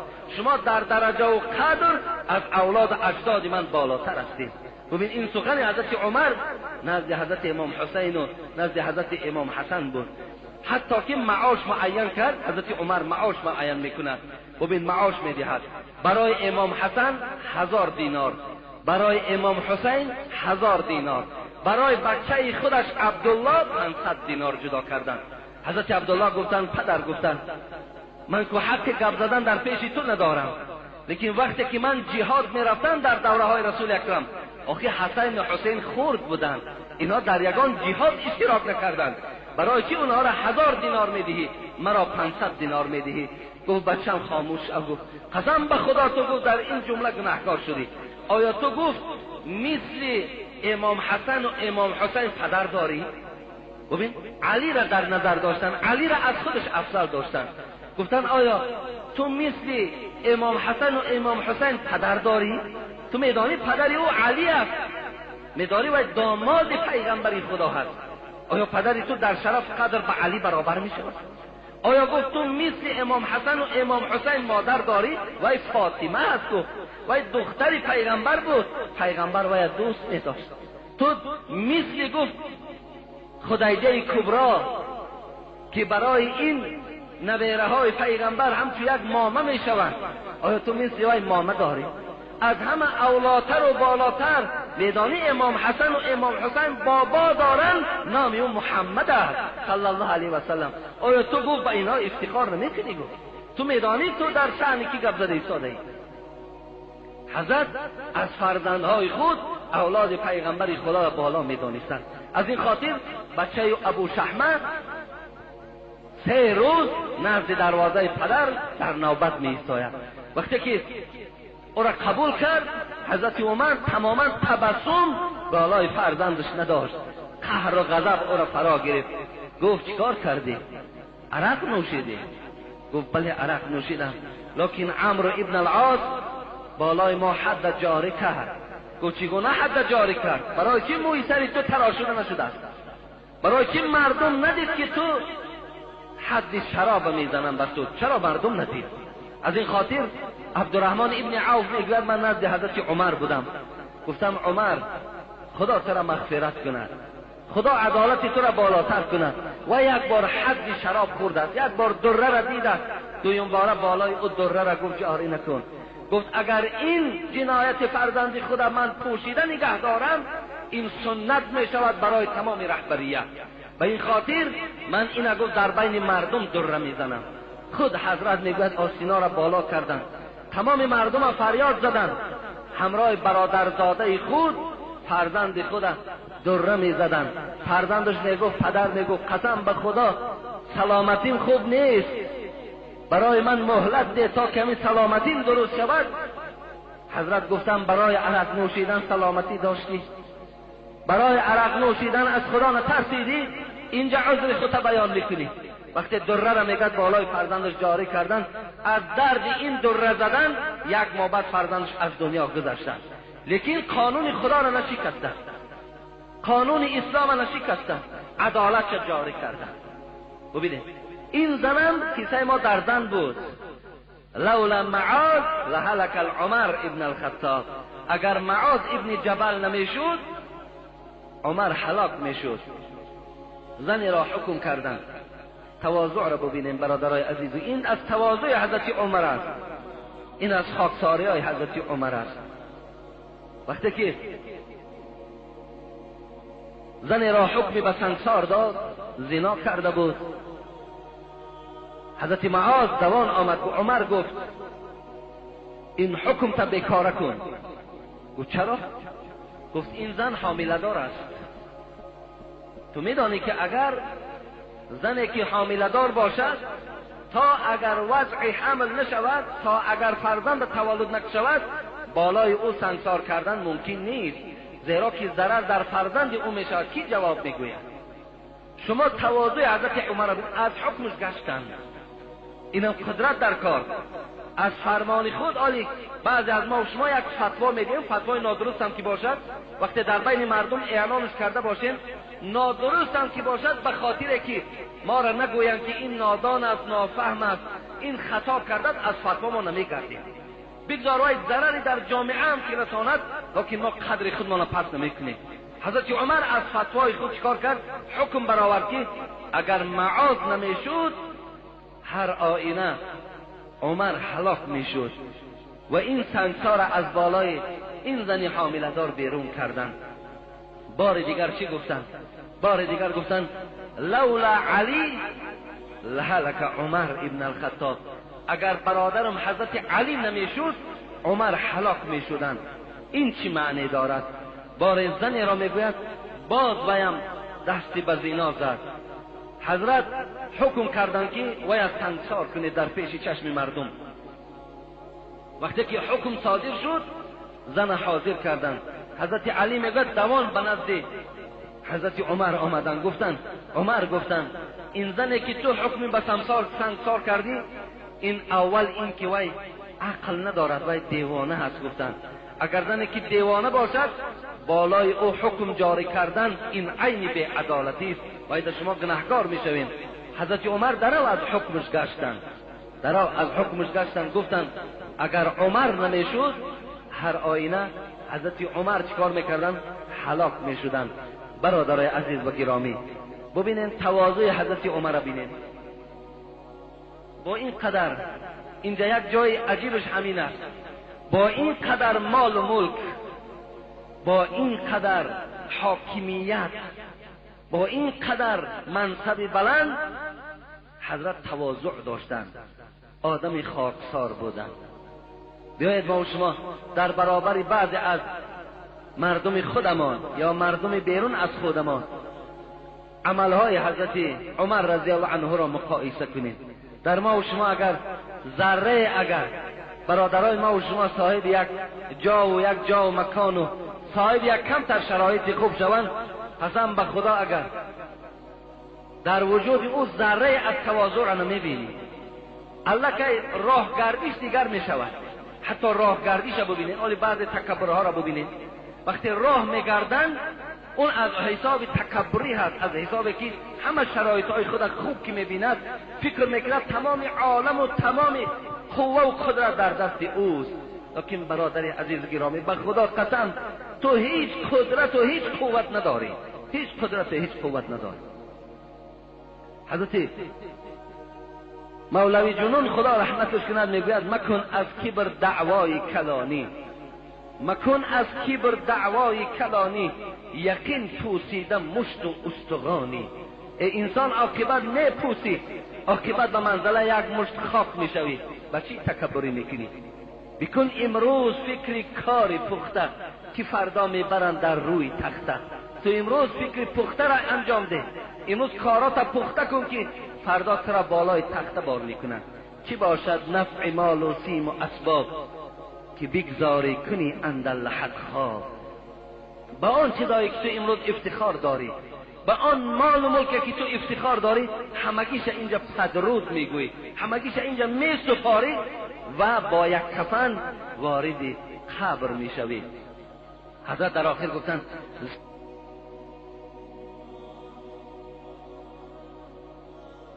ز تو عاجزتر مظلومتر نیست، دریغا که تو را از خود خبر نیست. افسوس که تو خبری خود نداری. و خدا میگوید از تو در عاجزتر، از تو در مظلومتر نیست. برادرای عزیز و گرامی، خداوند در قرآن در سوره اسراء میگوید ولا تمشی فی الارض مرحا. ببینید من از سوره لقمان مثال آوردم، حضرت لقمان بچه‌ش هم این سخن گفته بود ولا تسعر خدک للناس ولا تمشي فی الارض مرحا. حضرت لقمان اول بچه‌ش چی گفت؟ فرزندم گفت هر کی صاحب دولت و منصب میشوی، هر کی اگر شرف قدر بلندم کی شود، بالای مردم با چهره ترش نگاه نکن، همیشه در چهره خود تبسم داشته باشی، بنده های خدا را خوب قبول کن. گفتن ولا تمشي فی الارض مرحا، در بالای زمین خدا خرامان راه نکن. مقصد تکبرانه، کیتوف جنباندن، میان جنباندن، خواب دستها را گویم که هر ذیل کردن مثل تکبران، این چنین راه نره. در دیگر آیت قرآن ببین تکبران چی میگه خدا؟ ولا تمشي فی الارض مرحا. خدا میگه ای بنده عاجز، ای بنده مظلوم، قسم به عظمتیم اگر خواهم عادی ترین ملائکه را امر میکنم که مینه سر همین بنده مرا گیج کن، 1 ساعت پس تو دیوانه قد کوچه میشوی. 1 ساعت پس تو یک دیوانه در قد کوچه میشوی. قسم به خدا، قسم به عظمتی پروردگار میگوید تعز من تشاء و تذل من تشاء. من هستم که عزت میتم، من هستم که خار میکنم. تؤتی الملک من تشاء و تنزع ملک ممن تشاء. من هستم که به تو مال دادم، من هستم برای تو آن ماشین های ملایم دادم، من برای تو اون خانه های بلند آشیانه را ساختم، من برای تو قدر و قیمت دادم. لیکن من هستم آن خدایی که همیشه زنده این مال و ملک از بالای سر تو کنده میگیرم. من هستم آن پروردگار. ببین خداوند خطاب میکنه برای بندگانش. من هستم آن خدایی که قسم به بزرگیم امر میکنه ملائکه را در خون تو یک عادی ترین میکروب میپرتاید، عمر بعد سفید خواب میکنی در جاگه خوابت. من هستم آن پروردگار. تو چی هستی؟ تو عاجز ترین بنده من هستی. تو به چی افتخار داری؟ چی داری تو؟ از تو در بزرگها کجا شدن؟ کجا هستن؟ اینقدر پادشاه ها و اینقدر ملکدارا و اینقدر پولدارا امروز در کجا هستن؟ عبرت نمیگیری؟ خدا رحمت کند عمر خیام چی میگوید؟ مرغ دیدم نشسته در باره توس. تماشا کن، مرغ دیدم نشسته در باره توس، کنگره توس، کنگره های بلند که در ایران وجود دارد، در پیش نهاده کله کیکاووس. این مرغ در پیشش کله کیکاووس گذاشته بود. کله کیکاووس شما میدانید، کیکاووس این بعد سلاله ساسانیان، این از سلاله ساسانیان بود. بعد انوشیروان دولت به اینها رسید که کی این لقب بود در پادشاهای ایران میگذاشتند. قیصر لقب بود که در پادشاهای روم میگذاشتند. این کیکاووس بود و کیکاباد بود و اینا پادشاهای بودند. حضرت عمر مثال میارد، میگوید مرغ دیدم نشسته در باره توس، در پیش نهاده کله کیکاووس. با کله همه گفت که افسوس افسوس، کو بانگ جرس ها و چی شد ناله کوس. مرغ با این کله چی میگفت؟ با این کله شاه کیکاووس چی میگفت؟ کجا شد اون بانگ جرس ها؟ کجا شد اون نغمه و نغاماتت؟ کجا شد اون تکبرانه که تو در راه میرفتی؟ کجا شد اون نغمه هایی که تو مردم عادی را در قصرت راه نمیدادی؟ کجا شد؟ امروز تو خوراک من شدی میگوید. ببین اینا همش چی هستن؟ اینا همگی اینا برای عبرتن. برادرای عزیز و گرامی، خدا رحمت کند عمر خیام. شما برادرای عزیز به عمر خیام بسیار توجه داشته باشید. عمر خیام بسیار مصرع‌های عبرت آمیز برای همه طایفه میگوید. آن قصر که بهرام در او جام گرفت، بهرام میدانید این هم یکی از پادشاه‌های هستند. همین قدری که از به خدا گذشتن، خدا را نشناختن. آن قصر که بهرام در او جام گرفت، میگن آن قصر بهرام من برای شما در مصرع‌های شیرین گنجایش نمیدهد که وصف کنم چگونه قصر داشت. در اون داخل او جام میبرداشت، اون می مینوشید، اون نغمه و نغامات میکرد. آن قصر که بهرام در او جام گرفت، آهو بچه کرد و روبه آرام گرفت. اون قصر میگوید از سر بهرام چی شد؟ دور شد. این قصری که بهرام در اونجا افتخار میکرد، اونجا در نغمه و نغامات میکرد، عاقبت خانه آهو شد. عاقبت روبه ها در اون داخل رفتن چیکار کردن؟ الچه میگذاشتن، بچه میکردن. اینم برای ما و شما چی است؟ این مصرع‌های حضرت همگیش عبرت هستند. دادرای عزیز و گرامی، حضرت عمر تواضعش من برای شما بیان دارم که ماها عبرت گیریم، ماها گوییم که آدم خاکسار باشیم، عادی باشیم، هر چی داده است شکر به سوی خدا کنیم، در برابر این تکبری را ما و شما برای خود هیچ وقت اختیار نکنیم. خدا چی گفت در سوره اسراء؟ ولا تمشی فی الارض مرحا، هر چی داری نداری بالای زمین خدا ده، بالا زیر آسمان خدا ده، اینقدر تکبرانه راه نگر. ببین در دوامش چی گفت؟ گفت لن تخرق الارض ولن تبلغ الجبال طولا. ای بنده خدا گفت، ای بنده عاجز، تو با این راهگردی های تکبرانه که در روی زمین داری، لن تخرق الارض، قسم به عظمت این زمین من تو شکاف کردن نمیتونی. ولن تبلغ الجبال طولا، هرچی اگر گردن تا بلندم کی کنی، خدا میگه برابر این کوههای بلند من تو برابر شدن نمیتوانی. نه تو از کوه بزرگی، نه از زمین در سخت‌تر هستی. در بالای زمین مثل حضرت عمر راه بگرد، مثل حضرت عمر خواستار باش. وقتی حضرت ابوبکر رضی الله عنه تخت شاهی را ترک کردن، برادر عزیز، وقتی که حضرت 2 سال و 2 ماهی که کرسی خلافت زینت بخشیدن، وقتی جان به حق تسلیم کردن، حضرت عمر بالای منبر خواست برآمد، جایی که حضرت ابوبکر می نشست. آمد در جایی که حضرت ابوبکر می نشست، اون جای برای خود اختیار نکرد، در جای قدم ابوبکر نشست. مردم گفتن، عمر گفتن جای نشست بالاتر است، اینجا جای قدم حضرت ابوبکر بود، شما اینجا را اختیار کردین. گفت برادرای عزیز، گفت اگر گفت شرف و برکاتی پای حضرت عمر، پای حضرت ابوبکر برای عمر رسد، همینش برای من کفایت میکند. گفت من لایق نیستم که در جای ابوبکر نشستن من برای خود اونجا را اختیار کنم. این از خاکساری حضرت عمر رضی الله عنه بود. بار شب حضرت عادت داشتن شبها در کوچه ها میگشتن، کوچه ها را تا سحر هر یک کوچه را نظر میکردن، از هر خانه نظر میکردن، کنی در کوچه ها در شهر چی آوازه ها باشد، کدام بنده های خدا بی‌ضابطه هستند، ناراحت هستند، ناچیز هستند، نادار هستند. از کوچه ها سیر و سیاحت میکرد، میگشت، نگاه میکرد.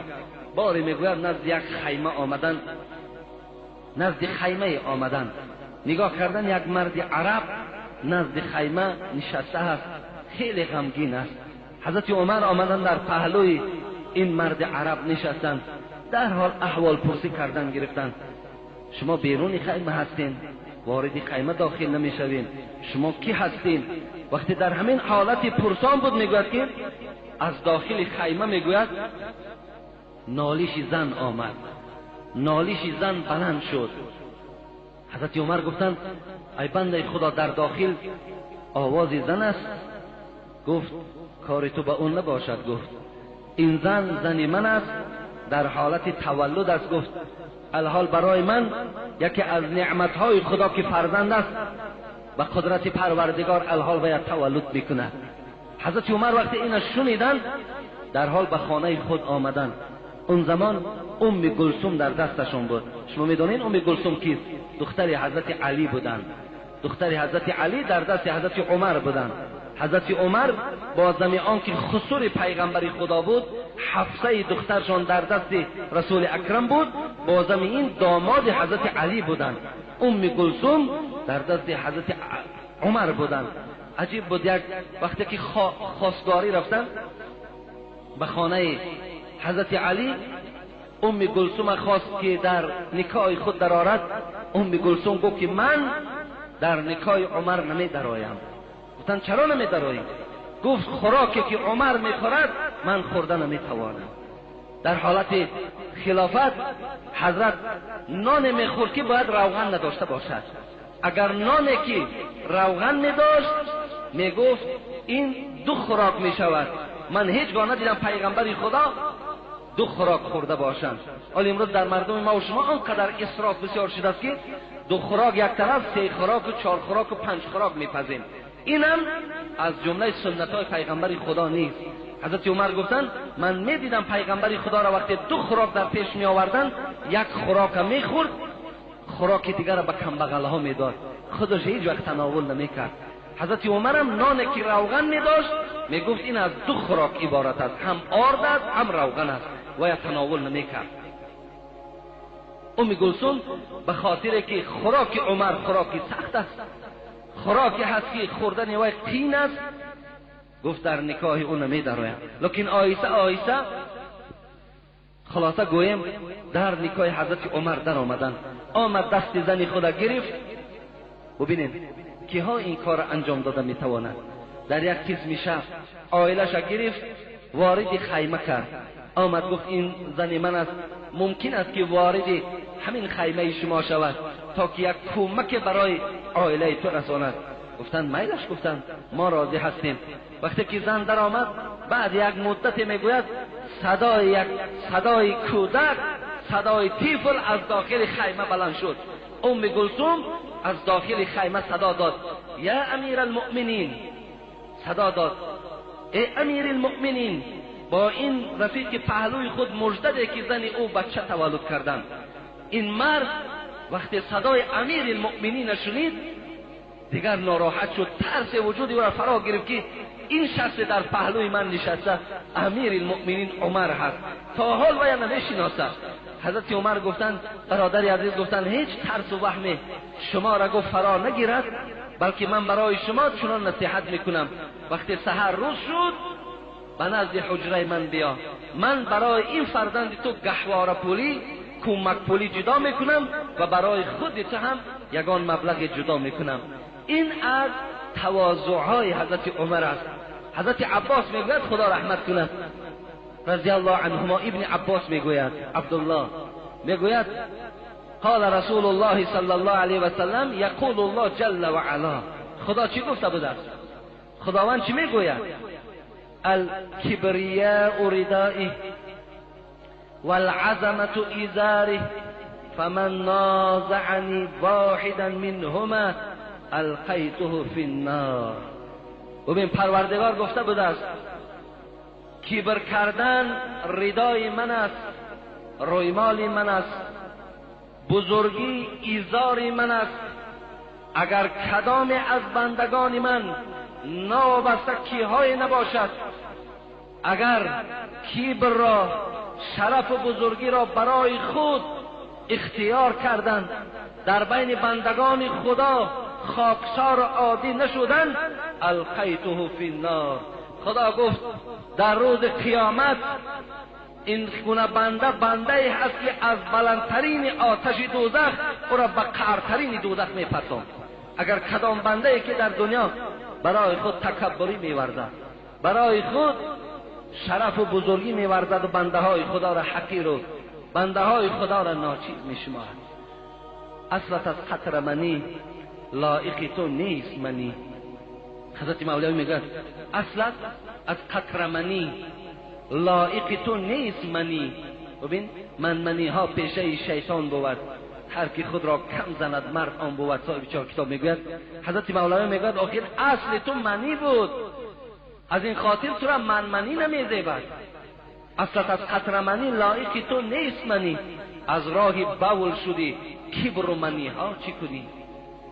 ببین از راهی باول شدی کبر و منی ها چی کنی؟ در دیگر شاعرهای ما و شما در باره تکبرانم عجیب مصرعهای زیبای ایجاد کردند.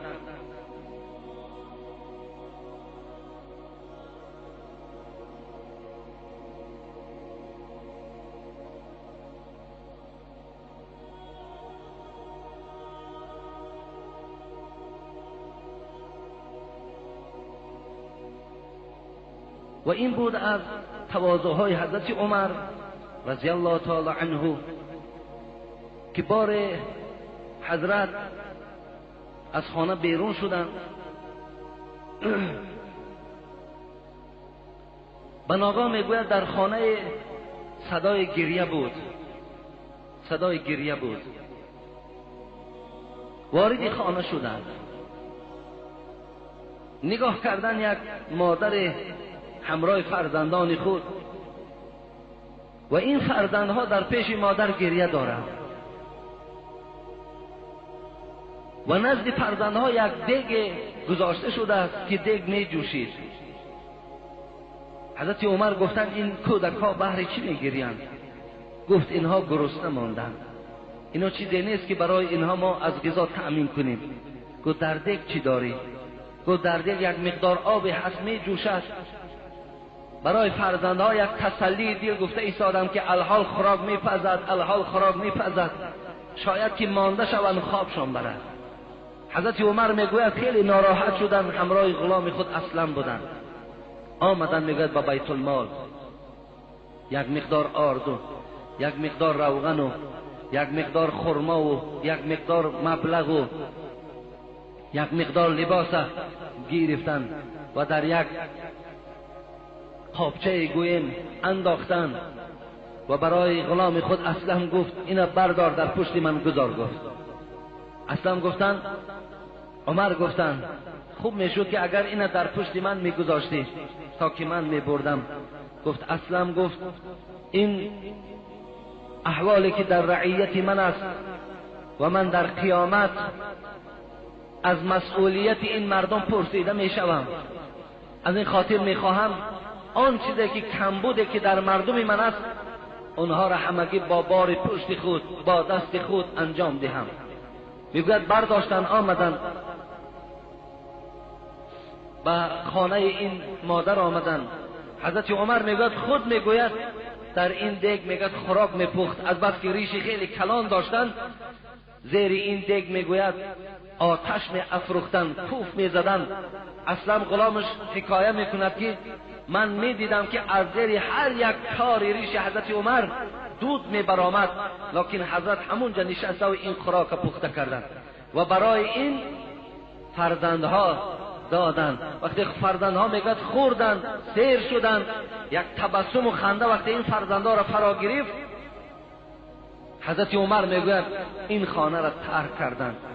گفتند اگر این کودک ها در چهرهشان تبسم پیدا نمیشد قسم به خدا از این خانه من بیرون نمیشدم. یعنی زمانی که من اینها را گریان دیدم مسئولیت من همین است که باید که اونها را من خندان کنم. این بود از آن تواضع هایی که حضرت عمر رضی الله تعالی عنه داشتند. یعنی این چنین گویم خاکساری ها و کارهای عادی که حضرت عمر داشتن خیلی زیاد است. من اینجا صحبت خود من خاتمه میبخشم به خاطر که یک اعلان است به سمع شما میرسانم و خدا خواسته باشد جمعه آینده انشاءالله من از بعض خدا ترسی حضرت عمر و اگر وقت گنجایش دهد از وفات او برای شما حکایه میکنم. به همین انشاءالله میگذاریم بعد به قصه های حضرت عثمان علیه السلام داماد پیغمبر خدا که چگونه اون قسم حیات و فعالیت داشتن تا که ما و شما به حیات اونم باید که شناس شویم. برادرای عزیز و گرامی، دیروز در مرکز اسلامی مجلس بود که ما در این مجلس اشتراک داشتیم و تمام نماینده های حکومت هم اشتراک داشتند که تا نصف روز این مجلس ادامه کرد. فقط موضوع از دو چیز عبارت بود که ما را وظیفه‌دار کردند که اینها را به گوش مردم رسانیم. یکی انتخاب شخصانی که در شورای علما باید همیشه شرکت ورزند، از چند نفر باید عبارت باشند، کیها باید باشند. دیگر موضوعی بود که چند بار ما هم به خاطر امن و امنیت، به خاطر یک دیگر فهمی این موضوع ها را در بین شما مطرح کرده بودیم. موضوع دوم عبارت از این بود که امروز در جامعه تاجیکستان به غیر مذهب امام ابو حنیفه، اگرچند که ماها همیشه قید کرده بودیم که 4 مذهب، چه حضرت امام ابو حنیفه، چه حضرت امام شافعی رحمت الله علیه، چه حضرت امام مالک و چه امام احمد حنبل، 4 مذهب اهل سنت و الجماعه هست. هر کسی که در اینها داخل شود یعنی جرمی نیست، گناهی نیست و هیچ کس حق ملامت او را ندارد. مثلا هر کس از همین مذهب ها هر کدام این اگر انتخاب کند برای یگان جرم و گناه نیست که تو از مذهب شافعی هستی یا تو از مذهب امام مالک هستی، تو از مذهب امام احمد حنبل هستی. یعنی هیچ جرمی نیست، گناهی نیست، جنایتی نیست، یگان خجالت هم نیست، یگان شرمندگی هم نیست. لیکن اعلان شد که در تاجیکستان امروز بغیر همین مذهب امام ابو حنیفه هر جریانی که فعالیت میکند اختلاف‌های زیاد ایجاد میکنند و نافهمی ها در بین مردم پیدا می شود، کشماکشی ها پیدا می شود، یکدیگر را تحقیر کردن پیدا می شود، یکدیگر را بد دیدن پیدا می شود، اگرچند که همه برادر مسلمان هستند، اگرچند که در بعض مسئله ها گوییم که اختلاف ها و بعض مسئله های جزئی هستند که مورد بحث و مناظره باید قرار نگیرند، لیکن امروز همون مورد بحث و مناظره قرار گرفته است. از آن جمله درباره آمین بلند گفتن، درباره دستها را بالای سینه گذاشتن، چی پایه های کشاد گذاشتن، چی دیگر جریان هایی که امروز فعالیت دارند، چه از شیعه ها، چه از نصرانی ها، چه از زردشتی ها، چه از با احمدیه گفتگی باز یک گروه دیگر برآمده، چه از حزب تحریر و دیگر چیزهایی که روز به روز در جامعه ما و شما مثال پیدا شده ایستادند، یک گوییم که مورد نگرانی قرار گرفته است. فقط مقصد این بود که برای تمام شماها ما گوشزد کنیم که همین آرامی تاجیکستان هممون با دندانهامون داشته نگه داریم، کار کنیم که همین آرامی که امروز خدا برای ما نصیب کرده است، این لطف خدا بود، این خدا دادی ان همین مردم تاجیکستان بود که الله در یک مدت کمه به واسطه این مردهای عاقلی که سری مذاکره نشستند خب با یکدیگر امضا کردند و امروز این صلح و صلاح را خداوند در تاجیکستان ما فراهم آورده است. همین از دست ما و شما نرود. مقصد از داخل مسجدها باز جنگ و جنجال ها بیرون نشود. برادرای عزیز و گرامی، من همیشه که گفته بودم باز میگویم، مذهب من مذهب آرامی هست.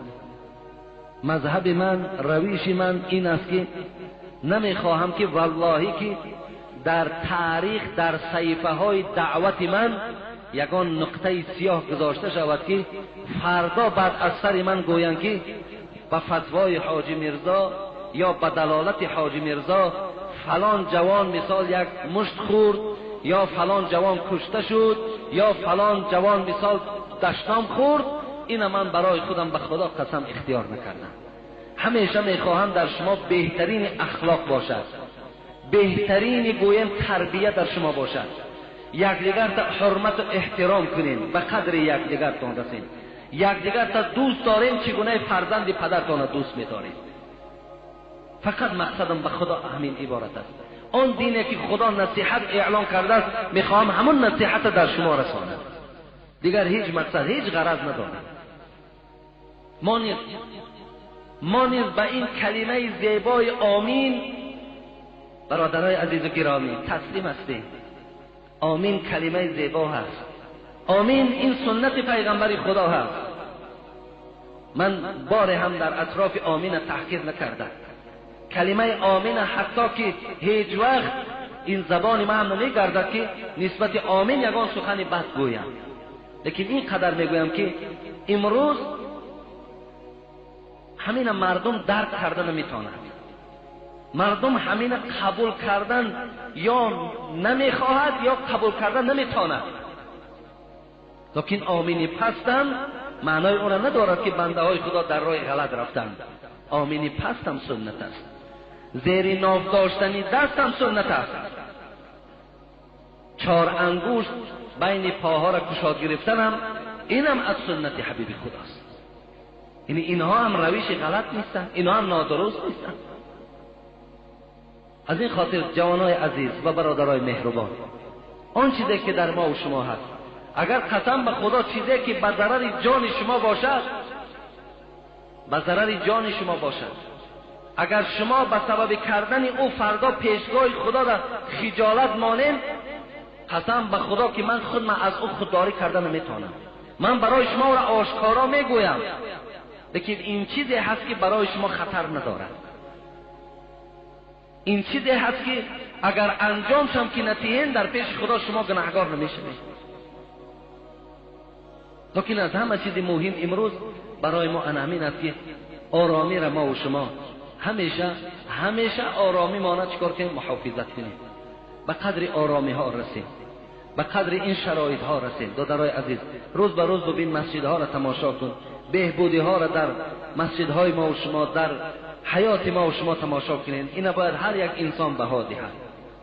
از این خاطر همه شما برادرای ما هستین، همه شما را ما دوست می‌داریم. فقط کار کنین که در بین مردم اختلاف ایجاد نکنید، مردم را پراکنده نکنید، مردم را ایراد نگیرید. جوانان چی میگویند؟ نزد من یک گروه جوانان، یک جوان است میگوید اگر تا دست در بالای سینه نباشد نجات نیست. برادر عزیز، تو علی کلمه نجات نمیدانی چیست؟ تو بیا برای من فهمم که نجات در کجاست. من برای تو گویم که نجات در کجاست. بغیر شرک پروردگار کلی گناه را میبخشد.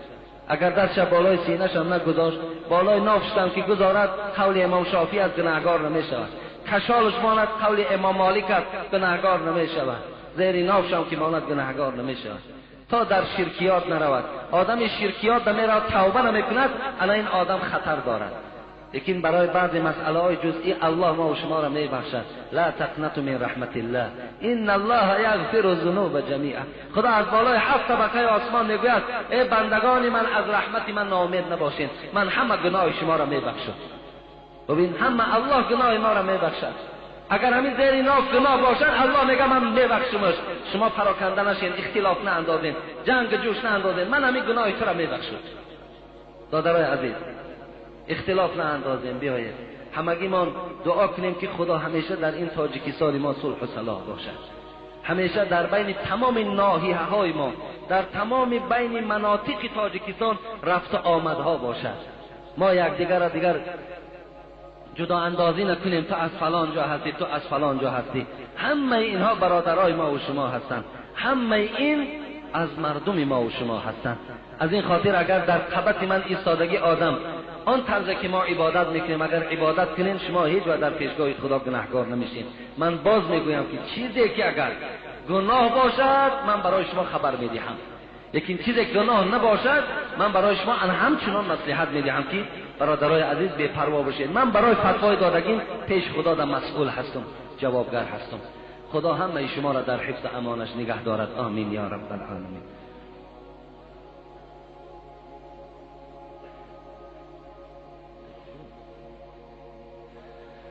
دعا کنید. گفتن مادر مراد از انگورباغ، برادر اکای مراد او روز خانهشون دعا کنید رفتین از انگورباغ، مادرشون اینجا یک مبلغ دادن که برای آبادی مسجد روان کنید. در حق شوهرم دعا کنید، در حق برادرم دعا کنید، در حق فرزندم دعا کنید.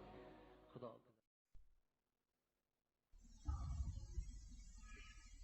بسم الله الرحمن الرحیم.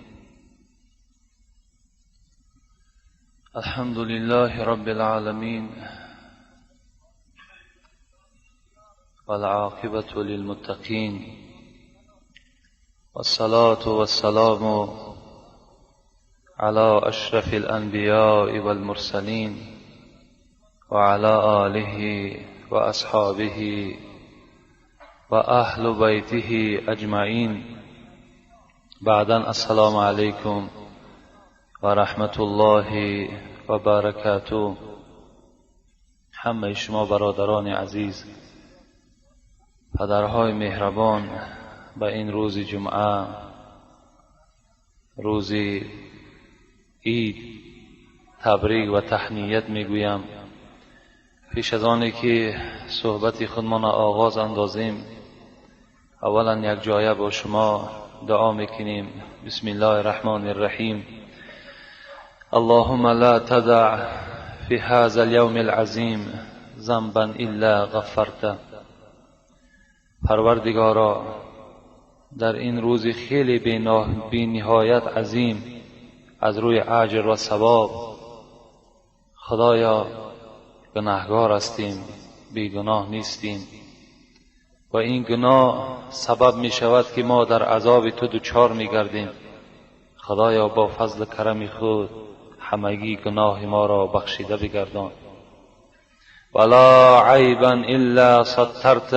پروردگارا، عیبهایی که داریم در قیامت و در دنیا پرده پوشش بساز، آشکارش نگردان. ولا هاما الا فرجت. پروردگارا، مشکلات هایی که داریم، غم و اندوهی که داریم، خدای مهربان همگی را از بالای ما دور بگردان. ولا دینا الا ادیت. خدایا، بندگانی که قرضدار هستند، خدایا قرضهای اونها را کنده بگردان. ربنا افتح بیننا و بین قومنا بالحق و انت خیر الفاتحین برحمتک یا ارحم الراحمین. موعظه‌ای که جمعه گذشته داشتیم در باب فضیلت احترام پدر و مادر بود که الحمدلله 2 جمعه در این موضوع با شما صحبت ها داشتیم، زیرا که درخواست شما هم بود و فکر میکنیم که خیلی البته لازمی هم بود و خدا کند که اون جوان ها و اون کسانی که الحال پدر و مادر زنده دارند اونها را احترام کنند و با اون حدیث و آیت هایی که به شما تحلیل کردیم کاش که به اون نائل بگردند. خداوند ما و شما را سپارش داده بود و قضا ربک الا تعبدوا الا ایاه و بالوالدین احسانا. و فقط هرگاهی که بندگی میکنین، حمد میخواهین یا ستایش میخواهین که روانه کنین، اولا خداوند اشاره به سوی خود کرد که مرا بندگی کنین و لایق حمد و ستایش من دارم. و بعد از این چکار کنین؟ بعد از این با پدر و مادر خود احترام کنین. بعد ادا کردن حکمهای من، بعد حمد و ستایش من، اولین حقی که بالای شماست این است که با پدر و مادر خود مهربان باشید. طاعت حق را به جان فرمان کنید. شاعرم خدا رحمت مغفرت کند شعرای ما و شما را که همه شعرهایی که ایجاد کردن همه مضمون حدیث و آیت است. طاعت حق را به جان فرمان کنی، بعد از آن با والدین احسان کنی. والدین از هر کسی خوشنود نیست. والدین از هر کسی خوشنود نیست، آن کسش شایسته معبود نیست. البته از کسی که والدین راضی نباشد، از کسی که پدر و مادر قهر داشته باشد، این بنده در نزد خداوند هیچ قدر و قیمتی ندارد. چگونه که از حدیث قصه های پیشین با شما گفته گذاشتیم، اگرچه نماز دارد، اگرچه روزه دارد، اگرچه نماز شب دارد، مادامی که پدر و مادر از او خوشنود نباشد، خداوند این عبادتهای او را حبطه می‌گرداند و نزد خودش محبوب حساب نمی شود. علقمه هم یکی از کسانی بود که در دوره‌های رسول اکرم حیات به سر می برد. این حدیث صحیح است. از حیات رسول اکرم حکایت میکند که تمامی کتاب‌هایی که فضیلت پدر و مادر ذکر می شود این قصه را برای ما و شما، برای پند گرفتن ما و شما، برای عبرت گرفتن ما و شما صاحبای کتاب نویساندند، گذاشتند.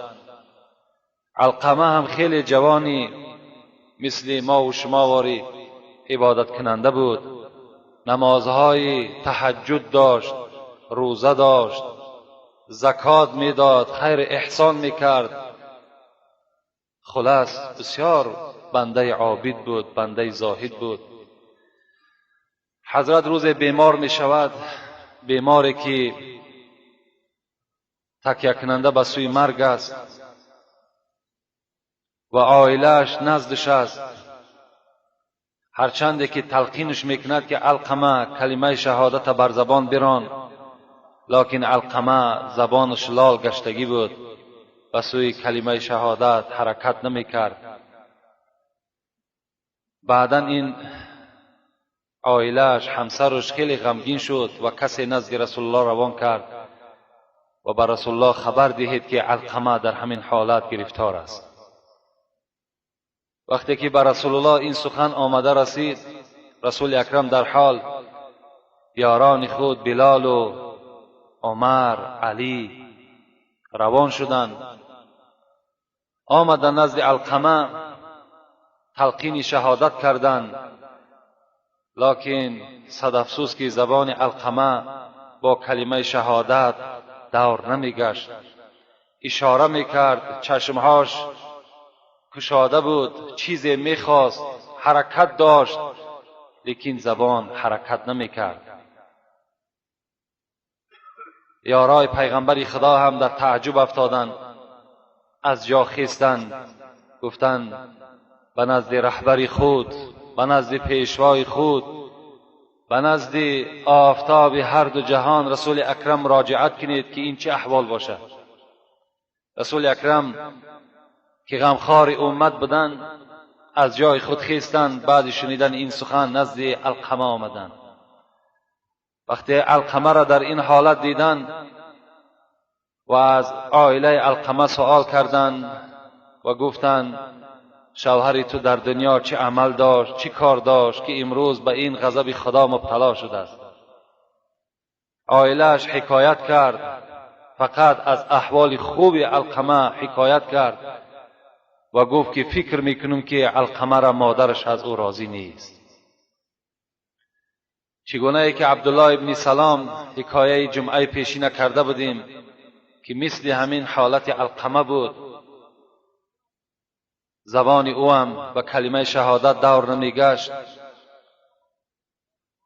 در حال رسول اکرم حضرت بلال از جای خود خیزاندند، گفتند رفته بر مادر علقمه سلام مرا برسان و اگر بگو خود به پیش ما می آید و اگر لازم باشد ما به نزد او می رویم تا که برای ما یک سبکی نصیب بگرداند که فرزند او در این حالت دچار است.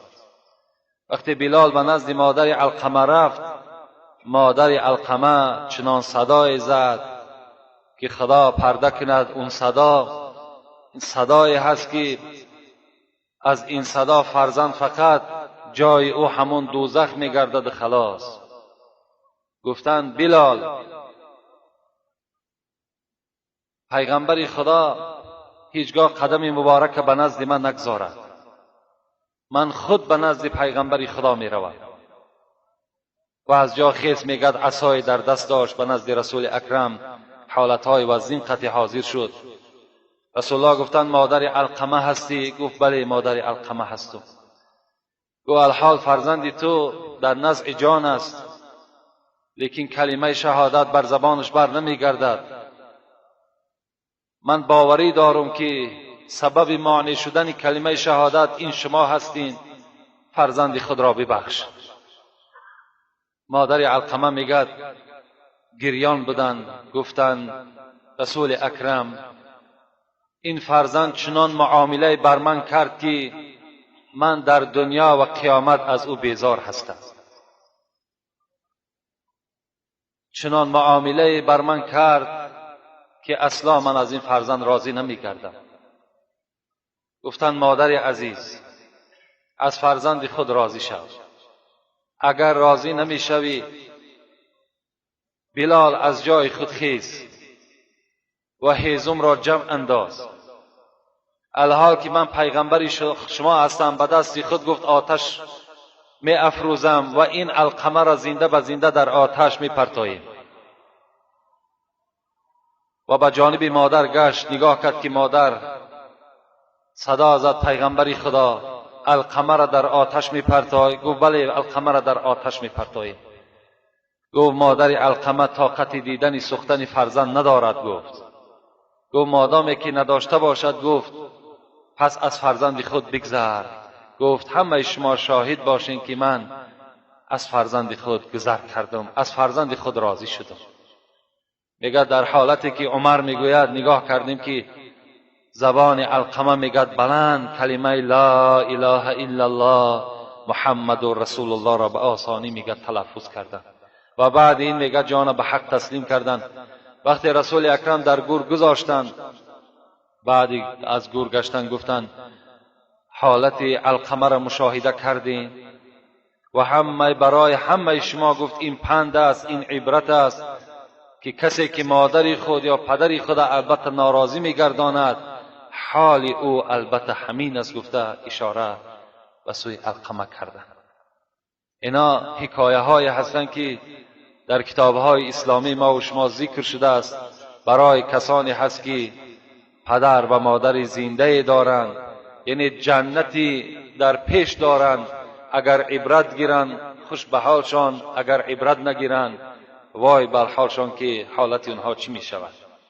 رسول اکرم که ابی بکرته روایت میکند حدیث میگوید الا انبئکم باکبر الکبائر، ای اصحاب من آیا برای شما خبر دهم که کلانترین گناه در نزد خدا کدام گناه است؟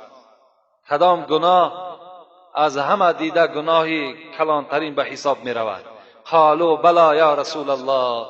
میگد ابی بکرته میگد این کلمه را رسول اکرم 3 بار گفتند. آیا خبر دهم شما را با کلانترین گناه؟ 3 بار میگه پی در پی گفتند. مایان گفت جواب گفتیم بله رسول اکرم منتظر جواب شما هستیم. چی هست کلانترین گناه؟ رسول الله اولین چیزی که اشاره کردن گفتن الاشراک بالله، شرک به خدا آوردن.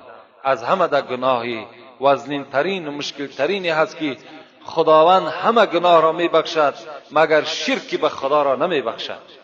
و شما من بیان کرده بودم شرک ها کدام هست. از همه در وزنین ترین شرک همین است که شما به ذات خداوندی یک شخصیت، یک مخلوق وابسته کنین. مثل که امروز عیسی پرست ها یا دین انجیل یا اینها چیا دارند؟ اینها به ذات خداوندی شریک آوردگی هستند.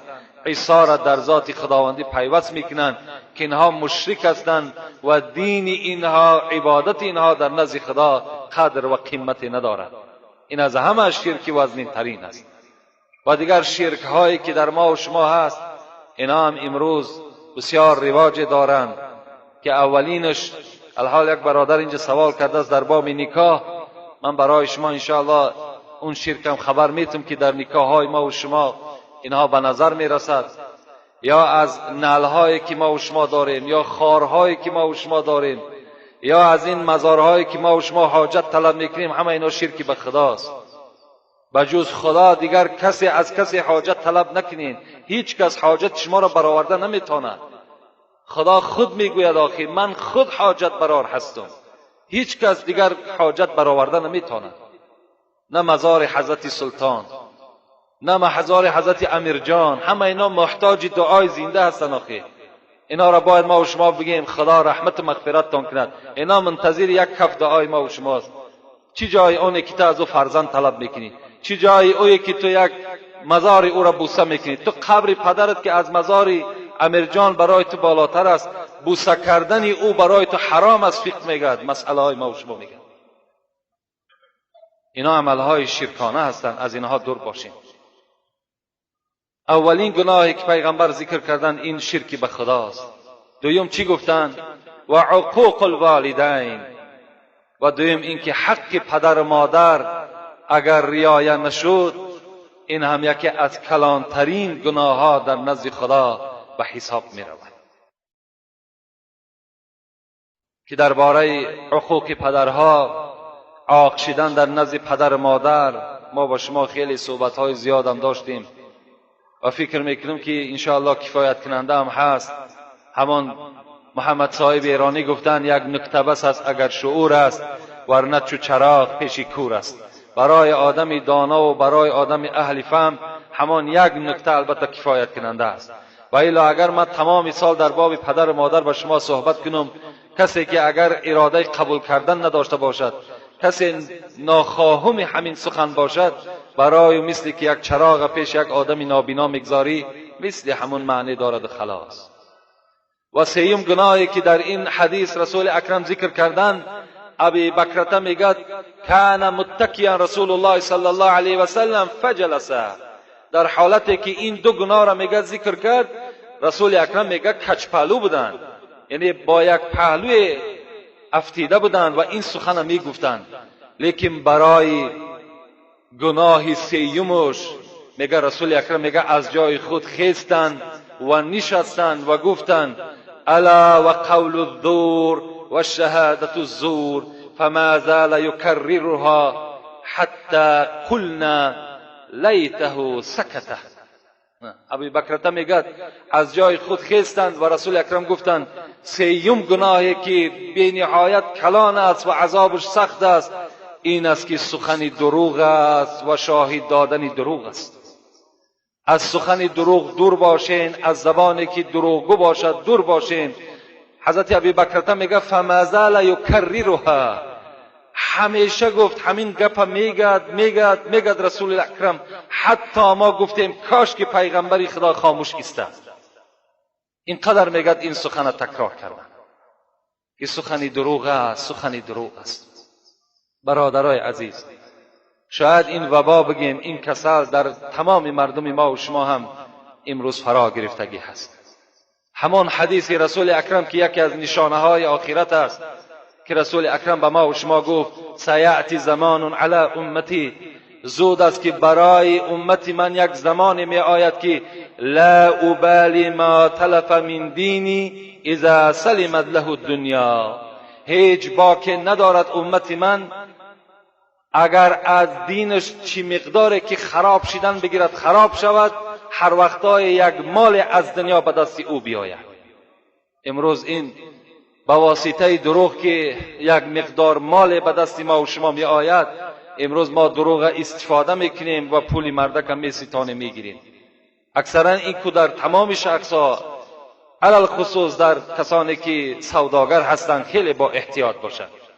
امروز این کسل در برادرای سوداگر بسیار است، به نهایت قسمهای دروغ زیاد میخورند.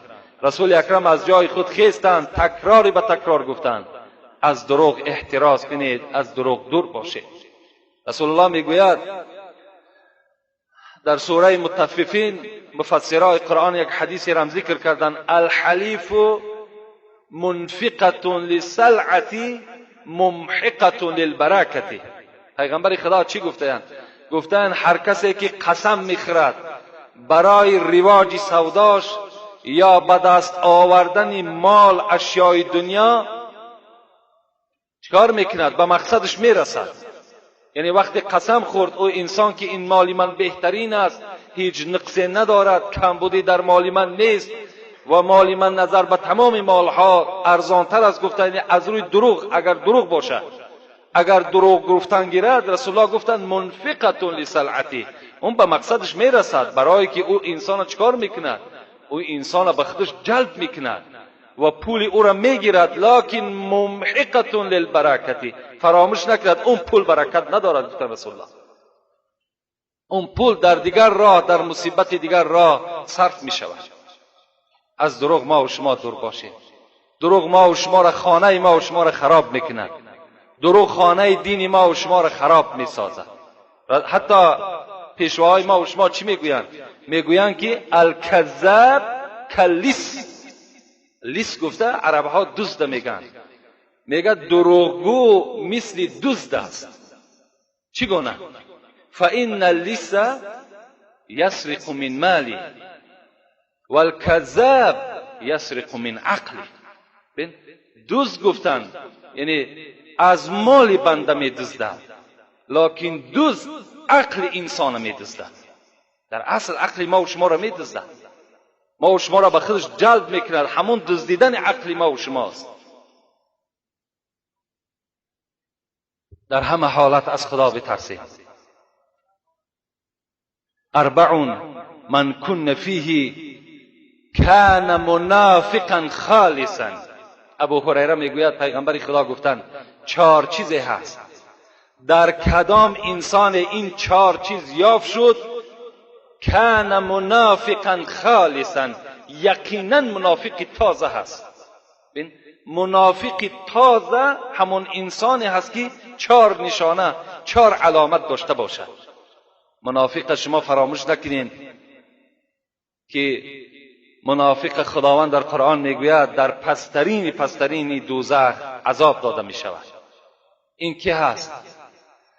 اذا اؤتمن خان. یکم، اگر من یک مال داشته باشم از چیزی دنیایی، اگر وای در پیش یک کس میگذارم میگم برادر همین من 1 روز پس یا 1 ساعت پس یا 1 ماه پس از خانه تو میگیرم، برادر همین در پیش تو امانت. اگر همین مال مرا دیگرگون کند یا بر مال من خیانت کند یا مال مرا کمش مثال نابود کند، این چی می شود؟ خیانت در مال من می شود. این انسان منافق است. یا من یک سخن در پیش یک آدم میگذارم میگم همین سخن من در نزد تو امانت، برادر همین را فاش نکن، همین امانت است. اگر وای در همین سخن من خیانت کرد، وای در بین مردم فاش کرد، اینم چی است؟ علامت منافقی است. یکم نشانه منافق همین بود است که امانت خیانت میکرده. دویمش چی است؟ دویم و اذا حدث کذب. پیغمبر گفتند وقتی سخن میگوید دروغ میگوید. آدم دروغگو منافق است. پیشوای ما و شما میگن ما در تجربه حیات دیدیم عرق نوش از عرق نوشیدن باز ایستاد، زناکار از زناکاری باز ایستاد، لیکن دروغگوها اصلا از دروغ ایستادن نتونستند. با همین زبان خدا جان اونها را گرفت برد. و اذا حدث کذب. کسی سخن میگوید دروغ میگوید. سوم چی است؟ و اذا عاهد غدر. و فی روایت و اذا وعد اخلفه. رسول اکرم گفتند کسی که وعده میکند خلاف میکند در وعدش. اینم از نشانه چی است؟ از نشانه منافقی است. چهارم و اذا خاصم فجره. پیغمبر گفتند کسی که با کسی جنجال میکند بعد جنجال وی دشنام میدهد. شخصی که دشنام دهنده باشد وی منافق است. گفتند پیغمبر وای به حال همون جوانهایی که امروز باور کن با پهلوش میگذری از زبانش همون آتش دوزخ صدا میدهد. دشنامهای قبیح در زبان فرزندای ما و شما، برادرای ما و شما هست که اینها را پیغمبر خدا گفتند اینها چی هستند؟ اینها را نامشان انسان نه بلکه اینا منافق هستند. از این 4 عمل ما و شما باید که چیکار کنیم؟ دوری بجوییم تا که در زمره اینها نباشیم که نام ما و شما منافق می شود. ما و شما از زمره منافقان سر می برداریم. علل خصوص برادرای سوداگر در این مسئله خیلی با احتیاط باشید. دروغ نگین. هر چیزی که هست همون اصلش به مردم خبر دهیم. رسول اکرم میگه الجالب فی سوقنا کالمجاهد فی سبیل الله والمحتکر فی سوقنا کالملحد فی کتاب الله.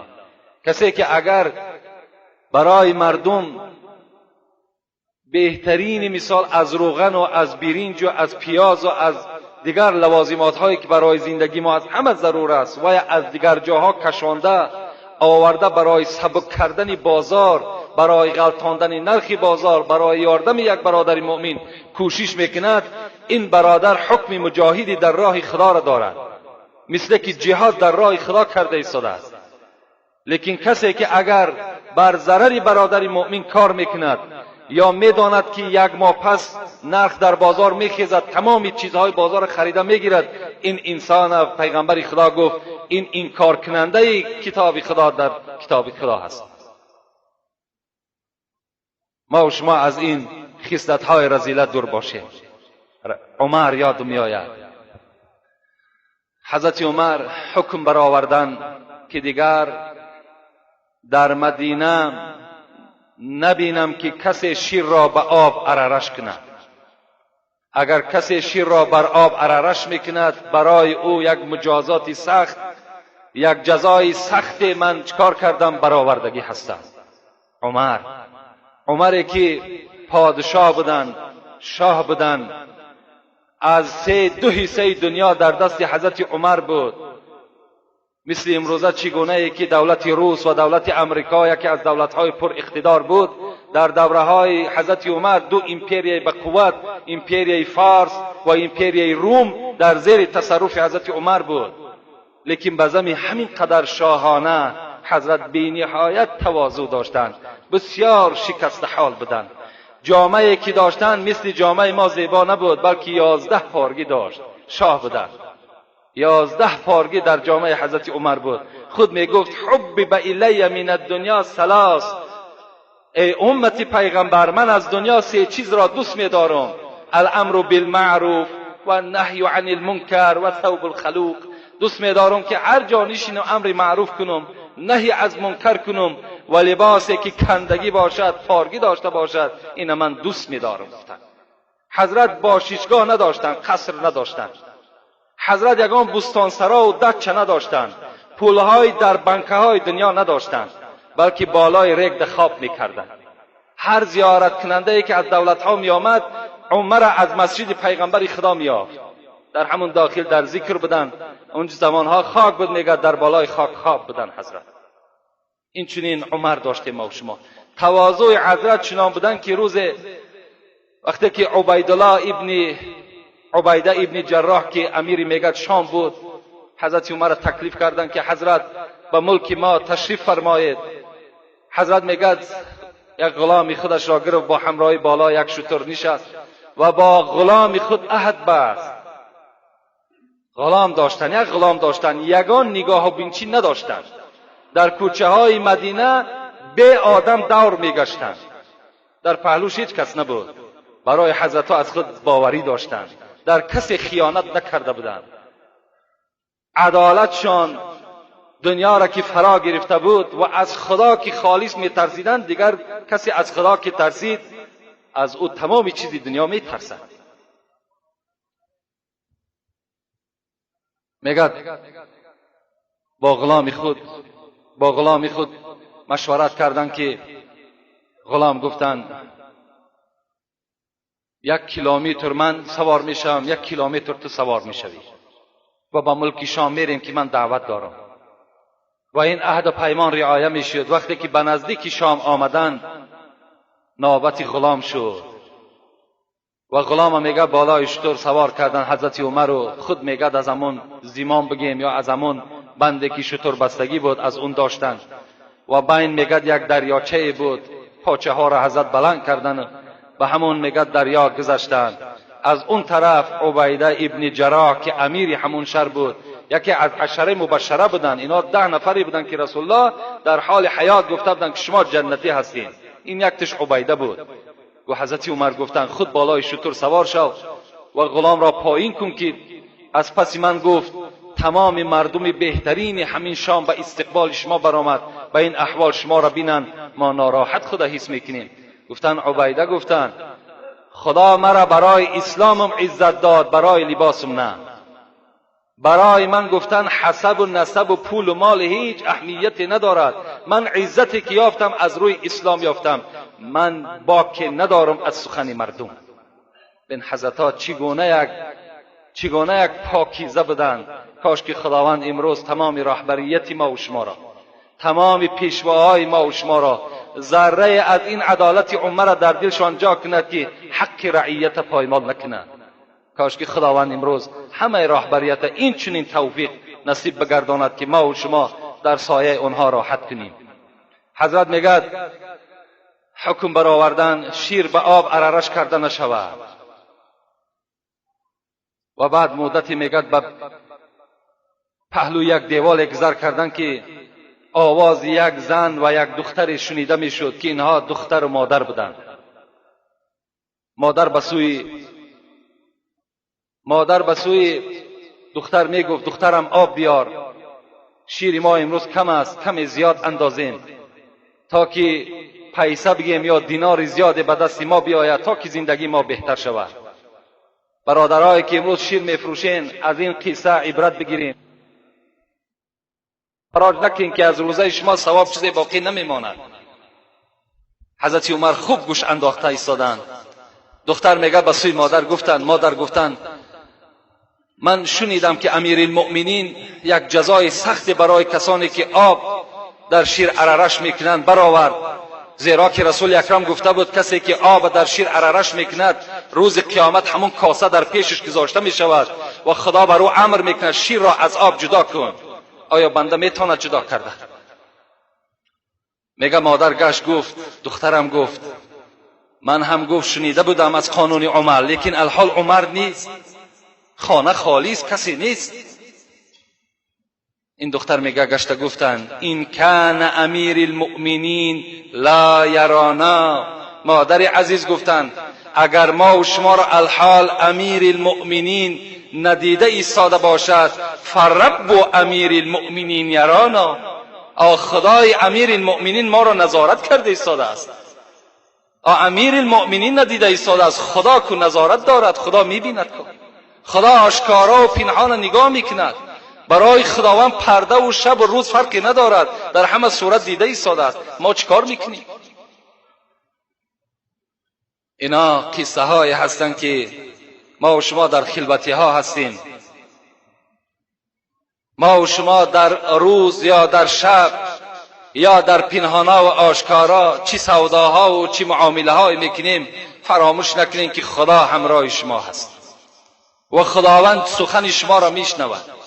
روز رسول اکرم میگه بر بازار گذر کردند، ببینید بر بازار گذر کردند، نگاه کردند میگه که یک مرد در پیشش یک تلی خرما داشت، بالاش پاکیزه و تازه بود لیکن زیرش بسیار افلاس بود. امروز برادرای عزیز در بازار در کدام نقطه سودا این چنین معامله نیست؟ بالاش زیباست، بالا بهترین همون اشیا گذاشتگی است لیکن زیری او همه خراب است. این سودا سودای چی است؟ سودا سودای باطل است. رسول اکرم وقتی میگن نظر کردن گفتم برادر، گفتم فرزند من این چی معامله است که تو کردی؟ میگه با دست مبارک زیری او را نگاه کردن که همه خراب است.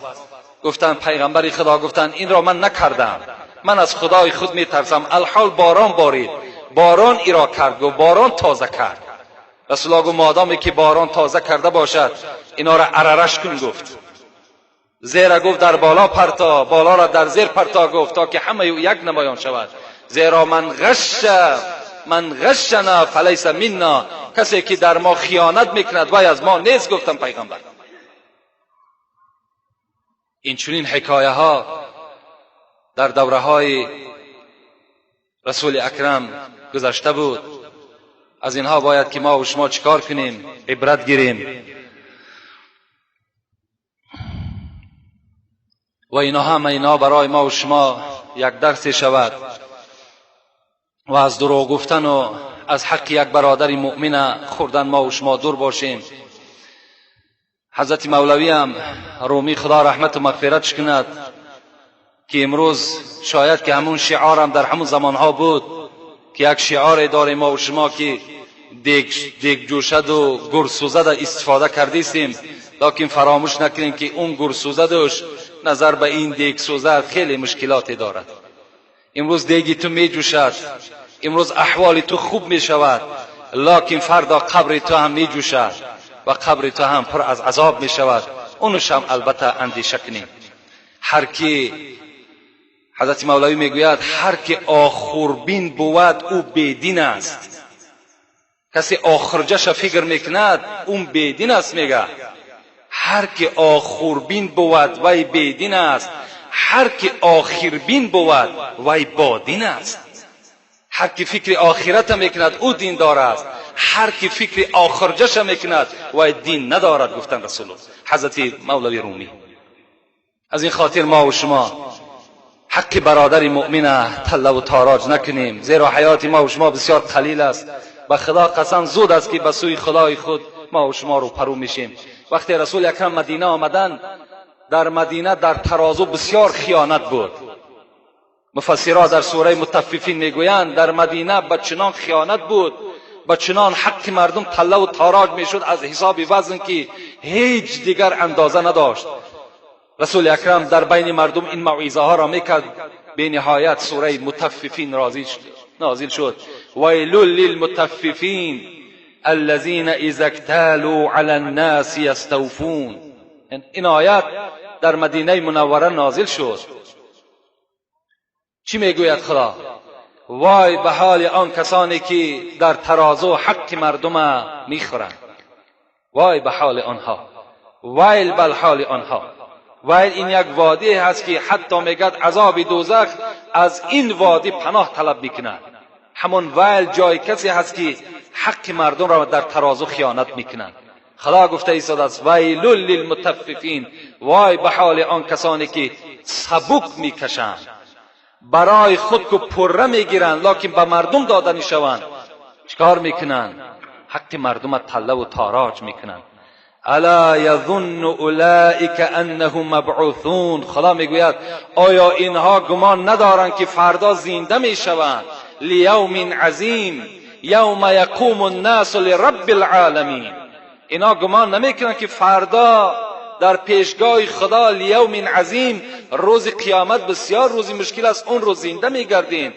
یوم یقوم الناس لرب العالمین. تو نزد من در پیشگاه من در راست میشه، من از این احوال تو را پرسان میکنم.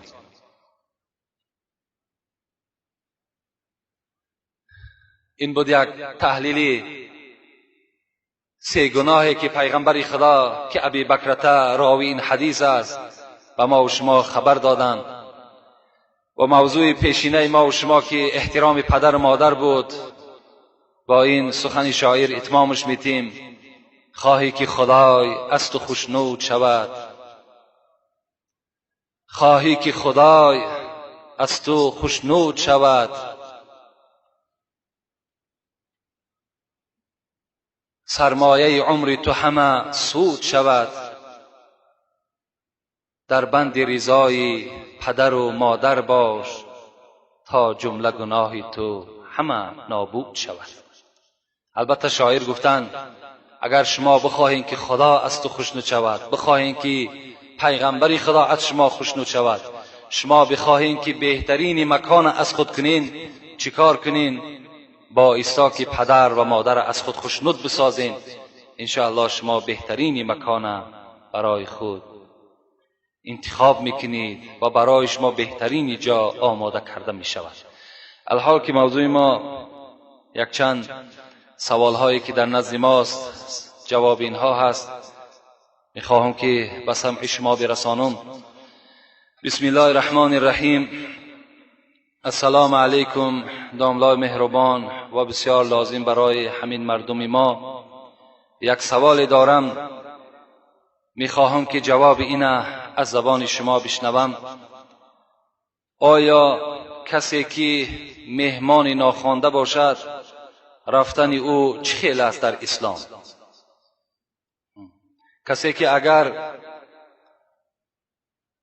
جای دعوت نمی شود، آیا رفتن او بر همان مکان چگونه هست؟ این برادر از ما سوال کرده است.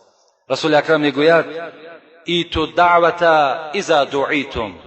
هر جایی که شما را خواندند، کدام خاندانی که شما را دعوت کردند، در اون خاندان شما حاضر شوید. وقتی که شما را نخواندند، شما در خانه او اگرچه برادرت است، اگرچه همسایت است، حاضر نشوید. مقصد از یگان معرکه باشد، لکن برای حق همسایه‌داری یکدیگر خبر گرفتن، برای یک برادر در خانهش رفتن نشستن، برای اینها دعوت لازم نیست. برای اینها ما حق داریم که خانه یک برادر داخل شویم، برای حال او را پرسیدن، برای او با یک صحبت کردن، ایناش مانعی ندارند. لیکن معرکه هایی که الحال در ما و شما می شود، در اون معرکه هایی که ما و شما را نخوانند، در اونها اجابت کردن ما و شما را گناهکار میسازند. شخصی بود میگد ابو شعیب کنیتش بود که را ابو مسعود در حدیث روایت میکند. میگوید وقتی که آمد نزد رسول اکرم گفت، رسول الله گفت من در خانه برای 5 نفر آدم دسترخوان آماده کردم و از شما میخواهم که 5م شما باشین و حاضر خانه من شوید. حضرت میگد قبول کردند. در اثنای راه میگد یک زیارت کنی دیگر نزد رسول الله آمده ایستاده بود. رسول الله او را همراه خود گرفتند و خانه همون برادر رفتند و همون برادر را بیرون خانه گذاشتند و خود داخل خانه در آمدند و گفتند برادر ابو شعیب، بیرون یک مهمان دارم، اگر خواهش شما باشد حق دارین که وی داخل کنین و اگر خواهش تا نباشد حق شماست وی اونجا می ایستد، بعدا ما با اون کس صحبت میکنیم. بین رسول اکرم از خاندار اجازت میگیرند، اگر بخواهی مرحمت، نخواهی حق توست، من هیچ جای ملالی هم ندارد، این جای خفگی هم ندارد، این حق تو هست. حضرت گفتن نه. رسول اکرم گفتن اون زائری تو باشد، اون زیارت کننده تو باشد. با چشم قبول گفته رفته او را داخل خانه کردن. جابر ابن عبدالله هم میگد روز زنش گفت، جابر گفت وقتی جابر میگه از جنگ خندق، رسول الله میگه همون خندق میکندن، نگاه کرد که در چهره رسول اکرم میگه آثار گرسنگی پیدا شد، دوام به خانه آمدن. گفتن عائله من گفتن در آثار رسول اکرم گرسنگی را حس میکردم، چیزی در خانه باشد باید دعوتی بر خانه کنین. میگه عائلش گفتن، جابر گفتن در خانه 3 کیلو آرد از جو دارین و 1 بزغاله دارین، لکن قربانی پیغمبر خدا میشوم، الحال بزغاله را ذبح میکنیم و این جو را آرد میکنیم، خمیر میسازیم و رسول اکرم با همین مقدار آذوقه‌ای که دارم با همین قدر نفر دعوت کن، زیاد دعوت نکن که شرمنده نشویم. حضرت جابر میگه آمدم در بیخ گوش رسول اکرم گفتم رسول الله 3 کیلو جو داشتیم در خانه، 1 بزغاله داشتیم و آماده شما کردیم، اگر چی مقدار برای اینها لازم باشد خود اختیار کن و خانه ما حاضر شو. رسول الله از جا میگه خیستند، حالان که در اطراف رسول الله میگه 1000 نفر بود. گفت ای مردم، گفت جابر ما و شما را به خانه دعوت دارد، میتونین همگی گفت به خانه جابر حاضر شوین. این حدیث صحیح پیغمبر در بخاری روایت می شود و میگه جابر رسول الله گفت که الحال رفتی، گفت همون دیگی شوربا را از بالای آتش بیرون نکن و اون خمیری که کردین گفت در تنه چگدان گفت نچسبان، من آمده یک زیارت میکنم، بعدن گفت وقتی که پخته شدن ما را دعوت کنین. حضرت آمدن میگه آب دهانش در همون شوربا کمی انداختن و آب دهانش میگه در خمیر انداختن و بعد پخته شدن میگه مردم دعوت کردن. جابر میگه قسم بر آن ذاتی که جان من در دست اوست، میگه همون شوربا را 1000 نفر آدم خوردن، میگه همگی دیگ در جای خود باقی بود و همون خمیر میگه در چگدان پخته شد، لکن همون خمیر باقی ماند. این از معجزه های پیغمبری خدا بود، این از کرامات پیغمبری خدا بود. لکن امروز که اگر ما و شما دعوت نشدیم، ما و شما باید که قبول نسازیم، زیرا که برای ما و شما حلال نیست طعام او انسانی که ما را دعوت نکردن. لیکن مسئله ها دا میگه در همین شرح حدیث میگه اگر کسی که باوری داشته باشد همون مهمانی که همراه دارد، همون انسان مهمان دوستدار است، غضبناک نمیشود، حق دارد که مهمانش گرفته به خانه او را برد. اینش هم فتوای فقهای ما و شماست. السلام علیکم. داملای شیرین سخن، هم آن خدای را که شما را آفریده است. من یک آدمی نمازخوان، الحمدلله عائله‌ام هم نمازخوان، حتی نمازهای شب هم بعضا میخوانیم. هرچند دعا کردیم اما خدا ما را 4 سال است که فرزند نداده است. از شما خواهش و التماس دارم که در حق من دعا کنید که من صاحب فرزند شوم. پروردگار را به حرمت این روز عظیمت و این روزی مبارکت، این برادری که نمازخوان هستند، عبادت کننده هستند، البته تمام بنده فقط محتاج به سوی تو هست، محتاج به هیچ کس نیستیم. دستی بندگی به سوی تو میبرداریم. خدایا این برادر ما را از بهترین نعمت که این فرزند است خدای برخوردارش بگردان و و خدایا این فرزندها را سالم و صالح بگردان، خدمتگار اسلام و خدمتگار پدر و مادر بگردان. آمین و رب العالمین.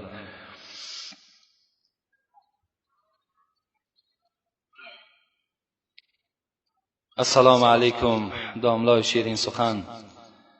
دو سوال دارم. یکم سوال من این است که ما در نمازهای شما اشتراک کردیم، بعد شام شما تسبیح گرداندین. آیا این جایز است؟ زیرا که در بسیاری از مسجدها بعد شام تسبیح نمی گردانند.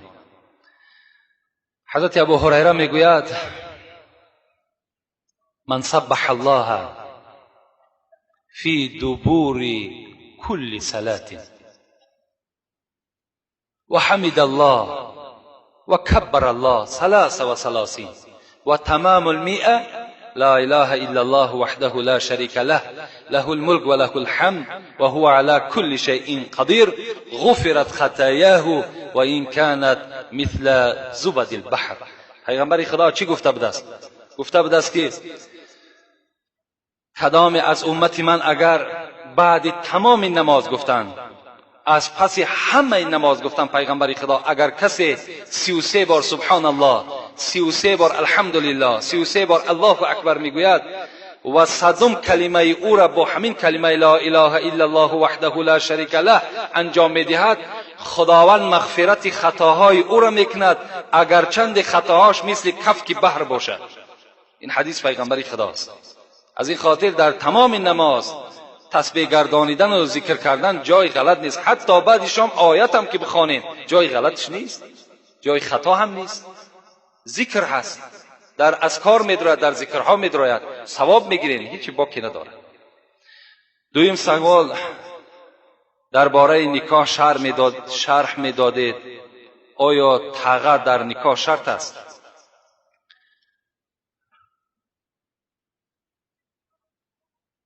نکاح یکی از سنت‌های پیغمبر خداست و من مراجعت میکنم بر تمام همون خاندانی که دختری خدا نکاح ده میدرارد یا بچه خود نکاح میکند، اولا شکر به سوی خدا بگیم که این خرسندی را خدا در خانه شما ارزانی فرمود، که بر خانه شما یک برادر مسلمان داخل میشود برای اوسقالی و برای دختری تره در نکاح فرزند خودش در آوردن. باور کن این یک نعمت است. وقتی که اون برادر داخل خانه تو شید، رسول اکرم میگه خیر النکاح ایسرها، بهترین نکاح همون نکاحی هست که سبک انجام می‌یابد. یعنی شما قلینگی سبک پرتایین و شبهای نکاح را خیلی با یک وقتهای کم سپری کنین. این بهترین نکاح است. خاندان نکاح میشدگی ده نکاح را مضمونش همین است که وقتی در خاندان شما همان شه داخل می شود، افسوس که امروز اکثر بدعت ها در نکاح ما و شما و حتی شرکی که در اولی صحبتم بر شما خبر داده بودم، نگاه میکنیم همون بچه‌ای که نکاح می شود با همون طفلی های خودش بگیم بالای کرپچه آمده میشیند و حتی همون در پهلوش رفیقایی که دارد همونها هم با همون طفلیهای خود بالای همون کرپچه میشینن. به مقصدی چی؟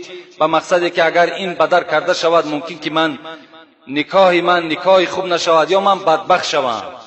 ببین این عقیده را ببینین. حالا که شما در قرآن میخونین ایاک نعبد و ایاک نستعین، خدایا بجز تو دیگر کسی را عبادت نمیکنم، بجز تو از کسی مدد طلب نمیکنم. تو از طفلی پاد میترسی، تو چگونه بنده هستی؟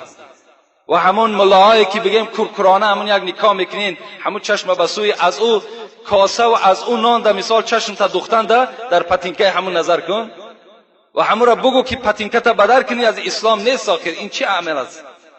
این چی حکم دارد خودش؟ یا اینکه در بین همون قدر مرده که زیاد مادر همون، خواهر همون، اپای همون داخل می شود، در صورتی که وقتی خودش خم میکند تمام وجود او میتواند یک سوزن دیگر در دست او از پس همون دختری است. این چه عمل است آخه؟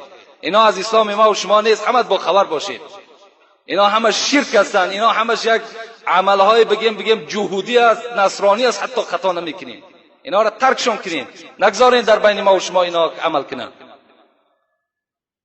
اینا از ما و شما نیستند. و تقه در نکاح هیچ شرطی نیست. آخه تقه چی لازم در نکاح؟ نکاح قاعدش همین است: خواهر ما از یک طرف میشنانیم، اون برادر ما از یک طرف میشینانیم، میلش در بین یک پرده میکشیم و صدا میکنیم خواهر همین برادر فلانی فلانی هست. آیا نفس حلال خودت را بر همین جوان بخشیدی؟ باید اینجا شوهر و همون شاهدای اطراف بشنون آوازی زنن. شنید؟ بعداً شوهر هم پرسان میکنیم، تمام خطبه نکاح را میخونیم، دعاشو میتیم، خلاص. اینجا دیگر سون برای تقه چی لازم؟ یا تقگی چی در کار است؟ هیچی لازم نیست. اینا در یگان کتاب نکاح هم خبرش آمدگی نیست. و امروز خودتان هر چیزی که هست خودتان بر سر خودتان آوردگی هستید. 10 کس و 20 کس از دخترها را جمع میکنین، خنده زیاد، موسیقی های بلند ماندگی، بعد بیچاره همون ملات در همون یک بیخ نشستگی که او هم میگن برای 5 سوم بیار، برای 10 سوم بیار، برای 50 سوم بیار. این چه عمل است آخه؟ خاندانی که میریم همون خاندان در گپی مرد نفوذ دارد و گپی مرد که گذرا هست، در حال نکاح انجام مییابد. خانه‌ای در که حواله به سوی همون زن باشد و معرکه زنها، اون 3 ساعت و 4 ساعت اون بیچاره در اونجا می نشینند و منتظر هستند که کی او هم میگد، حالا که او هم میگد او داغ از بیچاره.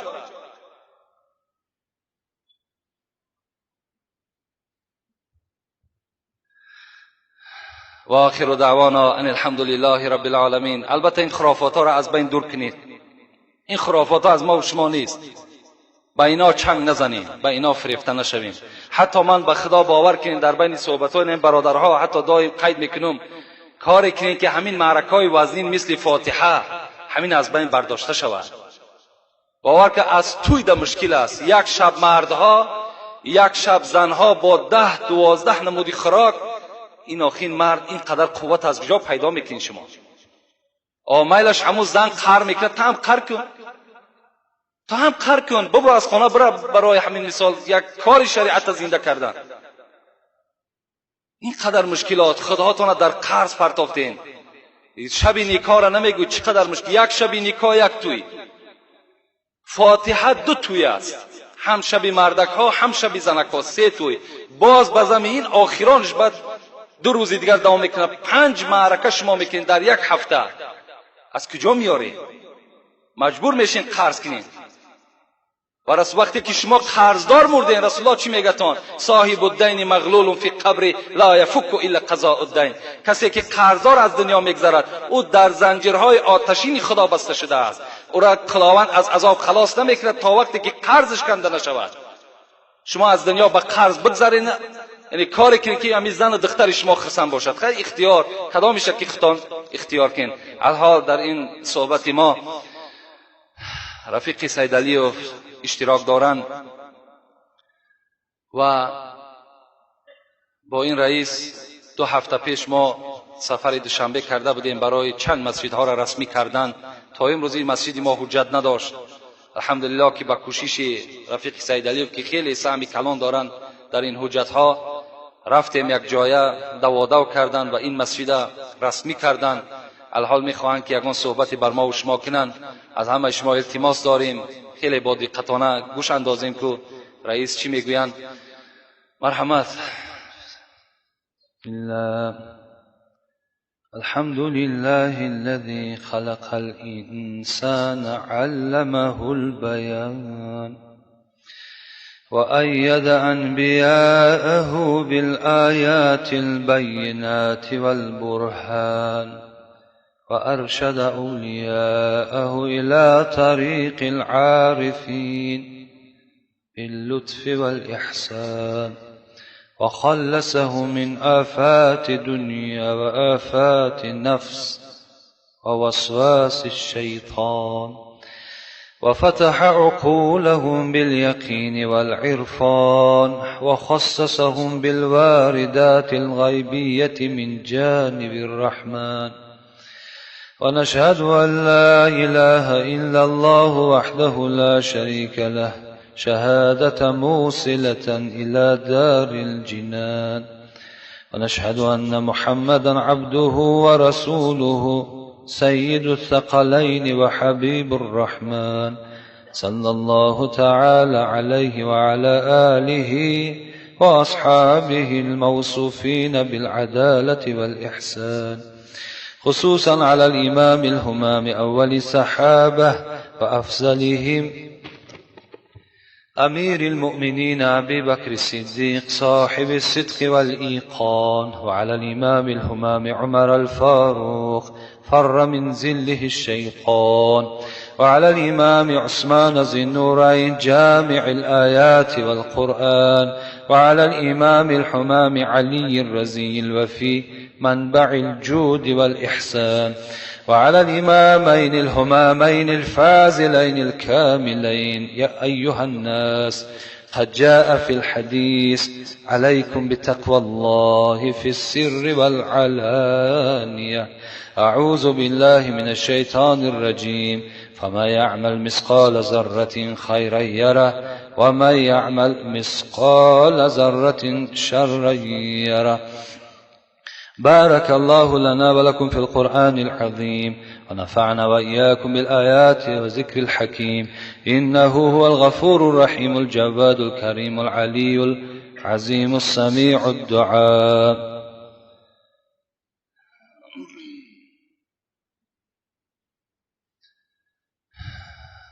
رسول اکرم گفته بوده است علیکم بتقوی الله، بر همه شما امتی من این است که واجب به گردن همه شماست که از خدا بترسید. علیکم بتقوی الله فی السر والعلانیه، خواه آشکارا باشد خواه در پنهانی باشد، در کدام حالت نباشد شما از خدا بترسید. مالک بن انس که صاحب مذهب هستند، ما و شما 4 مذهبی بر حق داریم اهل سنت،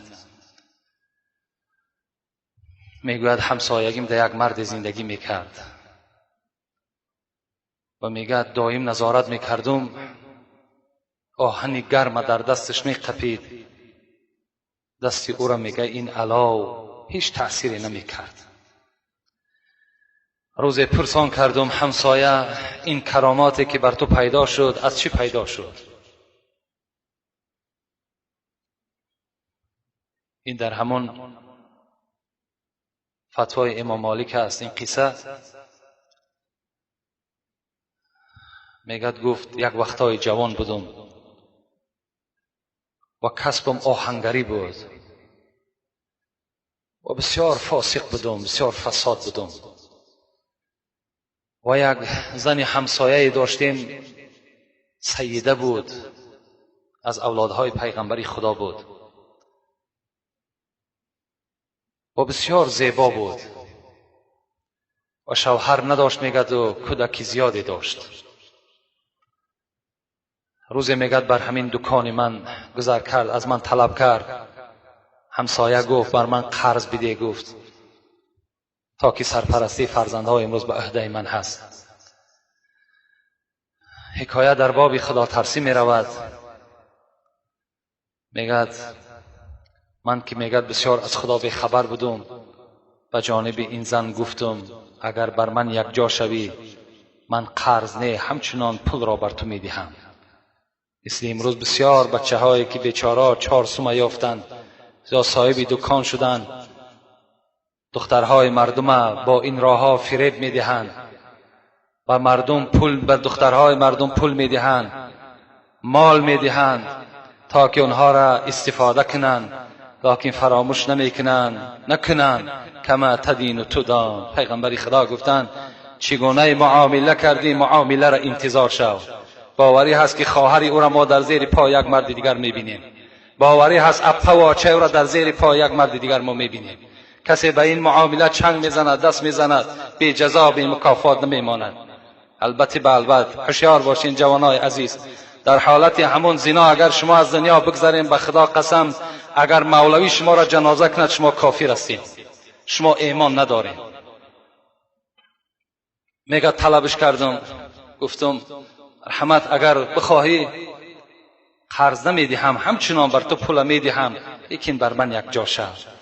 این زن میگه از دکان من بیرون شد.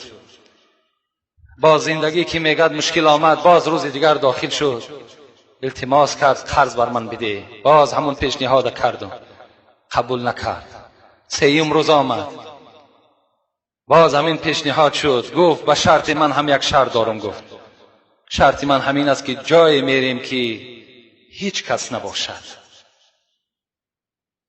گفتم مشکلی نیست. این آهنگر حکایت دارد. مشکلی نیست. گفتم میگه بر خانه بردمش، خانه در کسی نبود. میگه دریچه ها را همه را بسته کردم و میگه به سوی زن نظر انداختم. بدن نازکش مثل برگ بید میلرزید، زیرا وی بار هم بر حرامی رفتگی نبود، بار هم بر زنا نزدیک نشده بود. دختری آلفته بود، دختری سیده بود. میگه بدنش میلرزید. گفتم چرا بدن تو میلرزد؟ گفت برای آنه که تو در شرط خود وفا نکردی. من بر تو شرط گذاشتم جای میریم که کسی ما را نبیند. گفت کسی نیست. گفت دریچه ها همه بسته شد. گفت فاسق، ای خائن، دریچه ای که خدا نظر میکند کشاده است. خدا ما را نگاه دارد. این دریچه اصلا بسته و قلف کرده نمی شود. این تبدو فی انفسکم او تخفوه یحاسبکم به الله. خدا میگوید خواه در پنهانی گناه میکنی، خواه در آشکارا گناه میکنی، خدای تو نگاه دارد. فراموش نکن و الی المصیر.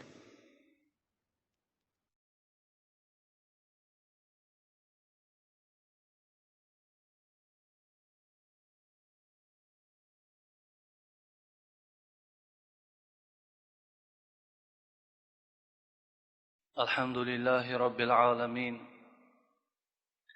والصلاة والسلام على رسول محمد خاتم الأنبياء والمرسلين، ورضي الله تعالى عن الصحابة أجمعين ومن تبعهم بإحسان إلى يوم الدين. بعداً السلام عليكم ورحمة الله وبركاته. اولا همه شما مهمانانی که در این خانه خدا حاضر هستین، و سوی خداوند دعا میکنیم که شما را خداوند عمر دراز و تن صحت و خاطر جمع و کشایش کار بر همه شما خداوند نصیب روزی بسازد. و گذشتگانی که از جانب ما و شما گذشتند، که از دیروز تا روز شنبه حدیث رسول اکرم است که ارواح‌های مؤمن‌ها دور می‌گردند با امید دعا. خداوند اون ارواح‌هایی که از ما و شما گذشتند امید دعا و فاتحه دارند، خدا آنها را روح ارواحشون شاد، قبرهاشون خدا پرنور بسازد. و آن برادرانی که در این صف‌های ما و شما هم نماز می‌خواندند الحال زیر خاک هستند، پیش از ما و شما سفر کردند که ما و شما از پس ایشان هستیم، خدا آنها را هم رحمت و مغفرت بسازد. از جمعه تا جمعه آن سهو و آن خطاهایی که از ما و شما گذشت، رسول اکرم گفته است که مغفرت گناه هست بین جمعه و جمعه. خداوند آن گناه‌ها و آن خطاهایی که از ما و شما صادر شد با حرمت این روز جمعهش همه‌شون را خدا مغفرت بسازد. ربنا افتح بيننا وبين قومنا بالحق وأنت خير الفاتحين.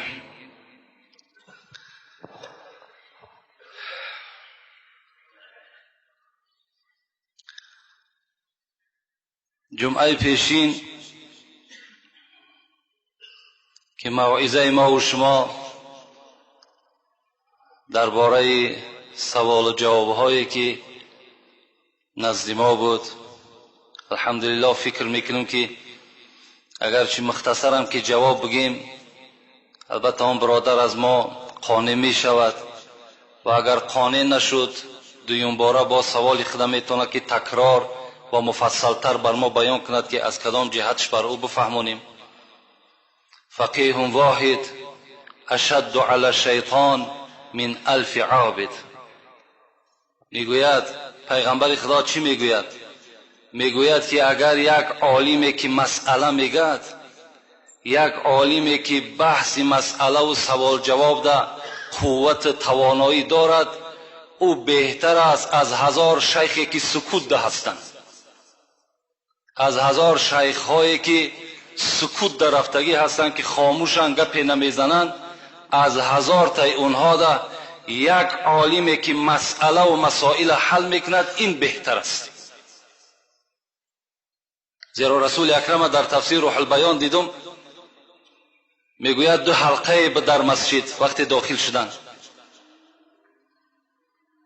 در فتوای عجایب المهمات هم این سخن میگذرد.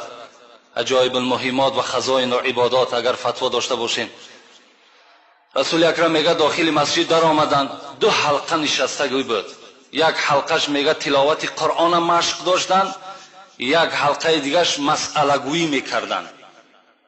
رسول اکرم آمدند در حلقه مسئله نشستند و گفتند هر 2 حلقه حلقه خیر است، لیکن در این حلقه نجات بسیارتر است، زیرا که اینجا حلال از حرام حل می شود. و سوال هایی که باشد البته ارسال کنین. امروز بهر ما و شما غنیمت است. این دروازه های کشاده مسجد، این میکروفون هایی که با صدای بلند امروز نام خدا گرفته می شود، این غنیمت هستند.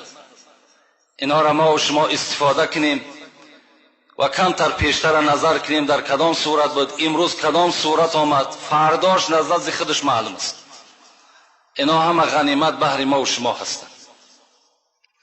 و بر شما وعده کرده بودیم که درباره مرگ و شدت مرگ و چگونگی مرگ، آیا از مرگ کی خلاص می شود یا نه، بر شما صحبت میکنیم. الحمدلله که این ساعت بر بالای ما و شما آمد و این فرصت خدا بهر من حل نمود. پیش از آن که صحبت آغاز کنیم، وقتی در کتاب ها نگاه کردم یک حدیثی را دیدم که خواستم را پیش از صحبت بر شما برسانم که این در حیات حضرت اسامه ابن زید رخ دادگی بود. حضرت اسامه میگوید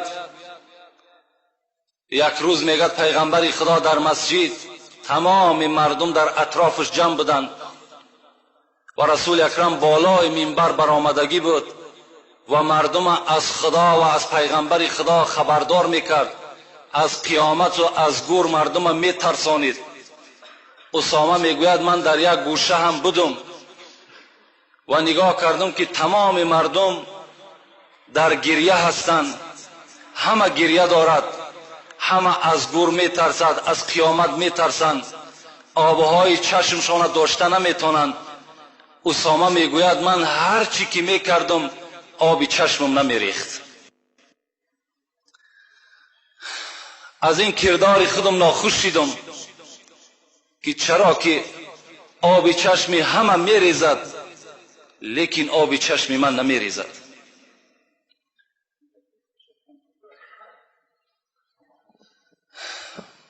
مجلس تمام شد، تنها نزد پیغمبر خدا آمدم. متن حدیث هم ته هست: یا رسول الله اشکو الیک من جمود العین. اسامه میگد آمدم نزدش، گفتم پیغمبر خدا یک شکایتی دارم. گفت چی شکایت داری؟ شکایتم همین است که چشمهای من یخ کردگی هست. جمود این از کلمه یخ است. چشمهای من یخ کرده است، هر حرکتی که میکنم از داخلش آب نمیبراید. رسول اکرم چی حالت باشد؟ پیغمبر خدا چیکار کردن میگد؟ اسامه میگد وضع یدیه علی صدری، دستش میگه پیغمبر خدا آورد بالای سینه من ده گذاشت و چی گفت؟ گفت اخرج یا عدو الله، ای دشمن خدا از دل اسامه بیرون شو. با مجردی که میگه این سخن از زبان پیغمبر برآمد ای دشمن خدا از دل اسامه بیرون شو. ثم بکیتو، آبی چشم دیگر داشته نشد، آبی چشمم هم تریختن گرفت. میگه گفتم رسول اکرم این سبب در چی بود؟ در دل من چی بود که تو گفتی دشمن خدا از دل اسامه بیرون شو؟ چی بود در داخل دل من؟ رسول اکرم چی گفتن؟ اسامه گفتن جمود العین من قسوة قلبک، این چشمی که از تو یخ کرد آبش جاری نشد، این سببش این است که اسامه دل تو سیاه شده بود. این ابعد الناس من الله القلب القاسی، پیغمبر گفته است بدرستی این که دورترین مردم از خدا کی هست؟ همون شخصی است که دلش سیاه است. اسامه حیرت ماندن، گفتن رسول اکرم من 5 وقت نماز با جماعت میخوانم، من خدا را میشناسم، این سیاهی از کجا پیدا شد؟ رسول الله گفتن قسوة قلبک من کثرت الذنوب، این سیاهی دل تو اسامه گفت از بسیاری گناهی تو پیدا شد. تو گناه را بسیار کرده، تو نافرمانی خدا را شاید در پنهانی بسیار کرده باشی که این دل تو را سیاه کرده است. رسول اکرم میگوید این العبد اذا اذنب ذنبا كانت نکتة سودا في قلبه فاذا تاب سقل منها فاذا زاد زادت. این ابو هریره روایت میکنه حدیثه. چی گفت از پیغمبر؟ گفته است وقتی که اگر بنده مؤمن گناه میکند خداوند به منزله یک نوگ سوزنواری در بالای دل او یک نقطه میگذارد. وقتی که اگر بنده پشیمان شد از گناه سقل منها، خدا در حال اون نقطه را دور میکند. فایزه زاده، لیکن ناترسانه با گناه را دوام داد، زادت، خدا نقطه سیاه را زیاد میکند. یعنی دل از گناهی بسیار سیاه می شود. در دوام پیغمبر خدا چی گفت؟ گفت میدان اسامه که گناهی بسیار از چی پیدا می شود؟ با چی سبب بنده گناهگار می شود؟ با چی سبب؟ اسامه سوال کردن، گفت کثرت الذنوب من نسیان الموت. میدانی گفت اسامه بسیاری گناهی تو، گفت اسامه پیدایشش از این است که تو مرگ فراموش کردی، تو مردن فراموش کرده ای. تو از این بخاطر هستی که تو بالای پات حرکت داری، امروز تنی صحت داری، لکن در پیش مرگ منتظر توست. تو از مرگ فراموش کردی. حضرت گفتن رسول اکرم بهر چی من مرگ فراموش کردم؟ چرا این طور شد؟ رسول الله گفت که من طول الامل، زیرا که در دل تو آرزو بسیار است، تو نقشه های بسیار که در دل داری، آرزوهای بسیار که در دل داری، از این خاطر تو مرگ فراموش میکنی. در اصل آن آرزو و امیدهایی که در دل ما و شماست که سال آینده فلان کار را انجام میتم، سال آیندهش فلان کار را انجام میتم، اینا آرزوهایی هستند که ما و شما فقط همون سال منتظر هستیم، آمدن مرگ از خاطر ما و شما دور میشود. در دوام رسول اکرم گفتند میدانی که آرزوی بسیار از چی پیدا می شود؟ اسامه گفتند نه یا پیغمبر، به علم خدا تو خداوند داناست، از چی آرزوی بسیار از چی پیدا می شود؟ رسول الله گفتند من حب دنیا، از محبت دنیا آرزوهای بسیار پیدا می شود. آدم دنیا را دوست بدارد، محبت در دلش بسیار می شود. محبت دنیا در دلت که غلبه کرد، آرزوهای بسیار در دل تو پیدا می شود. و رسول الله در آخر گفتن، اسامه گفتن از این روز اعتبارا دل تو که صاف شد، دل تو تازه شد، ولکن رأس کل خطیه حب دنیا، سری همه خطایی ها گفت اسامه بدان که دوست داشتن دنیا هست. کسی دنیا را دوست می دارد، آخرت بد می بیند، کسی که دنیا را دوست می‌دارد مردن بد می‌بیند، قبر بد می‌بیند، این چی است؟ این نشانه او هست که این آدم محبتی بر دنیا دارد. فکر میکند که در دنیا من ابدی هستم. یک تصور نمیکند که رسول اکرم کجا شد. یک تصور نمیکند که بهترین بعد رسول اکرم ابوبکر صدیق کجا شد، عمر کجا شد، عثمان کجا شد. اینا را فکر نمیکند. مر موسی علیه السلام بالرجل وهو یبکی و رجع وهو یبکی. غزالی میگه در کتابش که روز حضرت موسی بر کوچه گذر کرد. سبب محبت دنیا را ببین که چی مکافات بر آدمانی که به دنیا محبت دارند خدا چی مکافاتشون میتد. حضرت موسی میگه گذر کرد بر یک کوچه، نگاه کرد یک جوان بچنان گریه دارد، بچنان گریه دارد. موسی در حیرت ماند که این چی گونه بنده گناهگار باشد. رفت میگه. بعد از بین ساعت گذشت، موسی باز بر همون راه گشت، نگاه میکند که باز همون جوان در گریه هست. حضرت گفتند الهی عبدک یبکی من مخافتک. خدایا گفت این بنده را من نگاه کردم ساعت هاست که گریه میکند، این بنده تو از تو میترسد، خدایا مغفرتش کن. لکن از جانب خدا چی آمد؟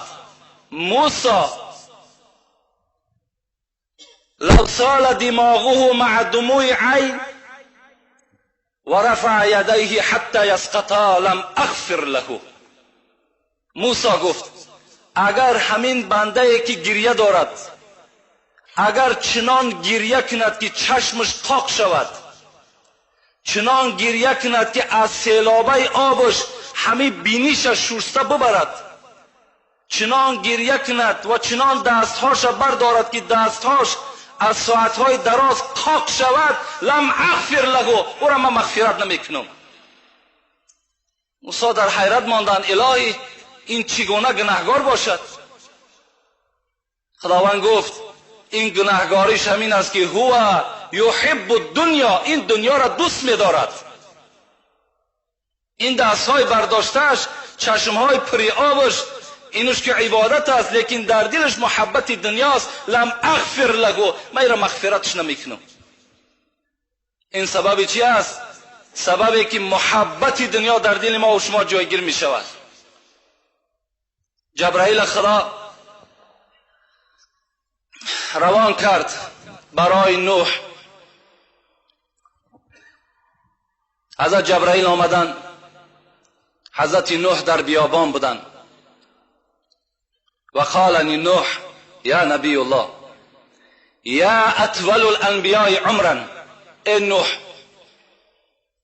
تو از همه درازترین از روی عمر در بین پیغمبرها تو هستی، 1050 سال عمر دیدی، تو از همه در عمر دراز در تو بود. کیف وجدت دنیا، کیف وجدت دنیا، بر من یک قصه کن که تو 1050 سال زندگی کردی، این دنیا را چگونه یافتی؟ قال یا جبرائیل وجدت دنیا کدار لها بابان دخلت من احدهما و خرجت من الاخر. یا جبرائیل گفت من دنیا را گفت به منزله یک خانه که دو در دارد، به همون منزله یافتم. از یک در داخل شدم، از در دیگر بیرون شدم. 1050 سال گفت به همین منزله یافتم. بین 1050 سال به منزله یافتم که از یک در داخل شدم، به در دیگر بیرون شدم. خدا رحمت کند مولوی را میگوید به وقت قبض گفت عزرائیل ای نوح کشم از قالب تو این زمان روح. چی دیدی در جهان از عشرتی خیش؟ تو چی دیدی؟ گفت چگونه یافتی این دار دون را که دیدی بزم و چرخ و نیلگون را. مولوی میگه حضرت جبرائیل سوالش کرد دنیا را چگونه یافتی؟ تو گو یک تبدلات دنیایی را دیدی، دنیا یک بار زیر آب ماند، چگونه یافتیش؟ حضرت چی گفتن؟ بگفتش یافتم چون قصر دودر، شدم داخل ز یک خارج ز دیگر. ندیدم هیچ چیزی را به عالم، نخورده خشک و لب زین پاک کشیدم. به دستم از گرفتن نیست رنگش، به دندانم ز خوردن نیست رنگش. گذشت چون خواب چون خیال، به خاطر نیست جز رنج و ملال. مثل یک خواب، مثل یک چشماقه که میزند نابود میشود، همتا میگه گذشت. بغیر رنج، بغیر مشقت هیچ چیز در خاطرم نیست. همین دم دانم و این سختی جان، با فضل حق شود این مشکل آسان.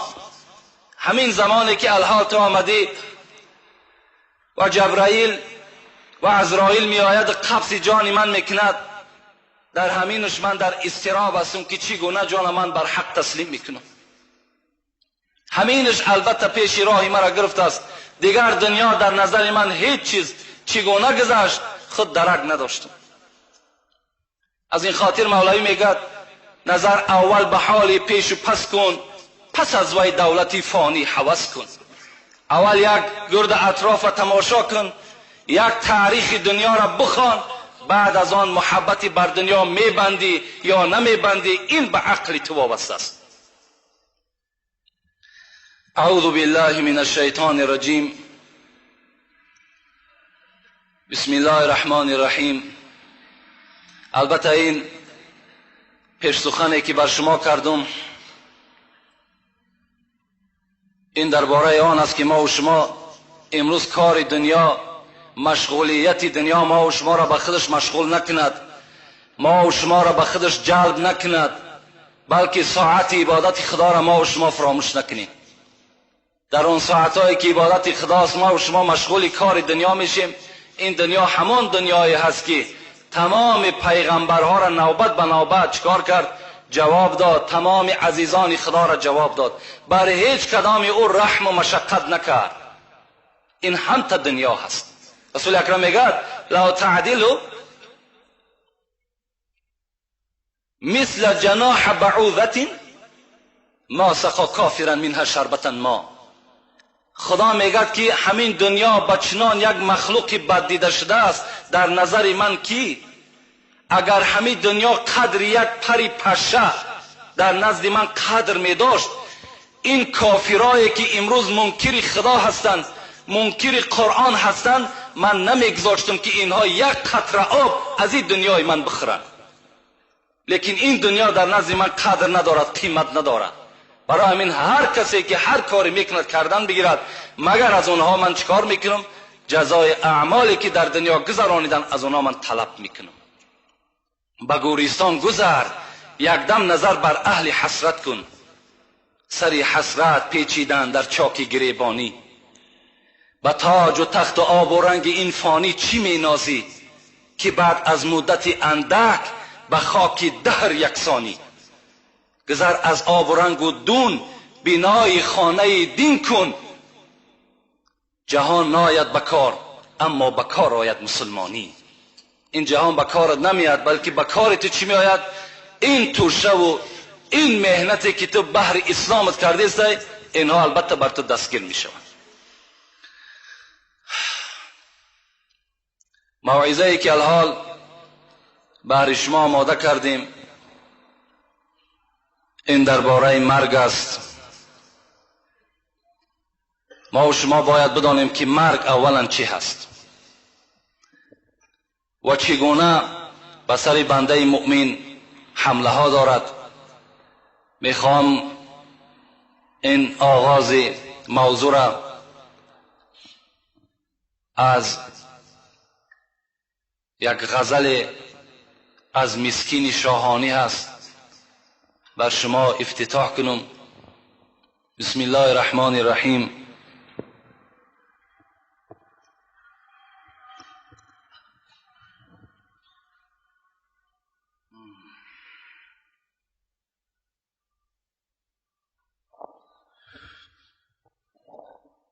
این سینه ها بریان گشت از دست کی؟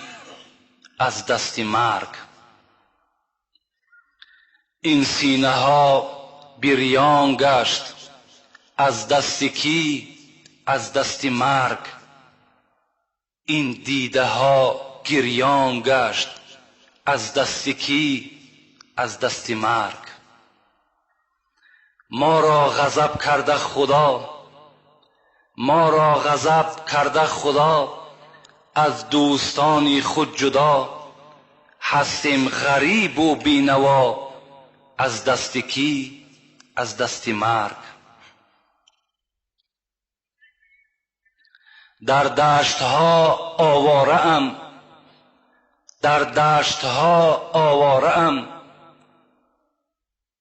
چون غنچه صد پاره ام، خود بنده بیچاره ام از دست کی؟ از دست مرگ. من زهرها نوشیده ام، من زهرها نوشیده ام، چشم از همه پوشیده ام، زهراب غم نوشیده ام از دست کی؟ از دست مرگ. گلگون قبا پوشیده ام، گلگون قبا پوشیده ام، سر در کفن پیچیده ام، دریا صفت جوشیده ام از دست کی؟ از دست مرگ. هر دم ز من فریادها، هر دم ز من فریادها، فردا بگویم دادها، من می روم از یادها از دست کی؟ از دست مرگ. مسکین سخن کوتاه کن، مسکین سخن کوتاه کن، برخیز و عزم راه کن، یا شکوه بر الله کن از دست کی؟ از دست مرگ. از دست کی؟ از دست مرگ. حضرت گفتند ای مسکین از جای خود بخیز و این نظم و غزل خود کوتاه کن، زیرا که شاید که بالای همین کتابت غزل باشه که همون مرگی که تو یادآوری داری بالای تو حمله کند. زیرا تو نمیدانی که مرگ در کدام ساعت بالای تو می آید. البته به البته بچه عمر عبدالله خدا رحمت کند، عمر با همراهی این بچهش اخذ رسول الله صلی الله علیه و سلم بمنکبه، روز رسول اکرم از سر شانه من داشت و چی گفت؟ و قال یا ابن عمر، ای بچه عمر، کن فی الدنیا کأنک غریب او عابر سبیل. بچه عمر، من بر تو نصیحت میکنم، نصیحت من همین است که در دنیا مثل غریب باش او عابر سبیل، یا مثل که یک آدمی که از راه گذرانده هست و میرود راه را تمام میکند مثل همون باش.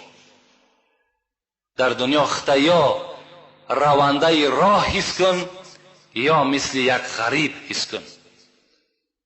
حضرت وقتی میگه این نصیحت من گرفتم و کان ابن عمر، و دائم همین بچه عمر چی میگفت؟ مردم میگفت اذا امسیت فلا تنتظر صباح و اذا اصبحت فلا تنتظر مساء. ای مردم، من از پیغمبر خدا یک نصیحتی گرفتم که بر شما خلاصه او را میگم. خلاصه این نصیحت پیغمبر این است که اگر شما در بیگاهی قرار داشته باشین، نفس خودتان تا سحر مهلت ندین.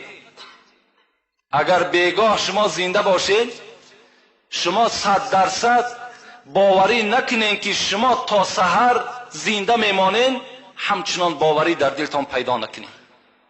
و اذا اصبحت، وقتی که اگر سحر شد تو از خواب خیستی، فلا تنتظر مساء، تا بیگاهی را جان خود مهلت نده. تا بگهی را باور نکن که من زنده هستم، بلکه چیکار کن؟ خذ من حیاتک لموتک و من صحتک لسقمک. حضرت نصیحت کردن ما و شما را که از این خاطر این حیاتی که بالاش مرگ هجوم دارد از دست شما میگیرنش، از این خاطر برای روز مردنتان این حیات غنیمت بشمارین و این تن صحتی که قدم زنان به مسجد دوان دوان میآیین، این تن صحت هم غنیمت بشمارین برای روزی چی؟ برای روزی مرگتان. از این خاطر مسکینم گفتن تیزتر غزل بود کن، شاید که این مرگ نامعلوم است که این ساعت بالای من میاد یا ساعت دیگر. مرگ خود چی معنا دارد؟ مرگ در قرآن به نام موت ذکر می شود که ترجمه فارسی زبان ما و شما موت این خود مرگ می دهد. مرگ چی معنا دارد؟ مرگ معناش همین است هر جا که سری خدا پیش کرد اونجا بالای چیزی که اگر هجوم کرد اون چیز ناپدید و اون چیز از بین دور می شود. این مرگ هم مخلوقی هست که اگر بالای ما و شما که هجوم می کرده است ما و شما را ناپدید و از بین می برده است. این معنای موت است، این معنای مرگ است. خدا در قرآن شاید 10 جا، شاید زیاده از 10 جا بر ما و شما تذکر می دهد، به ما و شما یادآوری می کند از موت. که من اولا افتتاح سخن را می خوام از ترجمه آیت ها بر شما برسانم. نظر به سوره عمران میکنیم. آل عمران. اعوذ بالله من الشیطان الرجیم. كل نفس ذائقة الموت. تمام آن چیزی که صاحب روح است، صاحب جان است، صاحب حرکت کننده است، خواه از جنس آدم است، خواه از جنس جین است، خواه از جنس فرشته است، عاقبت مرگ را می چشد. این یادآوری خداست بر ما.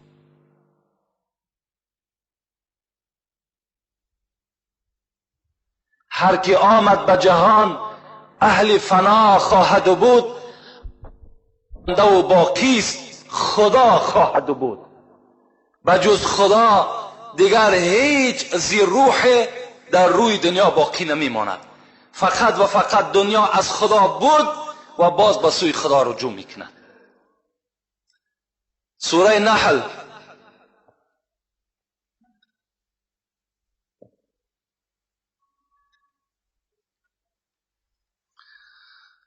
فإذا جاء أجلهم لا يستأخرون ساعة ولا يستقدمون. خدا در سوره نحل چی میگه؟ فإذا جاء أجلهم لا يستأخرون ساعة ولا يستقدمون. وقتی که اگر اجلهای شما، مرگ بالای شما که آمد،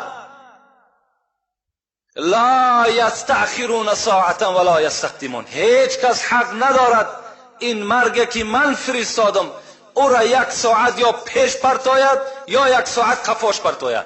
هیچ کس حق ندارد. اجل آمد به ساعت و به دقیقه و به ثانیه خودش باید که بالای بنده یا بالای چیزی نباشد هجوم خودش البته بکند. هیچ کس حق ندارد این مرگ از بالای آن چیزی که من روان کردم از بالای او بگرداند. نه 1 ساعت پیشش کرده میتواند، نه 1 ساعت قفا. روزی که اجل در آید از پیش و پسد، روزی که اجل در آید از پیش و پسد، شک نیست که مهلت ندهد 1 نفست. بین روزی که اجل در آید از پیش و پسد، شک نیست که مهلت ندهد 1 نفست. یاری نرسد در آن دم از هیچ کست، برباد شود جمله هوای و هوست. در اون ساعتی که مرگ بالای ما و شما می آید، یاری نرسد در آن دم از هیچ کس بر ما و شما یاری دادن نمی تواند. اگرچه تمام پروفسورهای دنیا، اگرچه تمام دکترهای روی دنیا در بالای کسلی نشسته باشند، مرگ البته بر آنها هجوم میکند و این دکتر و پروفسور هم تماشا میکند، از دستش هیچی نمی آید، یاری رساندن نمی تواند. امروز مردم برای آنه که از مرگ بگریزند لازم شود به مسکو، لازم شود به اسرائیل و دیگر جاهایی که بهترین طبابتچی ها هست، بر اونجا رفته میرسند. بهر چی؟ بهر معالجه درد. اگر او درد مرگ باشد، از اون جانب به همون اسب چوبین گشته می آیند. اونجا مرگ هست، در اونجا مرگ ما و شما را می یابد. خدا در قرآن چی می گوید؟ این تکونو یدرکم الموت ولو کنتم فی بروج مشیده. در کجایی که نباشید ای بندگان من، مرگ شما را می یابد، اگر چنده که شما در قصرهای مستحکم هم که بدروید. ولو کنتم فی بروج مشیده، اگر قصرهای مستحکمی که به منزله نوک سوزن سوراخی نداشته باشد، مرگ آنجا داخل می شود. مرگ در آنجا شما را البته می یابد. از مرگ گریز نیست. در دیگر جای قرآن سوره جمعه خدا چی می گوید؟ قل، این امر به سوی محمد بود صلی الله علیه وسلم. ای محمد، قل ان الموت الذي تفرون منه فانه ملاقيكم ثم تردون الى عالم الغیب والشهاده فینبئکم بما کنتم تعملون. چی گفت محمد؟ گفت بر این مردمی که از مرگ میگریزند بگوشان. چی بگوشان؟ فانه ملاقيكم. شما از مرگ میگریزین، هر جا که گریختین مرگ از پیش روی شما میبراید. هر جا که میخواین روین مرگ از پیش چشم شما میبراید. از مرگ گریختن نمی شود.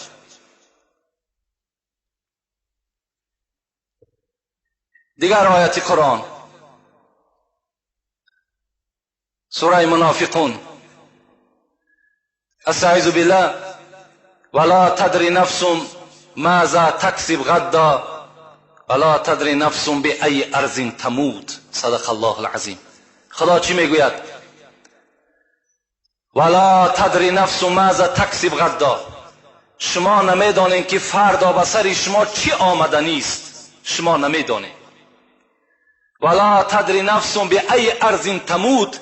شما نمیدانید که در کدام سرزمین شما جان به حق تسلیم میکنین، اینش هم شما نمیدانید. در کجا شما وفات میکنین هیچ کس نمیداند. تو نمیدانی که در خانه نزد فرزندات وفات میکنی، تو نمیدانی که در راه در سفر وفات میکنی، تو نمیدانی در یگان معرکه نان جان به حق تسلیم میکنی، تو نمیدانی که در راه یگان صدمه راه را دچار میشه. این تو نمیدانی، این هیچ کس نمیداند. در راه حضرت سلیمان علیه السلام بود، میگد این جوان خود از مصر بود، لیکن در کدام سرزمین خدا جانی او را گرفت. دورهای حضرت سلیمان بود، میگد یک جوان نزد حضرت سلیمان آمد. گفت سلیمان گفت از تو یک خواهش دارم. وقتی که میگد این جوان داخل خانه سلیمان شده بود، نزد پهلوی سلیمان میگد عزرائیل برای زیارت سلیمان آمده بود. وقتی این جوان داخل شد و نزد سلیمان نشست و این عزرائیل میگد به این جوان چنان به یک شدت سخت نگاه کرد و بعد زمان رخصت از سلیمان گرفت و گفت من بدتر را زیارت میکنم و میگه عزرائیل ناپدید شد. این جوان میگه با سلیمان گفت، این گفت بر من بسیار با یک شدت سختی نگاه کرد که در وجود من لرزه و ترس پیدا شد. سلیمان گفت من یک خواهش دارم. من گفت شهر خیتای میرم، به نیت تجارت رفته ایستادم. همین باد امر کن که مرا برده بر همونجا برساند. زمانهای سلیمان خداوند میگوید در قرآن که تمام باد، تمام شمال، تمام جین و پری و دیو همه در زیر همین اطاعت سلیمان بود.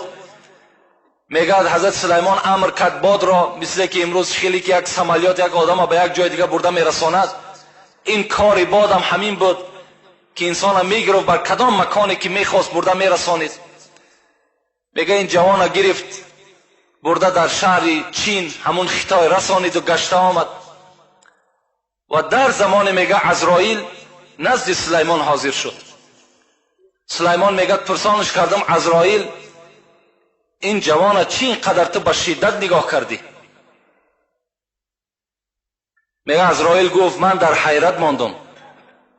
مرا خداوند روان کرده بود بهر ان همین جوان که جان ای را تو در خیتای بگیر. وقتی من نزد تو آمدم ای را دیدم، در حیرت ماندم که آخر باید جان ای را خداوند امر کرده بود در خیتای بگیر، این در اینجا هست. لکن امر خدا کی بود من در خیتای رسیدم، به مجرد که در اونجا ایستادم باد همین جوان را به پیش من آورد. من جانش در همون موضع گرفتم، پس گشته پیش تو آمدم. بین این همون آیتی هست که این تکون یدرکم الموت، در کجایی که نباشد شما مرگ شما را البته مییابد. ولا تدری نفس به ای ارض تموت، در کدام سرزمین شما جان تسلیم میکنید شما اینو نمیدونید. این جوان اگر میدانست که جان او را در همون چین میگیرند، او به چین حرکت نمیکرد، همون نزد پدر مادر خود میستاد. لکن انسان نمیداند خود به پیش عجله دوان چکار میکند؟ میرود. یک جوان دیگر بود میگه دائما دعا میکرد اللهم اغفر لی ولی ملک الشمس، خدایا مرا و ملائکه آفتاب را خدایا مغفرت کن. دائم میگه دعاش همین بود. البته ماهتاب هم به خود ملائکه های دارد، شمال هم به خود ملائک دارد، رزق رسان خداوندم که باشد خدمتگارهای و ملائکه ها هستند. آفتاب هم به خود گرداننده آفتاب هم خداست، لکن این هم به واسطه ملائکه ها می شود. میگه دائم دعا میکرد که خدایا مرا و همین ملائکه که وابسته به همین آفتاب است همین را مغفرت کن. دائم میگه دعاش همین بود. باره میگه همین جوان دعا کرد که ای خداوند همون ملائکه آفتاب چی خوب می شود که مرا به نزد خود برد تا که من از همون بالا یک عالم زیبایی را نظر کنم. میگه این جوان ملائکه همون آفتاب امر کرد، فرمان داد خداوند که این جوان دائم در حق تو دعاگو هست و این مطلبش همین است، من بنده خدا هیچگاه ناامید نمی کنم، این جوان گو به نزد خودت بیار.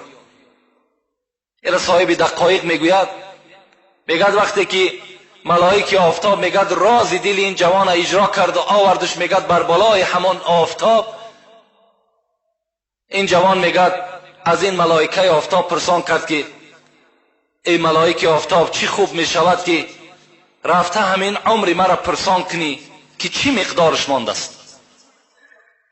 میگد این ملائک نزد همون ملائک صاحب همین موت ملک الموت آمد و گفت فلانی جوان گفت عمرش چند باقی مانده است؟ گفت وای عمرش گفت بسیار طولانی است، بسیار دراز است. گفت چی مقدار دراز است؟ گفت اگر تا وقتی که همون جوان آمده در همون کرسی تو نشیند جان او را خدا قبض نمیکند. این ملائک میگه گفت الحال در کرسی من نشسته است. گفت نماینده های من خود جان او را قبض کردند. بین نماینده های من جان او را الحال قبض کردند. یعنی خداوند ببین که دعا میکنی خود بر جایی که مرگ لازم است به همون موضع میره، در همون جا جان تو را میگیرد. یک سحر از برنامه شارقه که 1 ساعت موعظه میکنن با زبان فارسی، در همون جا یک مرد یک عجیب حکایه کردن، اونم میخوام همین باعث موضوع ما و شماست. میگد این حادثه در من رخ داد. یک روز میگد من به طرف ریاض میگد بلیت سمالیات داشتم، خواستم که طرف پایتخت همون ریاض برم.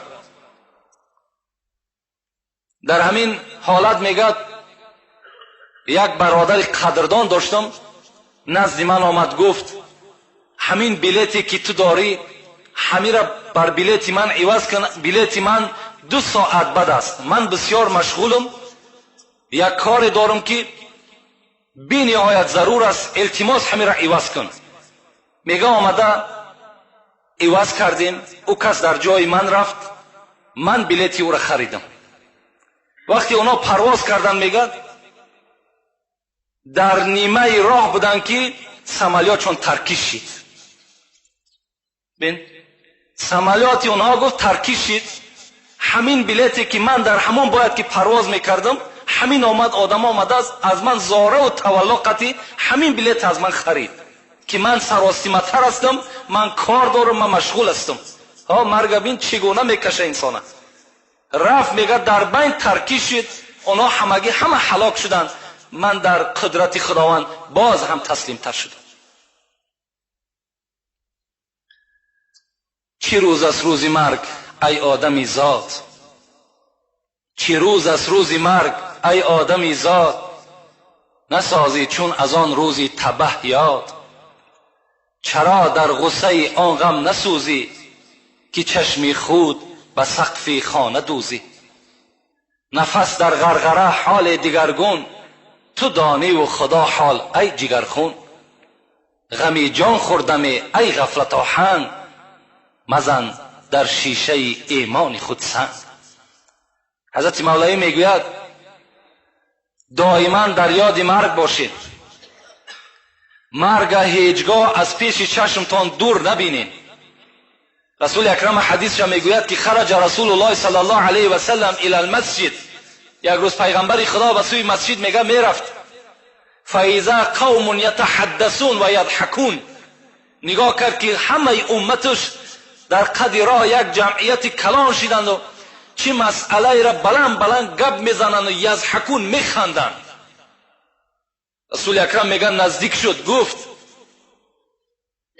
اذکروا الموت. گفته مردم، گفت اینقدر بلند گپ میزنین، اینقدر بلند میخندین، اذکروا الموت، موت یاد کنین، مرگ یاد آوری کنین.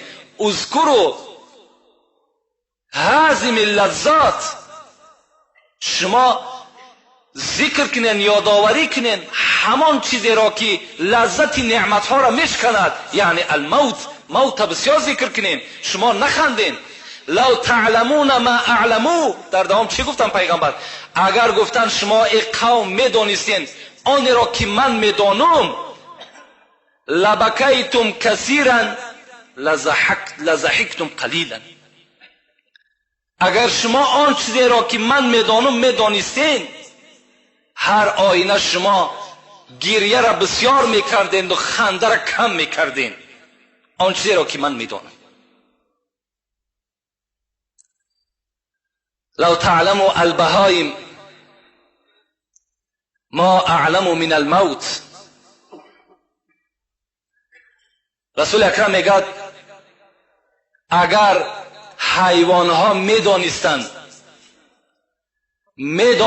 که مرگ چی هست، با اون منزله که فرزند انسان به مرگ شناس است میدانست به چی منزله هست. ما اکلتم منها لحما سمنا ابدا. پیغمبر خدا گفت اگر از مرگ آن چیزی را که شما میدانین حیوان ها میدانستند، شما از وجود این حیوان ها گوشت روغنی دار را نمیافتین. گوشتی که در او قبط روغن باشد اون گوشت شما از تنه حیوان نمیافتین، در صورتی که اگر همین حیوان ها میدانستند که سختی مرگ چیست و مرگ چیست. لما خلق الله تعالى الموت حجبه الله من الخلائق بألف حجاب. صاحب دقایق از نام پیغمبر خدا روایت میکند، میگوید که وقتی که خداوند همین مرگ خلق کرد، این مرگ خودش مخلوق است. مثل چگونه که ملائکه ها را خدا خلق کرده است، مثل همین ملائکه ها را خلق کردنش همین مرگ هم خلق کرد. وقتی میگه خلقش کرد، پیداش کرد و او را میگه پس هزار پرده پنهانش کرد. و عظمته اکبر من السماوات والارضین. چنان میگه همین مرگ کلان بود، چنان کلان بود که حتی میگه زمین و آسمان کلانیش بر او برابر شده نمیتونست. همتا میگه خداوند یک مخلوق بی نهایت کلان خلقش کرد.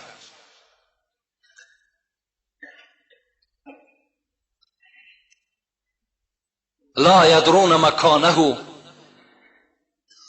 ولا یدرون ما هو فقط یسمعون صوته من کل حول. صاحب دقایق میگه یگان ملائک نمیدانست که این چی هست و مکان این در کجا هست، فقط آوازش میشنیدن که میگه داد میزد، فریاد میزد، فریادش میشنیدن لکن نمیدانستن در کدام مکان است و این چی باشد، چی وظیفه را اجرا میکند، اینش نمیدانست. تا وقتی چی؟ تا وقتی که آدم خدا خلق نکرد. وقتی میگه آدم خدا خلق کرد، این مرگ میگه فرمایش داد که بالای همین تمام مخلوق من پرواز کن. وقتی میگه مرگ پرواز کرد، همه این ملائکه هایی که خلق شده بودند همگی میگه از هوش رفتند. بعد مدتی میگه خداوند باز در مکان خودش همین مرگ قرار داد و گفت یا عزرائیل قد سلطتک علیه. عزرائیل گفت این مخلوقی که دارم ایرا نامش مرگ است، من بالای این مرگ تو را مسلط گردانیدم، تو بالای این غلبه میکنی و این از آن تو هست. عزرائیل حیرت دماندن، گفتن به ای قوه آخذوه. خداوند گفت این بزرگی را بین، کلانی را بین، قوتی را بین، با کدام قوه می را میگیرم؟ در نزد قدرت خداوند اینا که مخلوقی خداوند که بودن هیچی نبود. گو عزرائیل گفت نزدیک بر او شو، او سکون میکند، او سکوت میکند، او به تو رام میشود. وقتی میگه عزرائیل که بر او نزدیک شدم، در حال میگه سر پیش من تعظیم کرد و محتاج بر من شد. از اون روز اعتبارا این مرگ در دست کی رفتید؟ در دست عزرائیل رفتید. عزرائیل میگه وقتی که او را من مسلط بر خود گردانیدم و او را محتاج خود گردانیدم، با امر الهی میگه این موت از جانب خود به سوی خداوند فریاد زد، پروردگارا ایذن لی حتی انادی فی السماء والارض مرتا. میگه همین مرگ به سوی خدا چی گفت؟ گفت خدایا گفت من کو مرا کو تو غلام این عزرائیل گردانیدی، من میخواهم که یک فریاد در بین آسمان و زمین بزنم. خداوند گفت که اجازت از برای تو فریاد بزن. میگد این موت چی گفت؟ این مرگ چی گفت؟ انا الموت الذی افرق بین کل حبیب، من همان مرگ هستم که جدایی میدازم بین دو دوست، دو رفیقی که با یکدیگر سخت رفیقند. بالای یک تاش وقتی که من میایم این رفیقی اینها از بین نابود میشود. انا الموت الذی افرق بین کل المرأة و زوجه، من همان مرگ هستم که بین شوهر و بین زن جدایی می اندازم. انا الموت الذی افرق بین الآباء والابناء، من همان مرگ هستم که بین فرزند و بین پدر داغ میگذارم. من همان مرگ هستم. لا یبقى احد حتی یذوق منی. میگه در آخر این مرگ چی گفت؟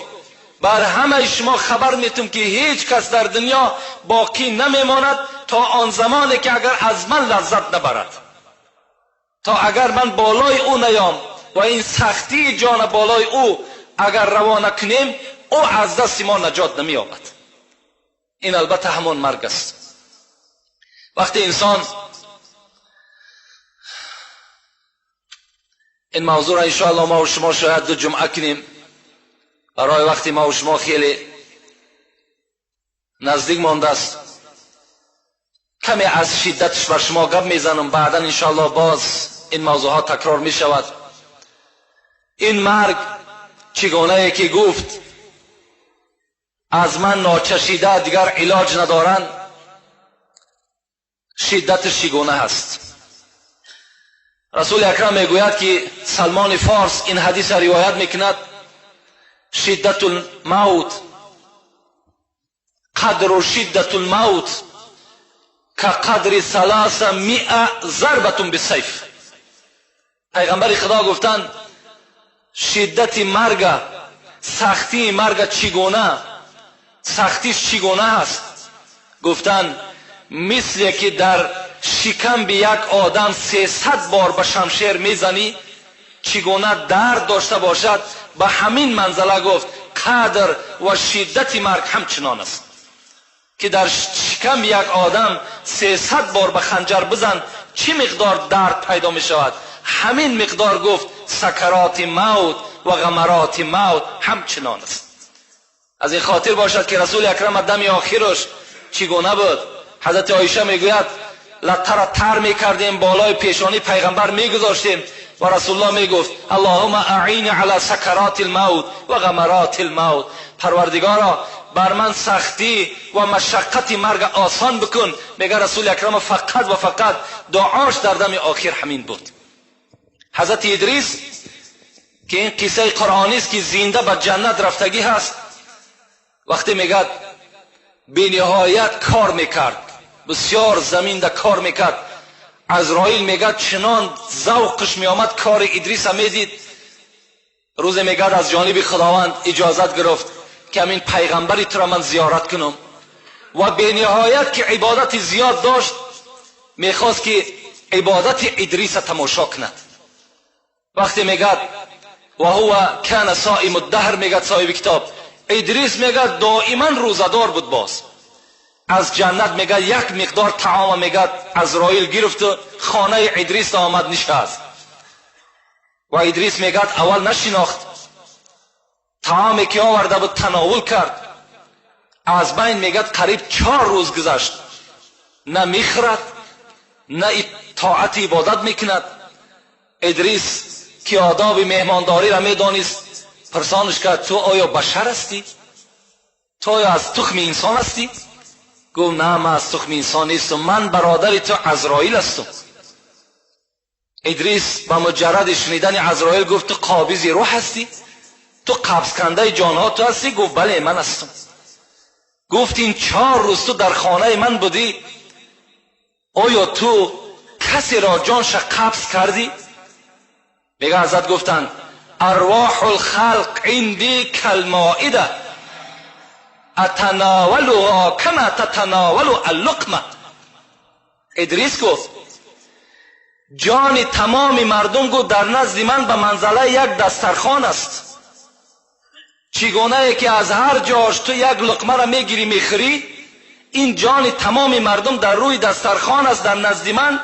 کدامش را که امر شد همون زمان میگیرم. تا امروز چندین هزار جانش گرفتیم. من خود گو جان میگیرم، فقط کشیش جان با نماینده های من، با خدمتگارهای من وابسته است. اونها میکشند تا حلق میارند و من جانم میگیرم. این گو به همین منزله است گو برای من هیچ مشکلاتی نداره. میگه ادریس گفت، عزراییل گفت تو برادر من هستی، من هم مرگ را چشیدن نمی شود، زیرا خدا گفته از همه نفس باید مرگ بچشد. لیکن من خدا را دوست می‌دارم، ذکر خدا را دوست می‌دارم. میخواهم که ابدی زنده باشم و فقط در ذکر خدا باشم. وقتی جانی مرا گرفتی، تو یک بار دیگه به سوی خدا باز دعا و تضرع کن، مرا جانی دوباره بتد. میگه عهد کردن.